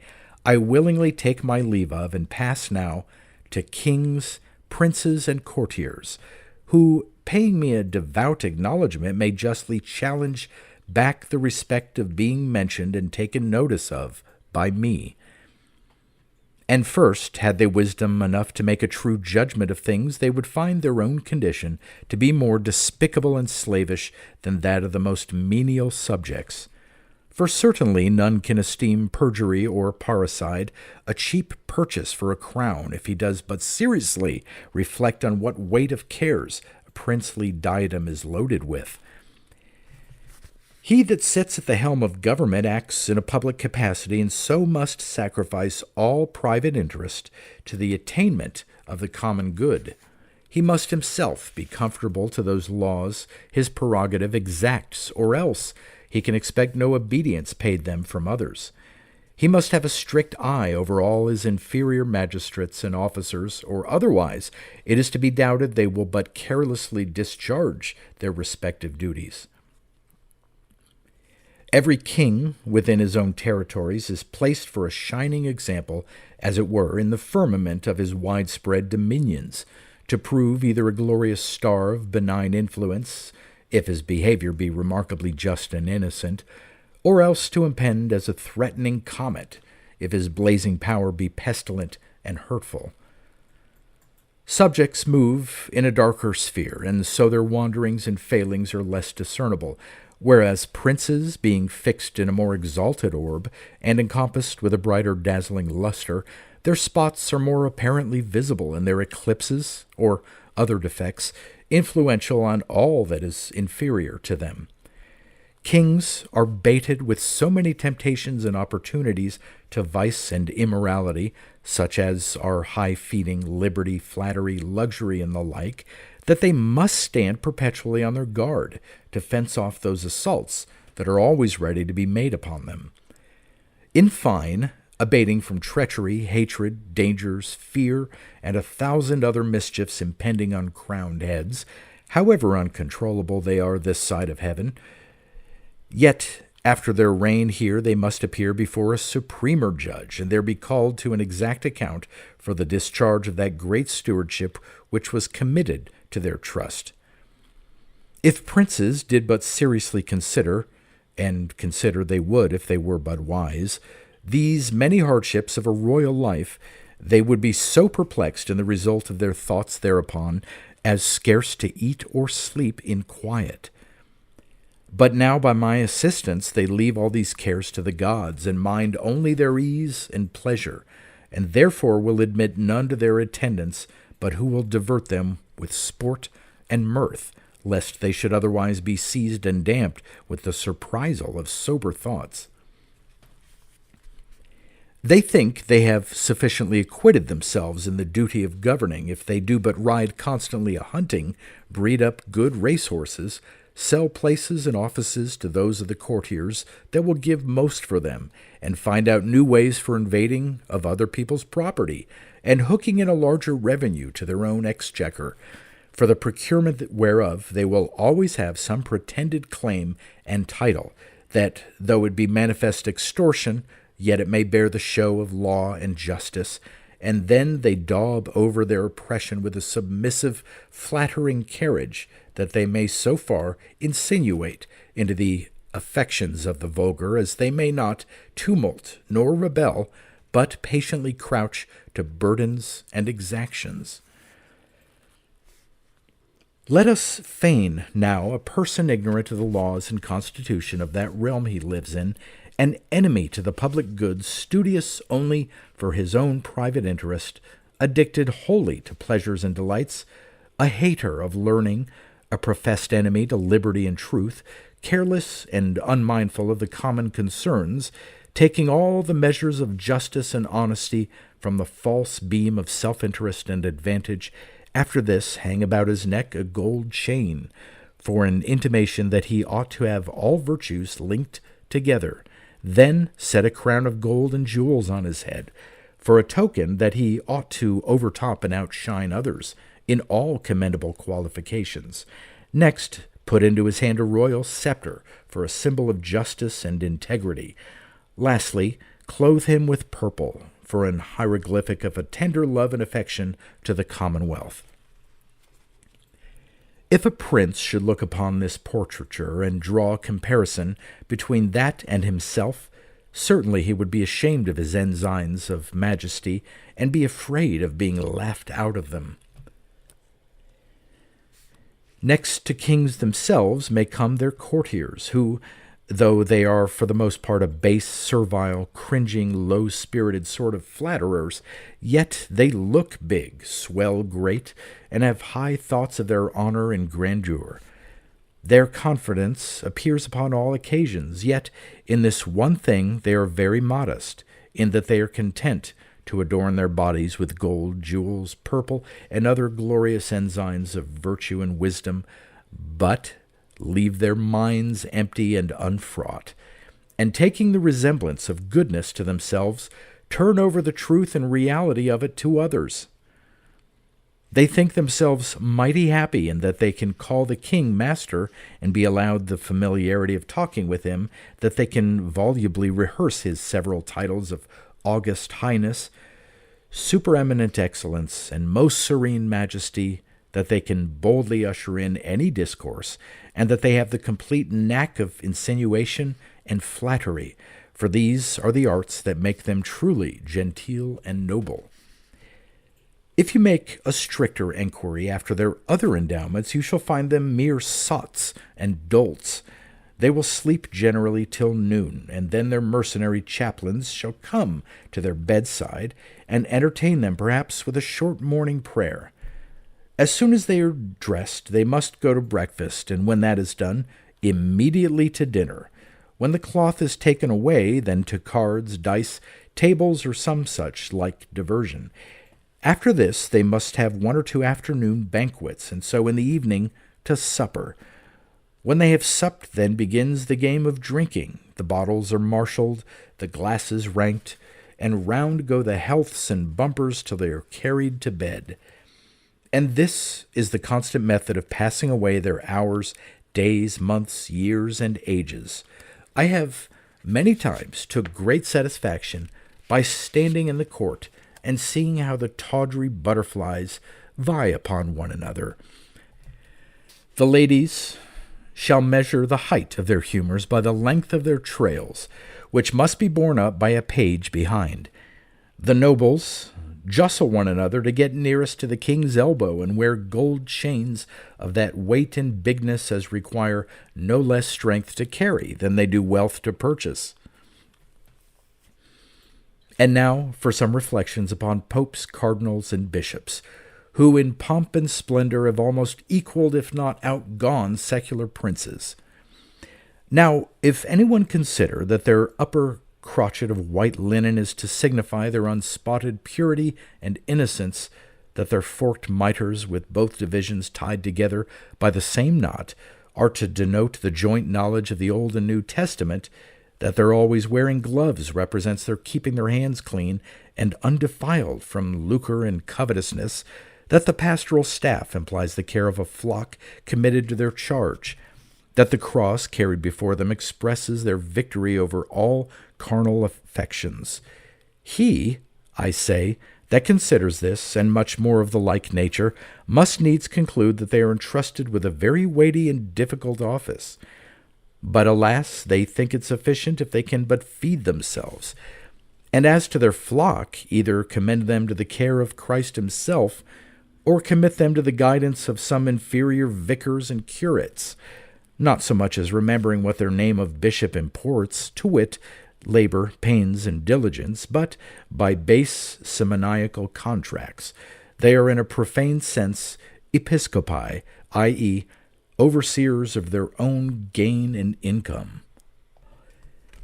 So cardinals, in like manner, if they did but consider that the Church supposes them to succeed in the room of the apostles, that therefore they must behave themselves as their predecessors, and so not be lords, but dispensers of spiritual gifts, of the disposal whereof they must one day render a strict account, or if they would but reflect a little on their habit, and thus reason with themselves, what means this white upper garment, but only an unspotted innocence? What signifies my inner purple, but only an ardent love and zeal to God? What imports my outermost pall, so wide and long that it covers the whole mule when I ride? Nay, should be big enough to cover a camel, but only a diffusive charity, that should spread itself for a succor and protection to all, by teaching, exhorting, comforting, reproving, admonishing, composing of differences, courageously withstanding wicked princes, and sacrificing for the safety of our flock our life and blood, as well as our wealth and riches, though indeed riches ought not to be at all possessed by such as boast themselves successors to the apostles, who were poor, needy, and destitute. I say, if they did but lay these considerations to heart, they would never be so ambitious of being created to this honor. They would willingly resign it when conferred upon them, or at least would be as industrious, watchful, and laborious as the primitive apostles were. Now, as to the popes of Rome, who pretend themselves Christ's vicars, if they would but imitate his exemplary life, in the being employed in an unintermitted course of preaching, in the being attended with poverty, nakedness, hunger, and a contempt of this world, if they did but consider the import of the word pope, which signifies a father, or if they did but practice their surname of most holy, what order or degrees of men would be in a worse condition? There would be then no such vigorous making of parties and buying of votes in the conclave upon a vacancy of that see, and those who, by bribery or other indirect courses, should get themselves elected, would never secure their sitting firm in the chair by pistol, poison, force, and violence.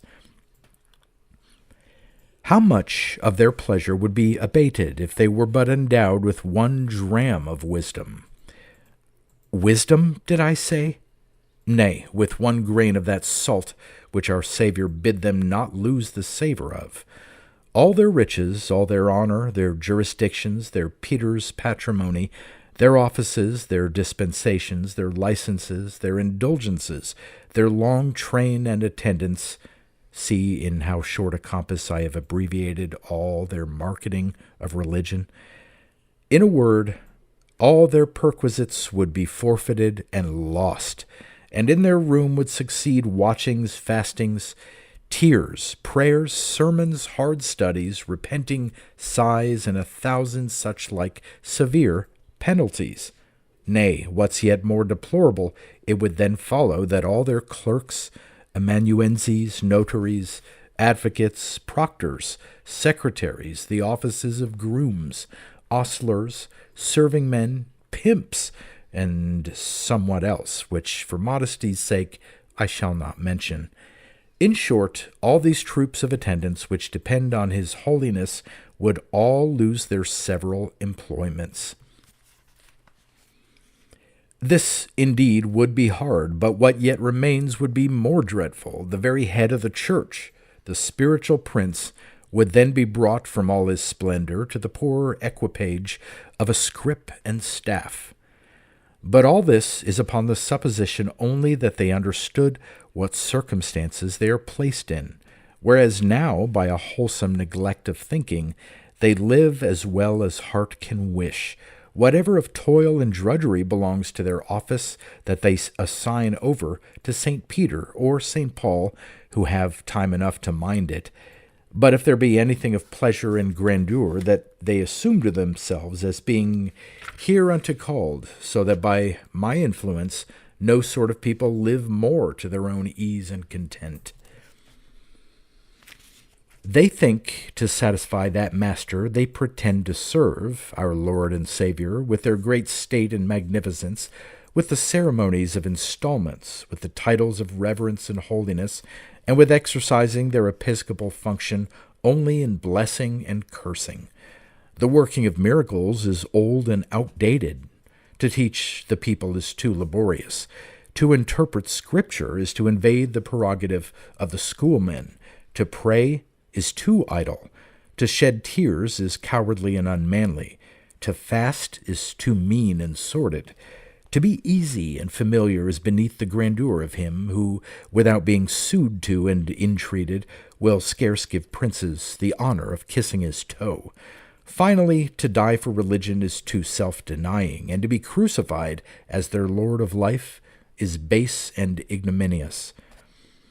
Their only weapons ought to be those of the Spirit, and of these, indeed, they are mighty liberal, as of their interdicts, their suspensions, their denunciations, their aggravations, their greater and lesser excommunications, and their roaring bulls that fright whomever they are thundered against.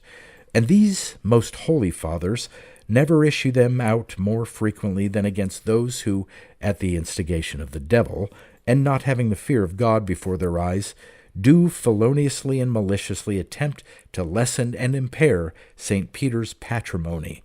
And though that apostle tells our Savior in the Gospel, in the name of all the other disciples, we have left all and followed you, yet they challenge as his inheritance fields, towns, treasures, and large dominions, for the defending whereof, inflamed with a holy zeal, they fight with fire and sword, to the great loss and effusion of Christian blood, thinking they are apostolical maintainers of Christ's spouse, the Church, when they have murdered all such as they call her enemies. Though indeed the Church has no enemies more bloody and tyrannical than such impious popes, who give dispensations for the not preaching of Christ, evacuate the main effect and design of our redemption by their pecuniary bribes and sales, adulterate the gospel by their forced interpretations and undermining traditions, and lastly, by their lusts and wickedness, grieve the Holy Spirit, and make their Savior's wounds to bleed anew. Farther, when the Christian Church has been all along first planted, then confirmed, and since established by the blood of her martyrs, as if Christ her head would be wanting in the same methods still of protecting her, they invert the order, and propagate their religion now by arms and violence, which was wont formerly to be done only with patience and sufferings.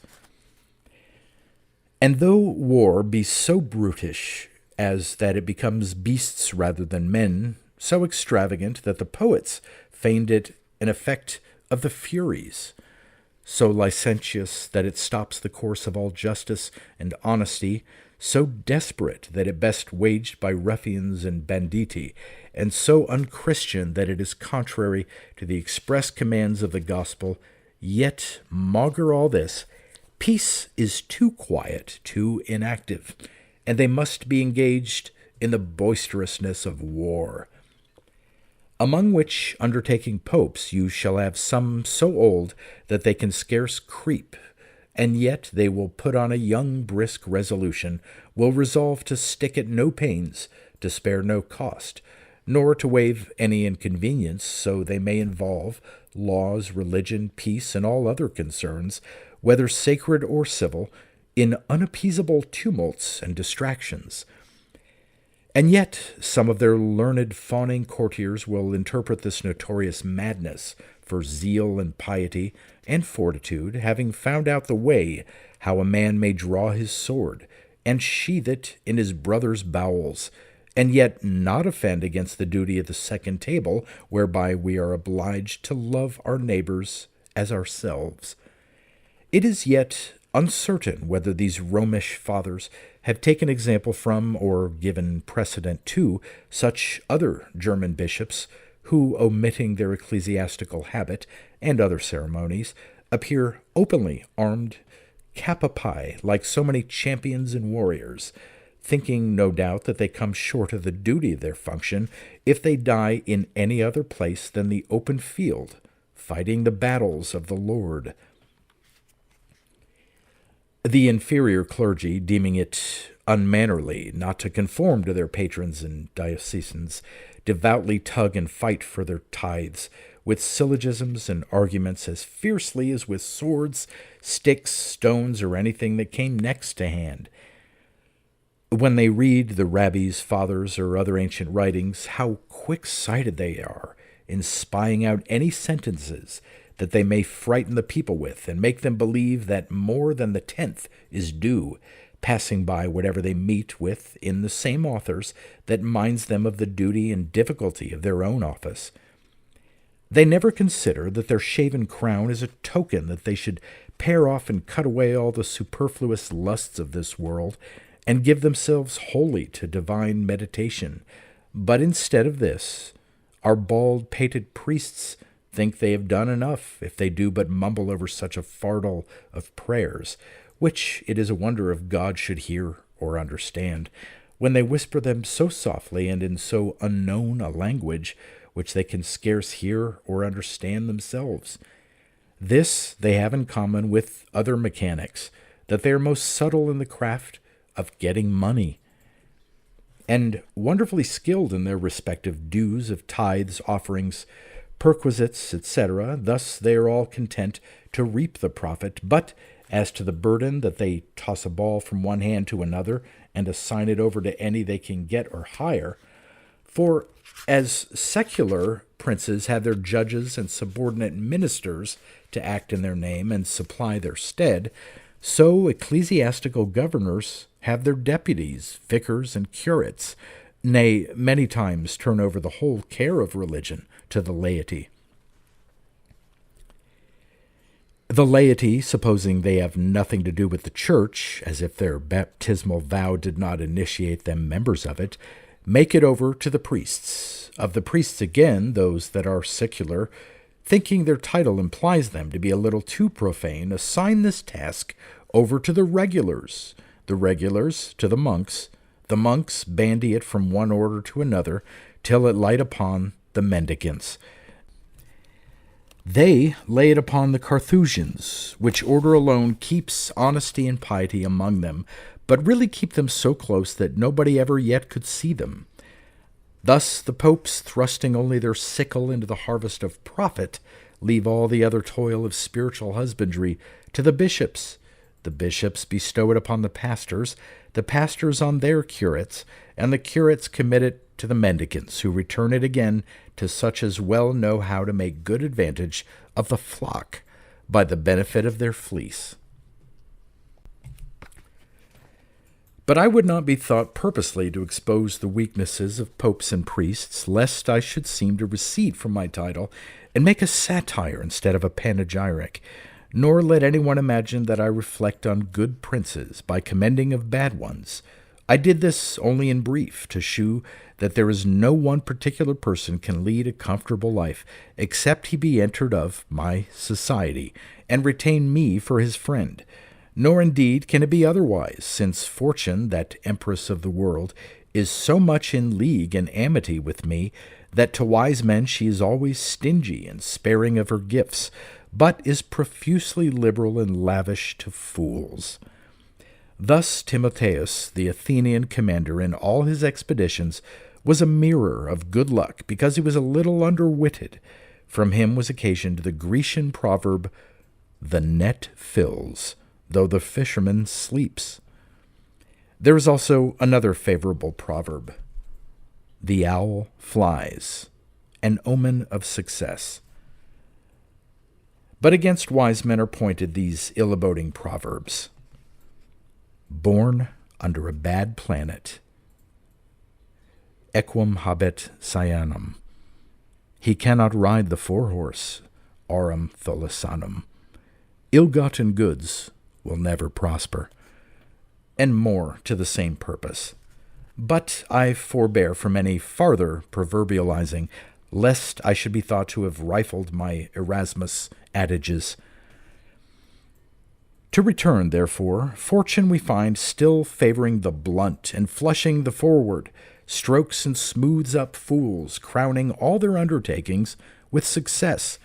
But wisdom makes her followers bashful, sneaking, and timorous, and therefore you see that they are commonly reduced to hard shifts, must grapple with poverty, cold, and hunger, must lie recluse, despised, and unregarded, while fools roll in money, are advanced to dignities and offices, and in a word, have the whole world at command. If anyone think it happy to be a favorite at court and to manage the disposal of places and preferments, alas, this happiness is so far from being attainable by wisdom that the very suspicion of it would put a stop to all advancement. Has any man a mind to raise himself a good estate? Alas, what dealer in the world would ever get a farthing if he be so wise as to scruple at perjury, blush at a lie, or stick at any fraud and overreaching? Farther, does anyone appear a candidate for any ecclesiastical dignity? Why, an ass or a plough-jobber shall sooner gain it than a wise man. Again, are you in love with any handsome lady? Alas, womankind are so addicted to folly that they will not at all listen to the courtship of a wise suitor. Finally, wherever there is any preparation made for mirth and jollity, all wise men are sure to be excluded the company, lest they should stint the joy and damp the frolic.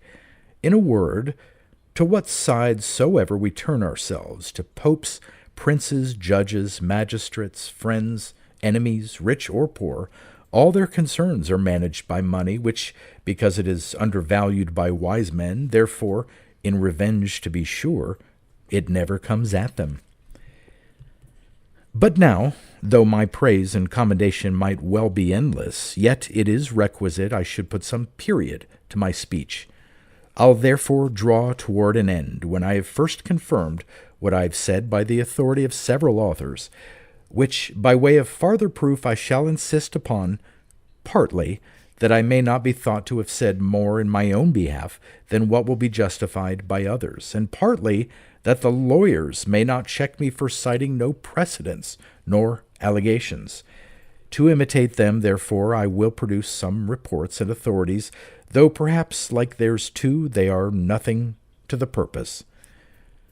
First, then, it is confessed almost to a proverb that the art of dissembling is a very necessary accomplishment, and therefore it is a common verse among schoolboys. To feign the fool when fit occasions rise argues the being more completely wise. It is easy, therefore, to collect how great a value ought to be put upon real folly when the very shadow and bare imitation of it is so much esteemed. Horace, who in his epistles thus styles himself, "My sleek-skinned corpse as smooth as if I lie 'mong the fatted swine of Epicurus's sty." This poet, I say, gives this advice in one of his odes: "Short folly with your counsels mix." The epithet of short, it is true, is a little improper.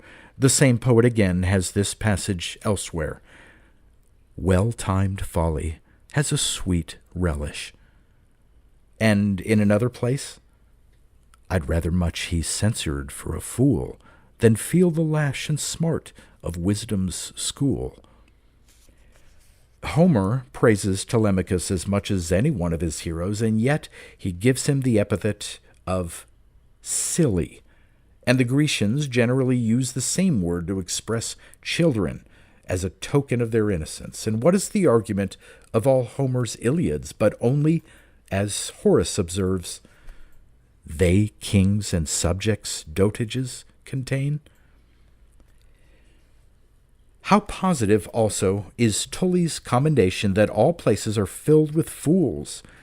Now every excellence being to be measured by its extent, the goodness of folly must be of as large compass as those universal places she reaches to. But perhaps Christians may slight the authority of a heathen. I could, therefore, if I pleased, back and confirm the truth hereof by the citations of several texts of Scripture, though herein it were perhaps my duty to beg leave of the divines that I might so far entrench upon their prerogative.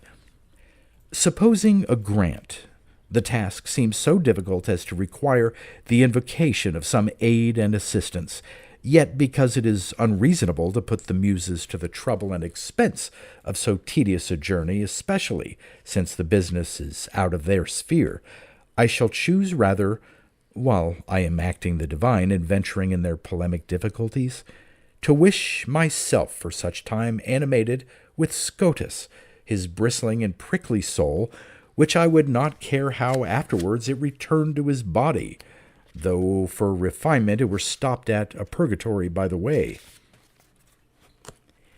I cannot but wish that I might wholly change my character, or at least that some grave divine in my stead might rehearse this part of the subject for me, for truly I suspect that somebody will accuse me of plundering the closets of those reverend men, while I pretend to so much divinity as must appear in my following discourse. Yet, however, it may not seem strange that after so long and frequent a converse, I have gleaned some scraps from the divines. Since Horace's wooden god, by hearing his master read Homer, learned some words of Greek, and Lucian's cock, by long attention, could readily understand what any man spoke. But now to the purpose, wishing myself success. Ecclesiastes doth somewhere confess that there are an infinite number of fools. Now, when he speaks of an infinite number, what does he else but imply? That herein is included the whole race of mankind, except some very few, which I know not whether ever anyone had yet the happiness to see. The prophet Jeremiah speaks yet more plainly in his 10th chapter, where he saith that every man is brutish in his knowledge. He just before attributes wisdom to God alone, saying that the wise men of the nations are altogether brutish and foolish. And in the preceding chapter he gives this seasonable caution: let not the wise man glory in his wisdom. The reason is obvious, because no man hath truly any whereof to glory. But to return to Ecclesiastes, when he saith, vanity of vanities, all is vanity, what else can we imagine his meaning to be than that our whole life is nothing but one continued interlude of folly? This confirms that assertion of Tully, which is delivered in that noted passage we but just now mentioned, namely, that all places swarm with fools. Farther, what does the son of Sirach mean when he saith in Ecclesiasticus that the fool is changed as the moon, while the wise man is fixed as the sun? Then only to hint out the folly of all mankind, and that the name of wise is due to no other but the all-wise God. For all interpreters by moon understand mankind, and by sun that fountain of all light, the Almighty. The same sense is implied in that saying of our Savior in the Gospel, there is none good but one, that is God. For if whoever is not wise must be consequently a fool, and if according to the Stoics every man be wise so far only as he is good, The meaning of the text must be, all mortals are unavoidably fools. And there is none wise but one, that is God. Solomon also in the 15th chapter of his Proverbs hath this expression, folly is joy to him that is destitute of wisdom, plainly intimating that the wise man is attended with grief and vexation, while the foolish only roll in delight and pleasure. To the same purpose is that saying of his in the 1st chapter of Ecclesiastes, in much wisdom is much grief, and he that increaseth knowledge increaseth sorrow. Again, it is confessed by the same preacher in the 7th chapter of the same book, that the heart of the wise is in the house of mourning, but the heart of fools is in the house of mirth. This author himself had never attained to such a portion of wisdom if he had not applied himself to a searching out the frailties and infirmities of human nature, as if you believe not me may appear from his own words in his 1st chapter, I gave my heart to know wisdom, and to know madness and folly. Where it is worthy to be observed that, as to the order of words, folly for its advantage is put in the last place. Thus Ecclesiastes wrote, and thus indeed did an ecclesiastical method require, namely, that what has the precedence and dignity should come hindmost in rank and order, according to the tenor of that evangelical precept, the last shall be first, and the first shall be last. And in Ecclesiasticus likewise, whoever was author of the holy book which bears that name, in the 44th chapter, the excellency of folly above wisdom is positively acknowledged, the very words I shall not cite, till I have the advantage of an answer to a question I am proposing, this way of interrogating being frequently made use of by Plato in his dialogues between Socrates and other disputants. I ask you then, what is it we usually hoard and lock up, things of greater esteem and value, or those which are more common, trite, and despicable? Why are you so backward in making an answer? Since you are so shy and reserved, I'll take the Greek proverb for a satisfactory reply, namely, foul water is thrown down the sink, which saying, that no person may slight it, may be convenient to advertise that it comes from no meaner an author than that oracle of truth, Aristotle himself. And indeed there is no one on this side Bedlam so mad as to throw out upon the dunghill his gold and jewels, but rather all persons have a close repository to preserve them in, and secure them under all the locks, bolts, and bars that either art can contrive or fears suggest. Whereas the dirt, pebbles, and oyster shells that lie scattered in the streets ye trample upon, pass by, and take no notice of. If then what is more valuable be coffered up, and what less so lies unregarded, it follows that accordingly folly should meet with a greater esteem than wisdom, because that wise author advises us to the keeping close and concealing the first, and exposing or laying open the other, as, take him now in his own words, better is he that hideth his folly than him that hideth his wisdom. Beside, the sacred text does oft ascribe innocence and sincerity to fools, while the wise man is apt to be a haughty scorner of all such as he thinks or censures to have less wit than himself.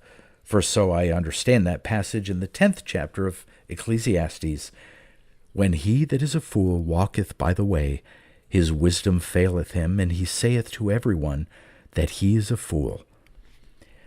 Now, what greater argument of candor or ingenuity can there be than to demean himself equal with all others, and not think their deserts any way inferior to his own? Folly is no such scandalous attribute, but that the wise Agur was not ashamed to confess it in the 30th chapter of Proverbs. Surely I am more brutish than any man, and have not the understanding of a man. Nay, St. Paul himself, that great doctor of the Gentiles, writing to his Corinthians, readily owns the name, saying, If any man speak as a fool, I am more. As if to have been less so had been a reproach and disgrace. But perhaps I may be censured for misinterpreting this text by some modern annotators, who, like crows pecking at one another's eyes, find fault and correct all that went before them, pretend each their own glosses to contain the only true and genuine explication, among whom my Erasmus, whom I cannot but mention with respect, may challenge the second place, if not the precedency. This citation, say they, is purely impertinent. The meaning of the apostle is far different from what you dream of. He would not have these words so understood, as if he desired to be thought a greater fool than the rest, but only when he had before said, "Are they ministers of Christ? So am I." As if the equaling himself herein to others had been too little, he adds, "I am more," thinking a bare equality not enough, unless he were even superior to those he compares himself with. This he would have to be believed as true. Yet, lest it might be thought offensive as bordering too much on arrogance and conceit, he tempers and alleviates it by the covert of folly. "I speak," says he, "as a fool," knowing it to be the peculiar privilege of fools to speak the truth without giving offense. But what St. Paul's thoughts were when he wrote this, I leave for them to determine. In my own judgment, at least, I prefer the opinion of the good old tun-bellied divines, with whom it's safer and more creditable to err than to be in the right with smattering raw novices. Nor, indeed, should anyone mind the late critics any more than the senseless chattering of a daw, especially since one of the most eminent of them, whose name I advisedly conceal, lest some of our wits should be taunting him with the Greek proverb ad lirum asinus, magisterially and dogmatically descanting upon his text, "Are they the ministers of Christ? I speak as a fool, I am more," makes a distinct chapter, and, which without good store of logic he could never have done, adds a new section, and then gives this paraphrase, which I shall verbatim recite, that you may have his words materially as well as formally his sense, for that's one of their babbling distinctions. "I speak as a fool." That is, if the equaling myself to those false apostles would have been construed as the vaunt of a fool, I will willingly be accounted a greater fool by taking place of them, and openly pleading that as to their ministry I not only come up even with them, but outstrip and go beyond them, though this same commentator a little after, as it were forgetting what he had just before delivered, tacks about and shifts to another interpretation.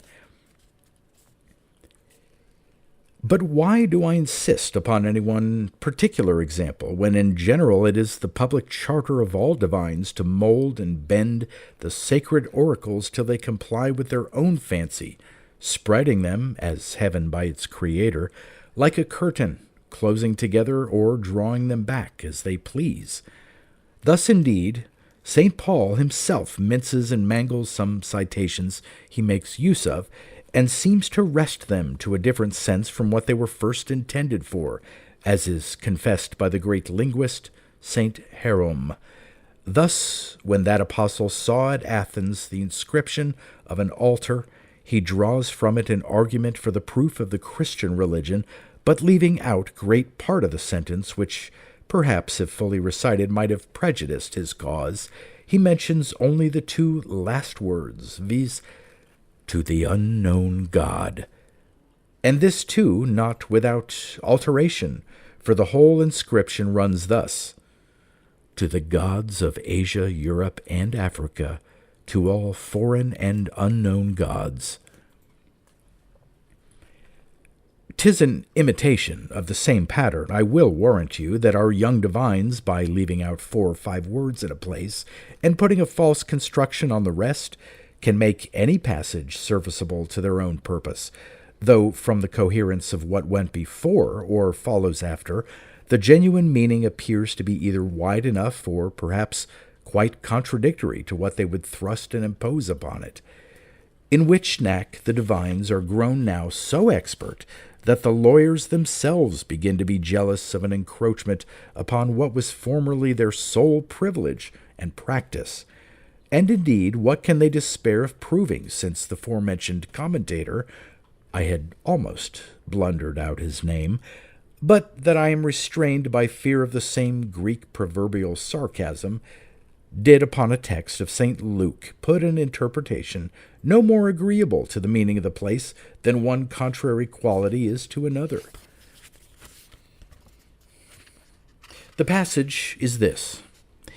When Judas's treachery was preparing to be executed, and accordingly it seemed requisite that all the disciples should be provided to guard and secure their assaulted master, our Savior, that he might piously caution them against reliance for his delivery on any worldly strength, asks them whether in all their embassy they lacked anything when he had sent them out so unfurnished for the performance of a long journey, that they had not so much as shoes to defend their feet from the injuries of flints and thorns, or a scrip to carry a meal's meat in. And when they had answered that they lacked nothing, he adds, But now he that hath a purse, let him take it, and likewise a scrip, and he that hath no sword, let him sell his garment and buy one. Now, when the whole doctrine of our Savior inculcates nothing more frequently than meekness, patience, and a contempt of this world, is it not plain what the meaning of the place is?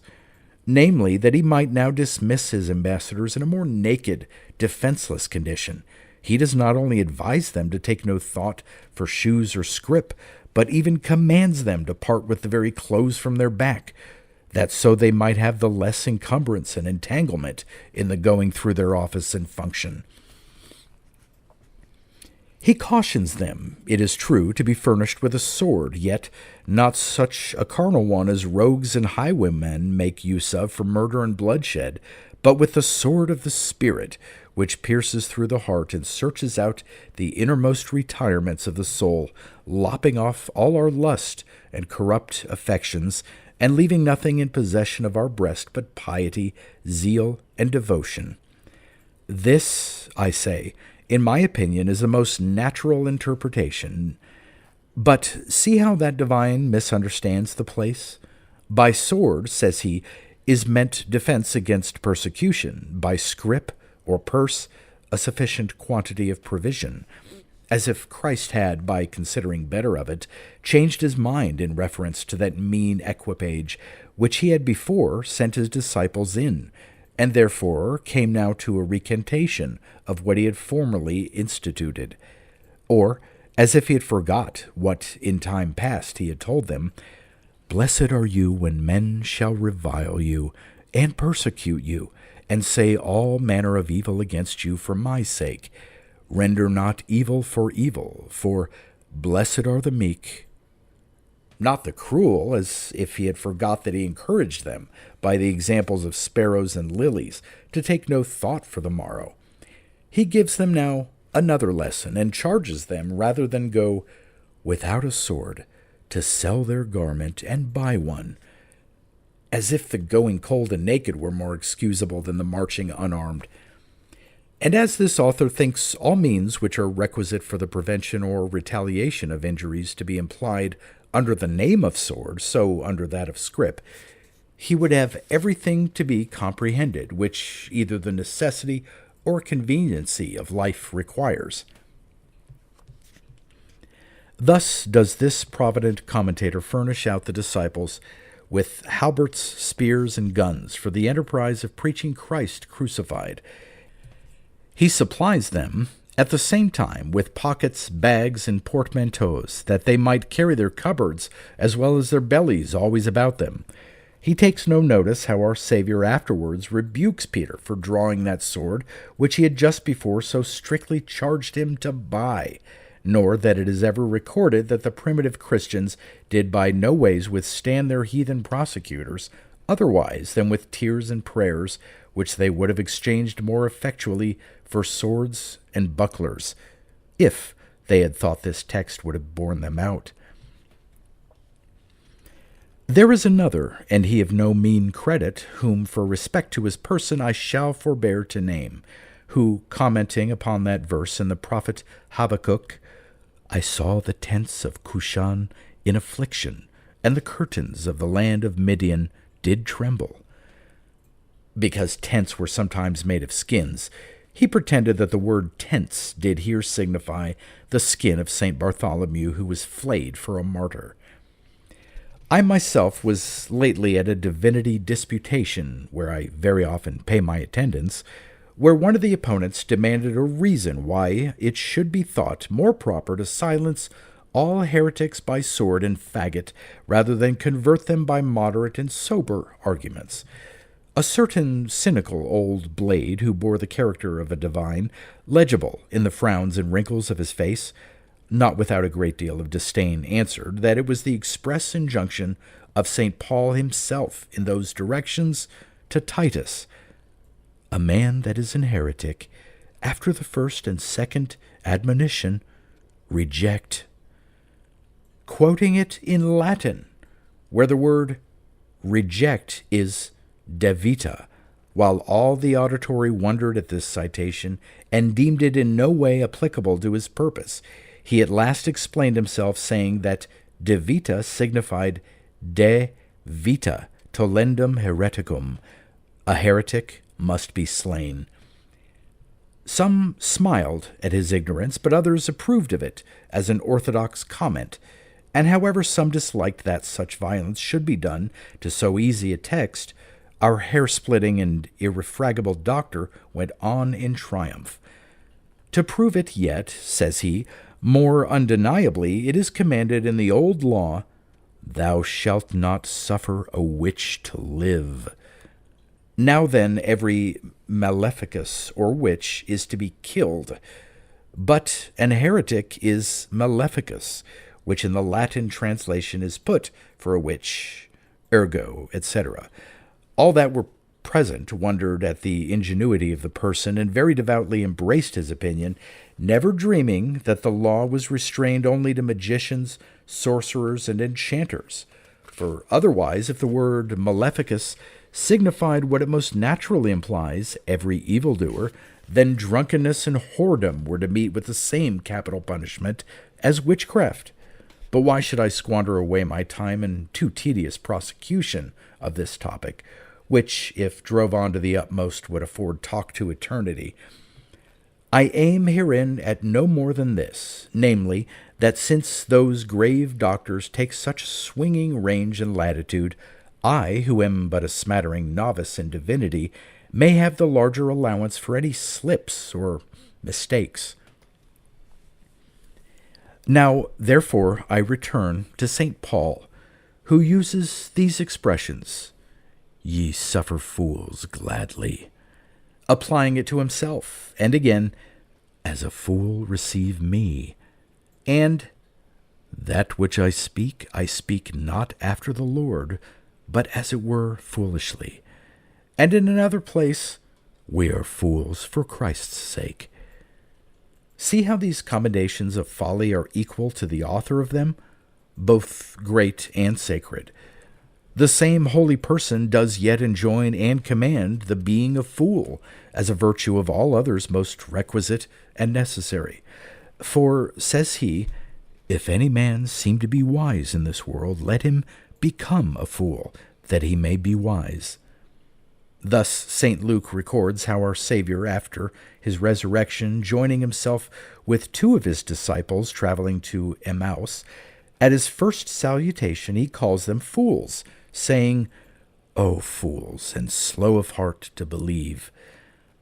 Nor may this seem strange in comparison to what is yet farther delivered by St. Paul, who adventures to attribute something of folly even to the all-wise God himself.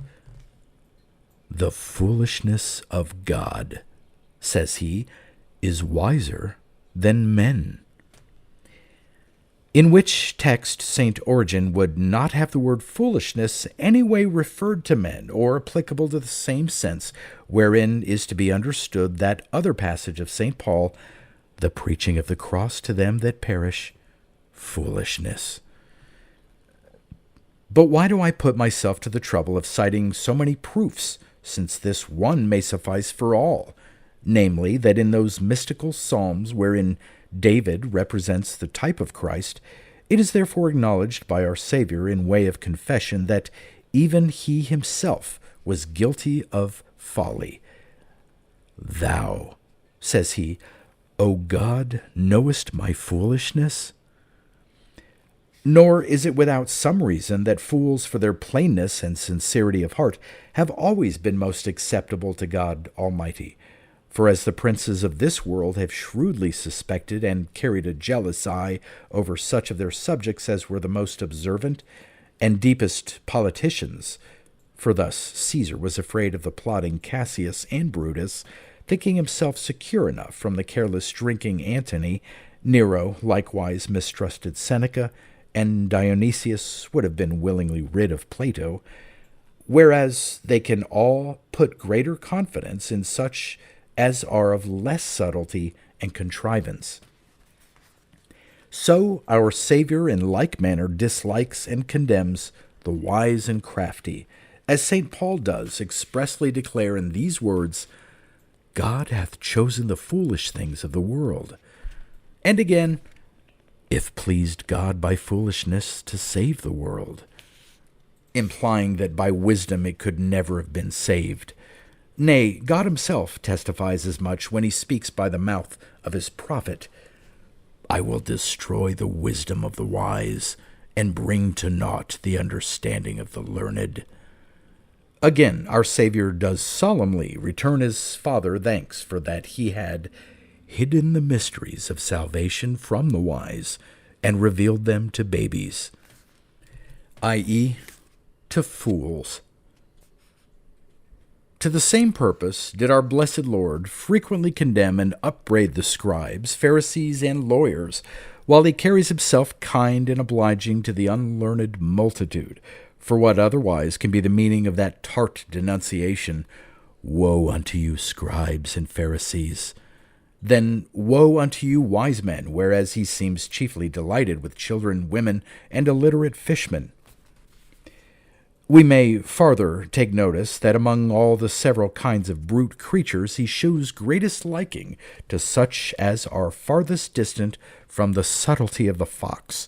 Thus, in his progress to Jerusalem, he chose to ride sitting upon an ass, though if he pleased he might have mounted the back of a lion with more of state and as little of danger.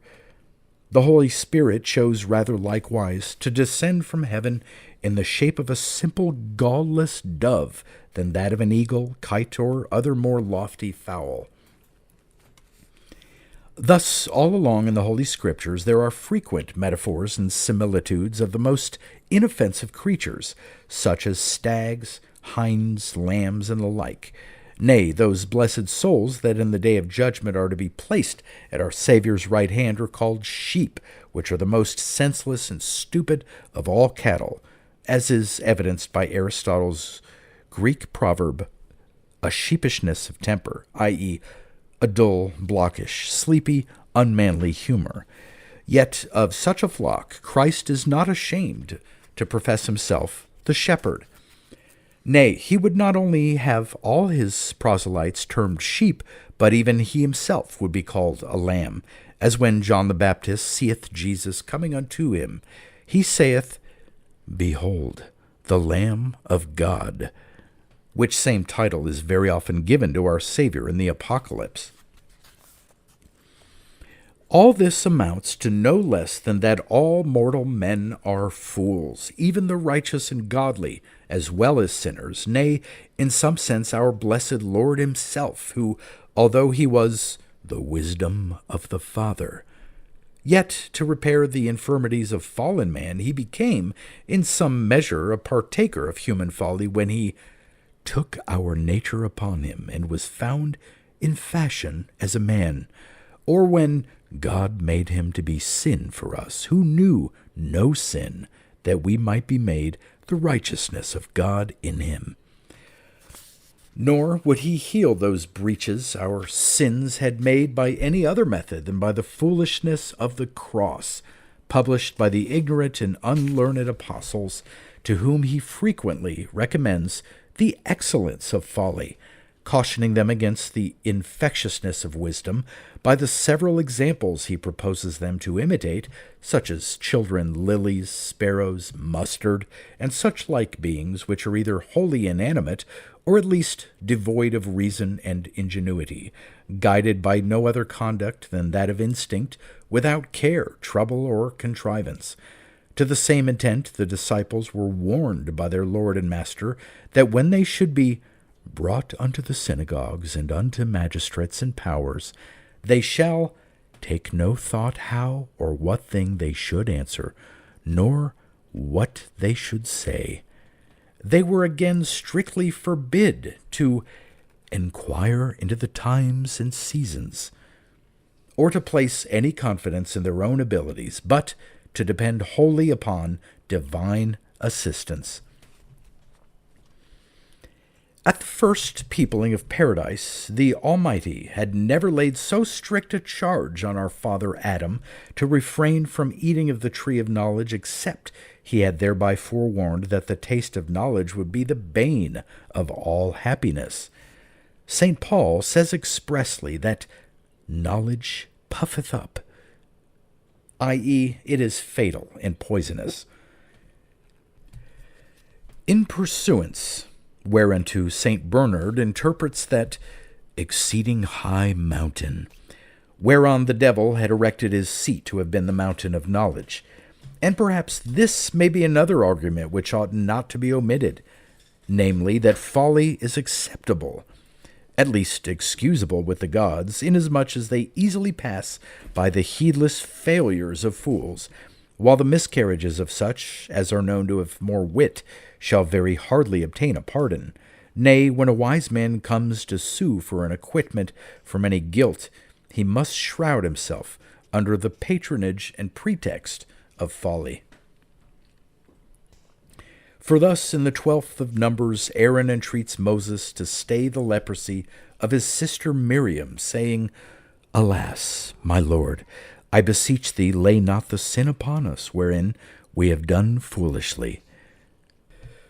Thus, when David spared Saul's life, when he found him sleeping in a tent of Hachilah, not willing to stretch forth his hand against the Lord's anointed, Saul excuses his former severity by confessing, Behold, I have played the fool and have erred exceedingly.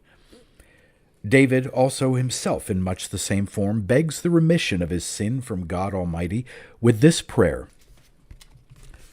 Lord, I pray thee take away the iniquity of thy servant, for I have done very foolishly. As if he could not have hoped otherwise to have his pardon granted, except he petitioned for it under the covert and mitigation of folly. The agreeable practice of our Savior is yet more convincing, who, when he hung upon the cross, prayed for his enemies, saying, Father, forgive them, urging no other plea in their behalf than that of their ignorance, for they know not what they do. To the same effect, St. Paul, in his first epistle to Timothy, acknowledges he had been a blasphemer and a persecutor. But, saith he, I obtained mercy because I did it ignorantly in unbelief. Now, what is the meaning of the phrase, I did it ignorantly, but only this? My fault was occasioned from a misinformed folly, not from a deliberate malice. What signifies, I obtained mercy, but only that I should not otherwise have obtained it, had not folly and ignorance been my vindication. To the same purpose is that other passage in the mysterious Psalmist, which I forgot to mention in its proper place, namely, O remember not the sins and offenses of my youth. The word which we render offenses is in Latin ignorantias, ignorances. Observe, the two things he alleges in his excuse are, first, his rawness of age, to which folly and want of experience are constant attendants, and secondly, his ignorances, expressed in the plural number for an enhancement and aggravation of his foolishness. But that I may not wear out this subject too far, to draw now towards a conclusion, it is observable that the Christian religion seems to have some relation to folly, and no alliance at all with wisdom. Of the truth whereof, if you desire farther proof than my bare word, you may please first to consider that children, women, old men, and fools, led as it were by a secret impulse of nature, are always most constant in repairing to church, and most zealous, devout, and attentive in the performance of the several parts of divine service.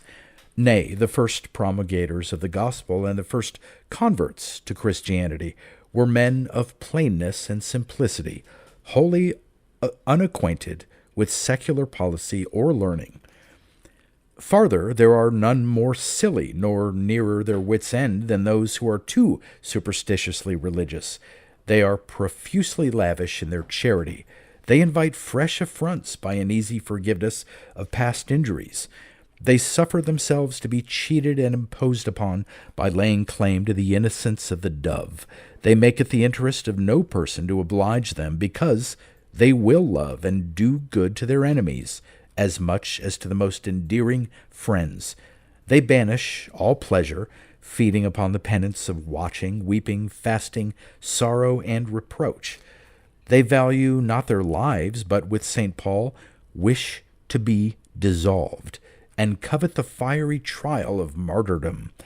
In a word, they seem altogether so destitute of common sense that their soul seems already separated from the dead and inactive body. And what else can we imagine all this to be than downright madness?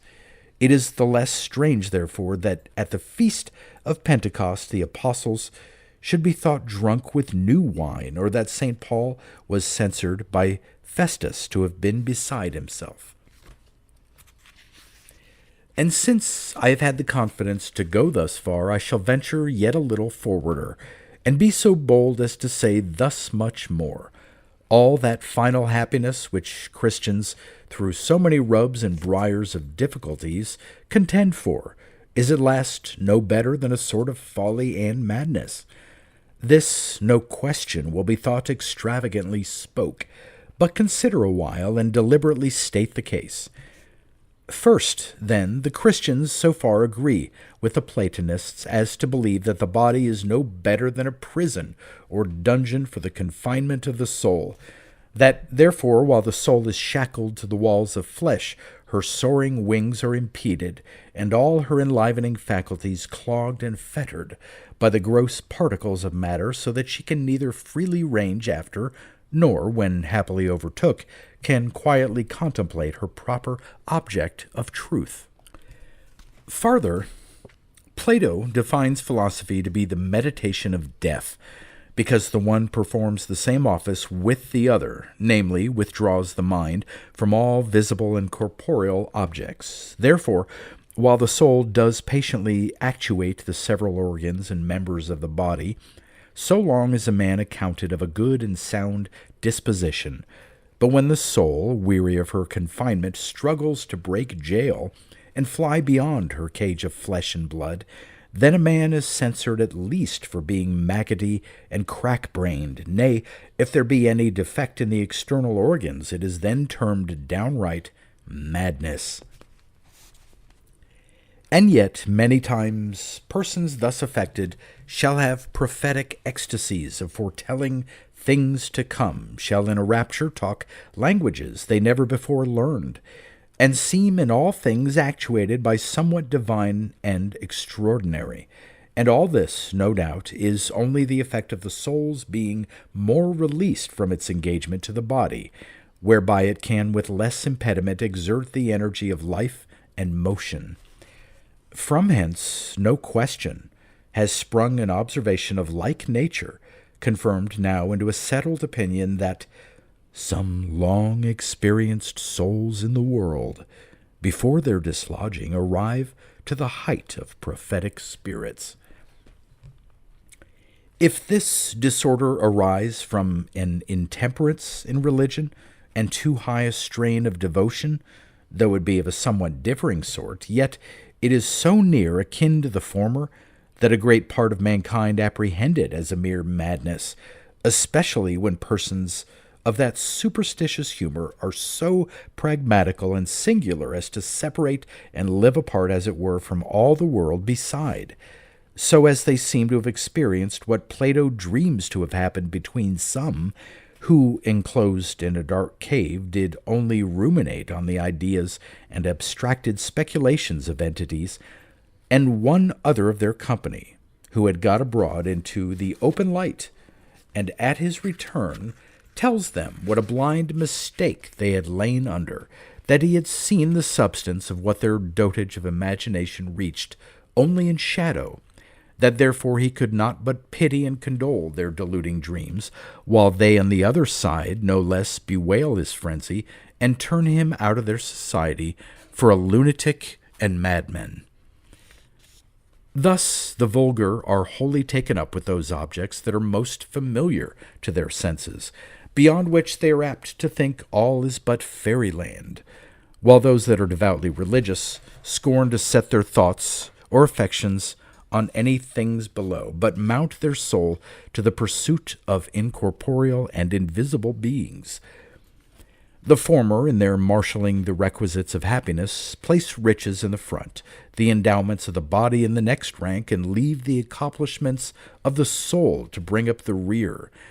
Nay, some will scarce believe there is any such thing at all as the soul, because they cannot literally see a reason of their faith, while the other pay their first fruits of service to that most simple and incomprehensible being, God, employ themselves next in providing for the happiness of that which comes nearest to their immortal soul, being not at all mindful of their corrupt bodily carcasses, and slighting money as the dirt and rubbish of the world, or, if at any time some urging occasions require them to become entangled in secular affairs, they do it with regret and a kind of ill will, observing what St. Paul advises his Corinthians, having wives and yet being as though they had none, buying and yet remaining as though they possessed not. There are between these two sorts of persons many differences in several other respects.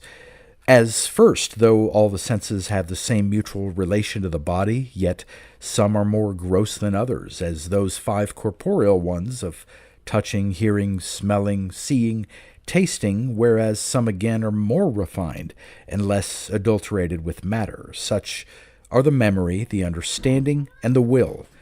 Now, the mind will be always most ready and expedite at that to which it is naturally most inclined.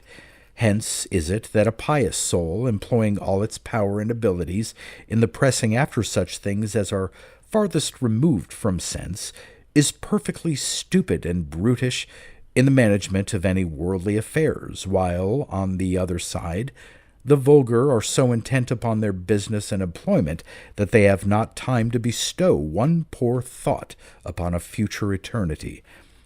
From such ardor of divine meditation was it that St. Bernard in his study drank oil instead of wine, and yet his thoughts were so taken up that he never observed the mistake. Farther, among the passions of the soul, some have a greater communication with the body than others, as lust, the desire of meat and sleep, anger, pride, and envy. With these, the pious man is in continual war and irreconcilable enmity, while the vulgar cherish and foment them as the best comforts of life. There are other affections of a middle nature, common and innate to every man. Such are love to one's country, duty to parents, love to children, kindness to friends, and such like.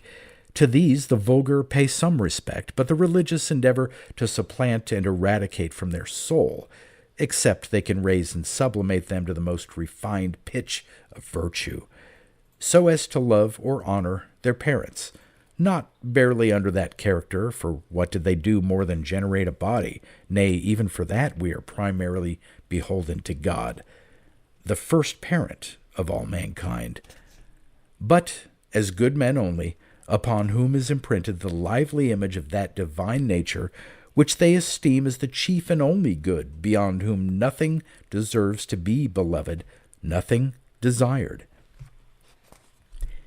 By the same rule, they measure all the other offices or duties of life, in each of which, whatever is earthly and corporeal shall, if not wholly rejected, yet at least be put behind what faith makes the substance of things not seen.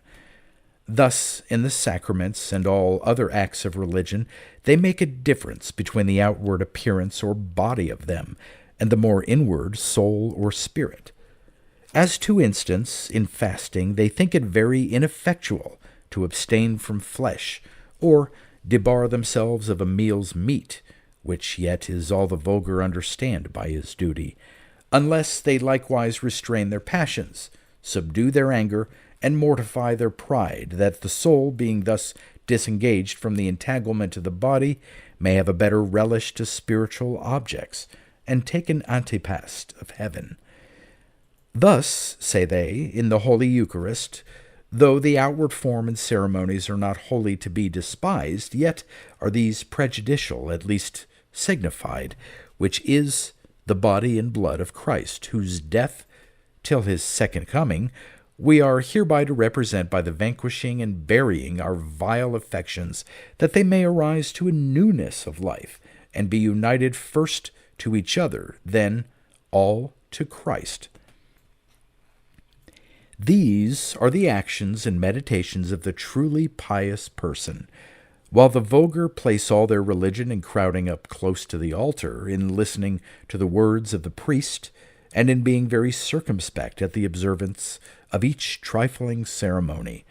Nor is it in such cases only, as we have here given for instances, but through his whole course of life, that the pious man, without any regard to the baser materials of the body, spends himself wholly in a fixed intentness upon spiritual, invisible, and eternal objects.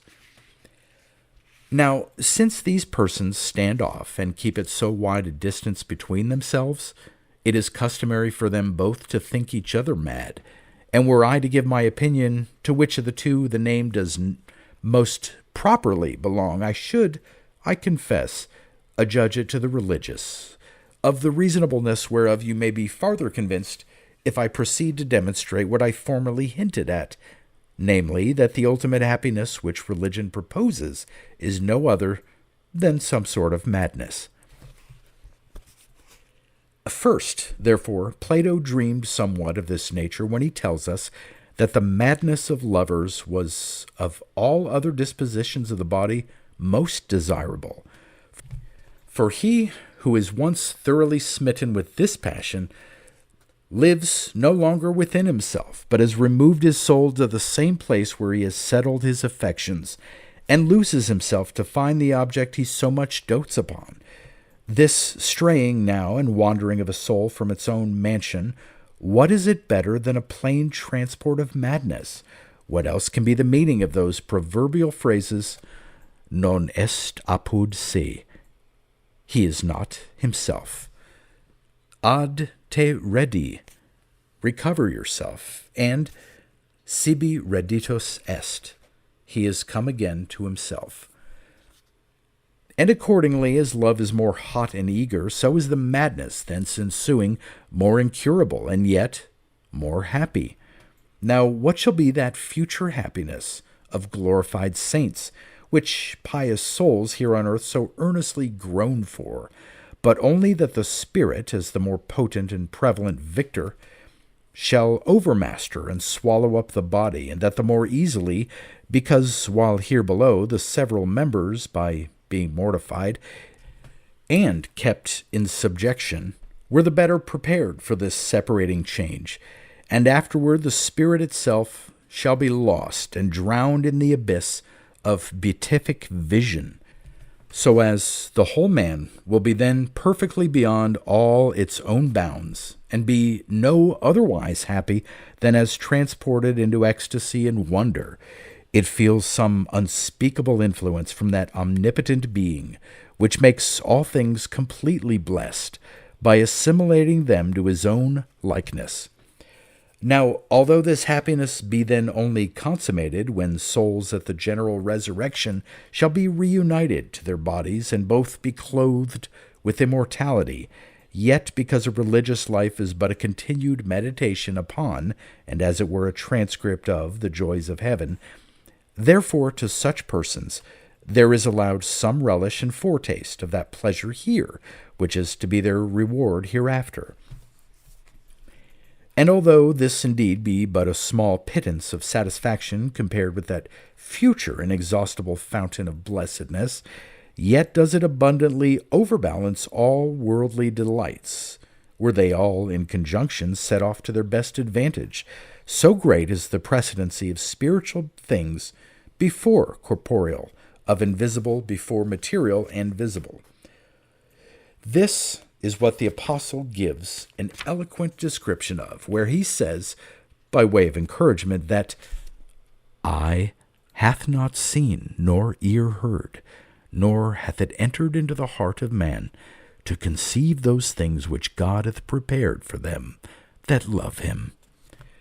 This likewise is that better part which Mary chose, which shall not be taken from her, but perfected and completed by her mortal putting on immortality. Now, those who are thus devoutly affected, though few there are so, undergo somewhat of strange alteration, which very nearly approaches to madness. They speak many things at an abrupt and incoherent rate, as if they were actuated by some possessing demon. They make an inarticulate noise, without any distinguishable sense or meaning. They sometimes screw and distort their faces to uncouth and antic looks, at one time beyond measure cheerful, then as immoderately sullen, now sobbing, then laughing, and soon after sighing, as if they were perfectly distracted and out of their senses. If they have any sober intervals of coming to themselves again, like St. Paul, they then confess that they were caught up they knew not where, whether in the body or out of the body, they cannot tell. As if they had been in a dead sleep or trance, they remember nothing of what they have heard, seen, said, or done.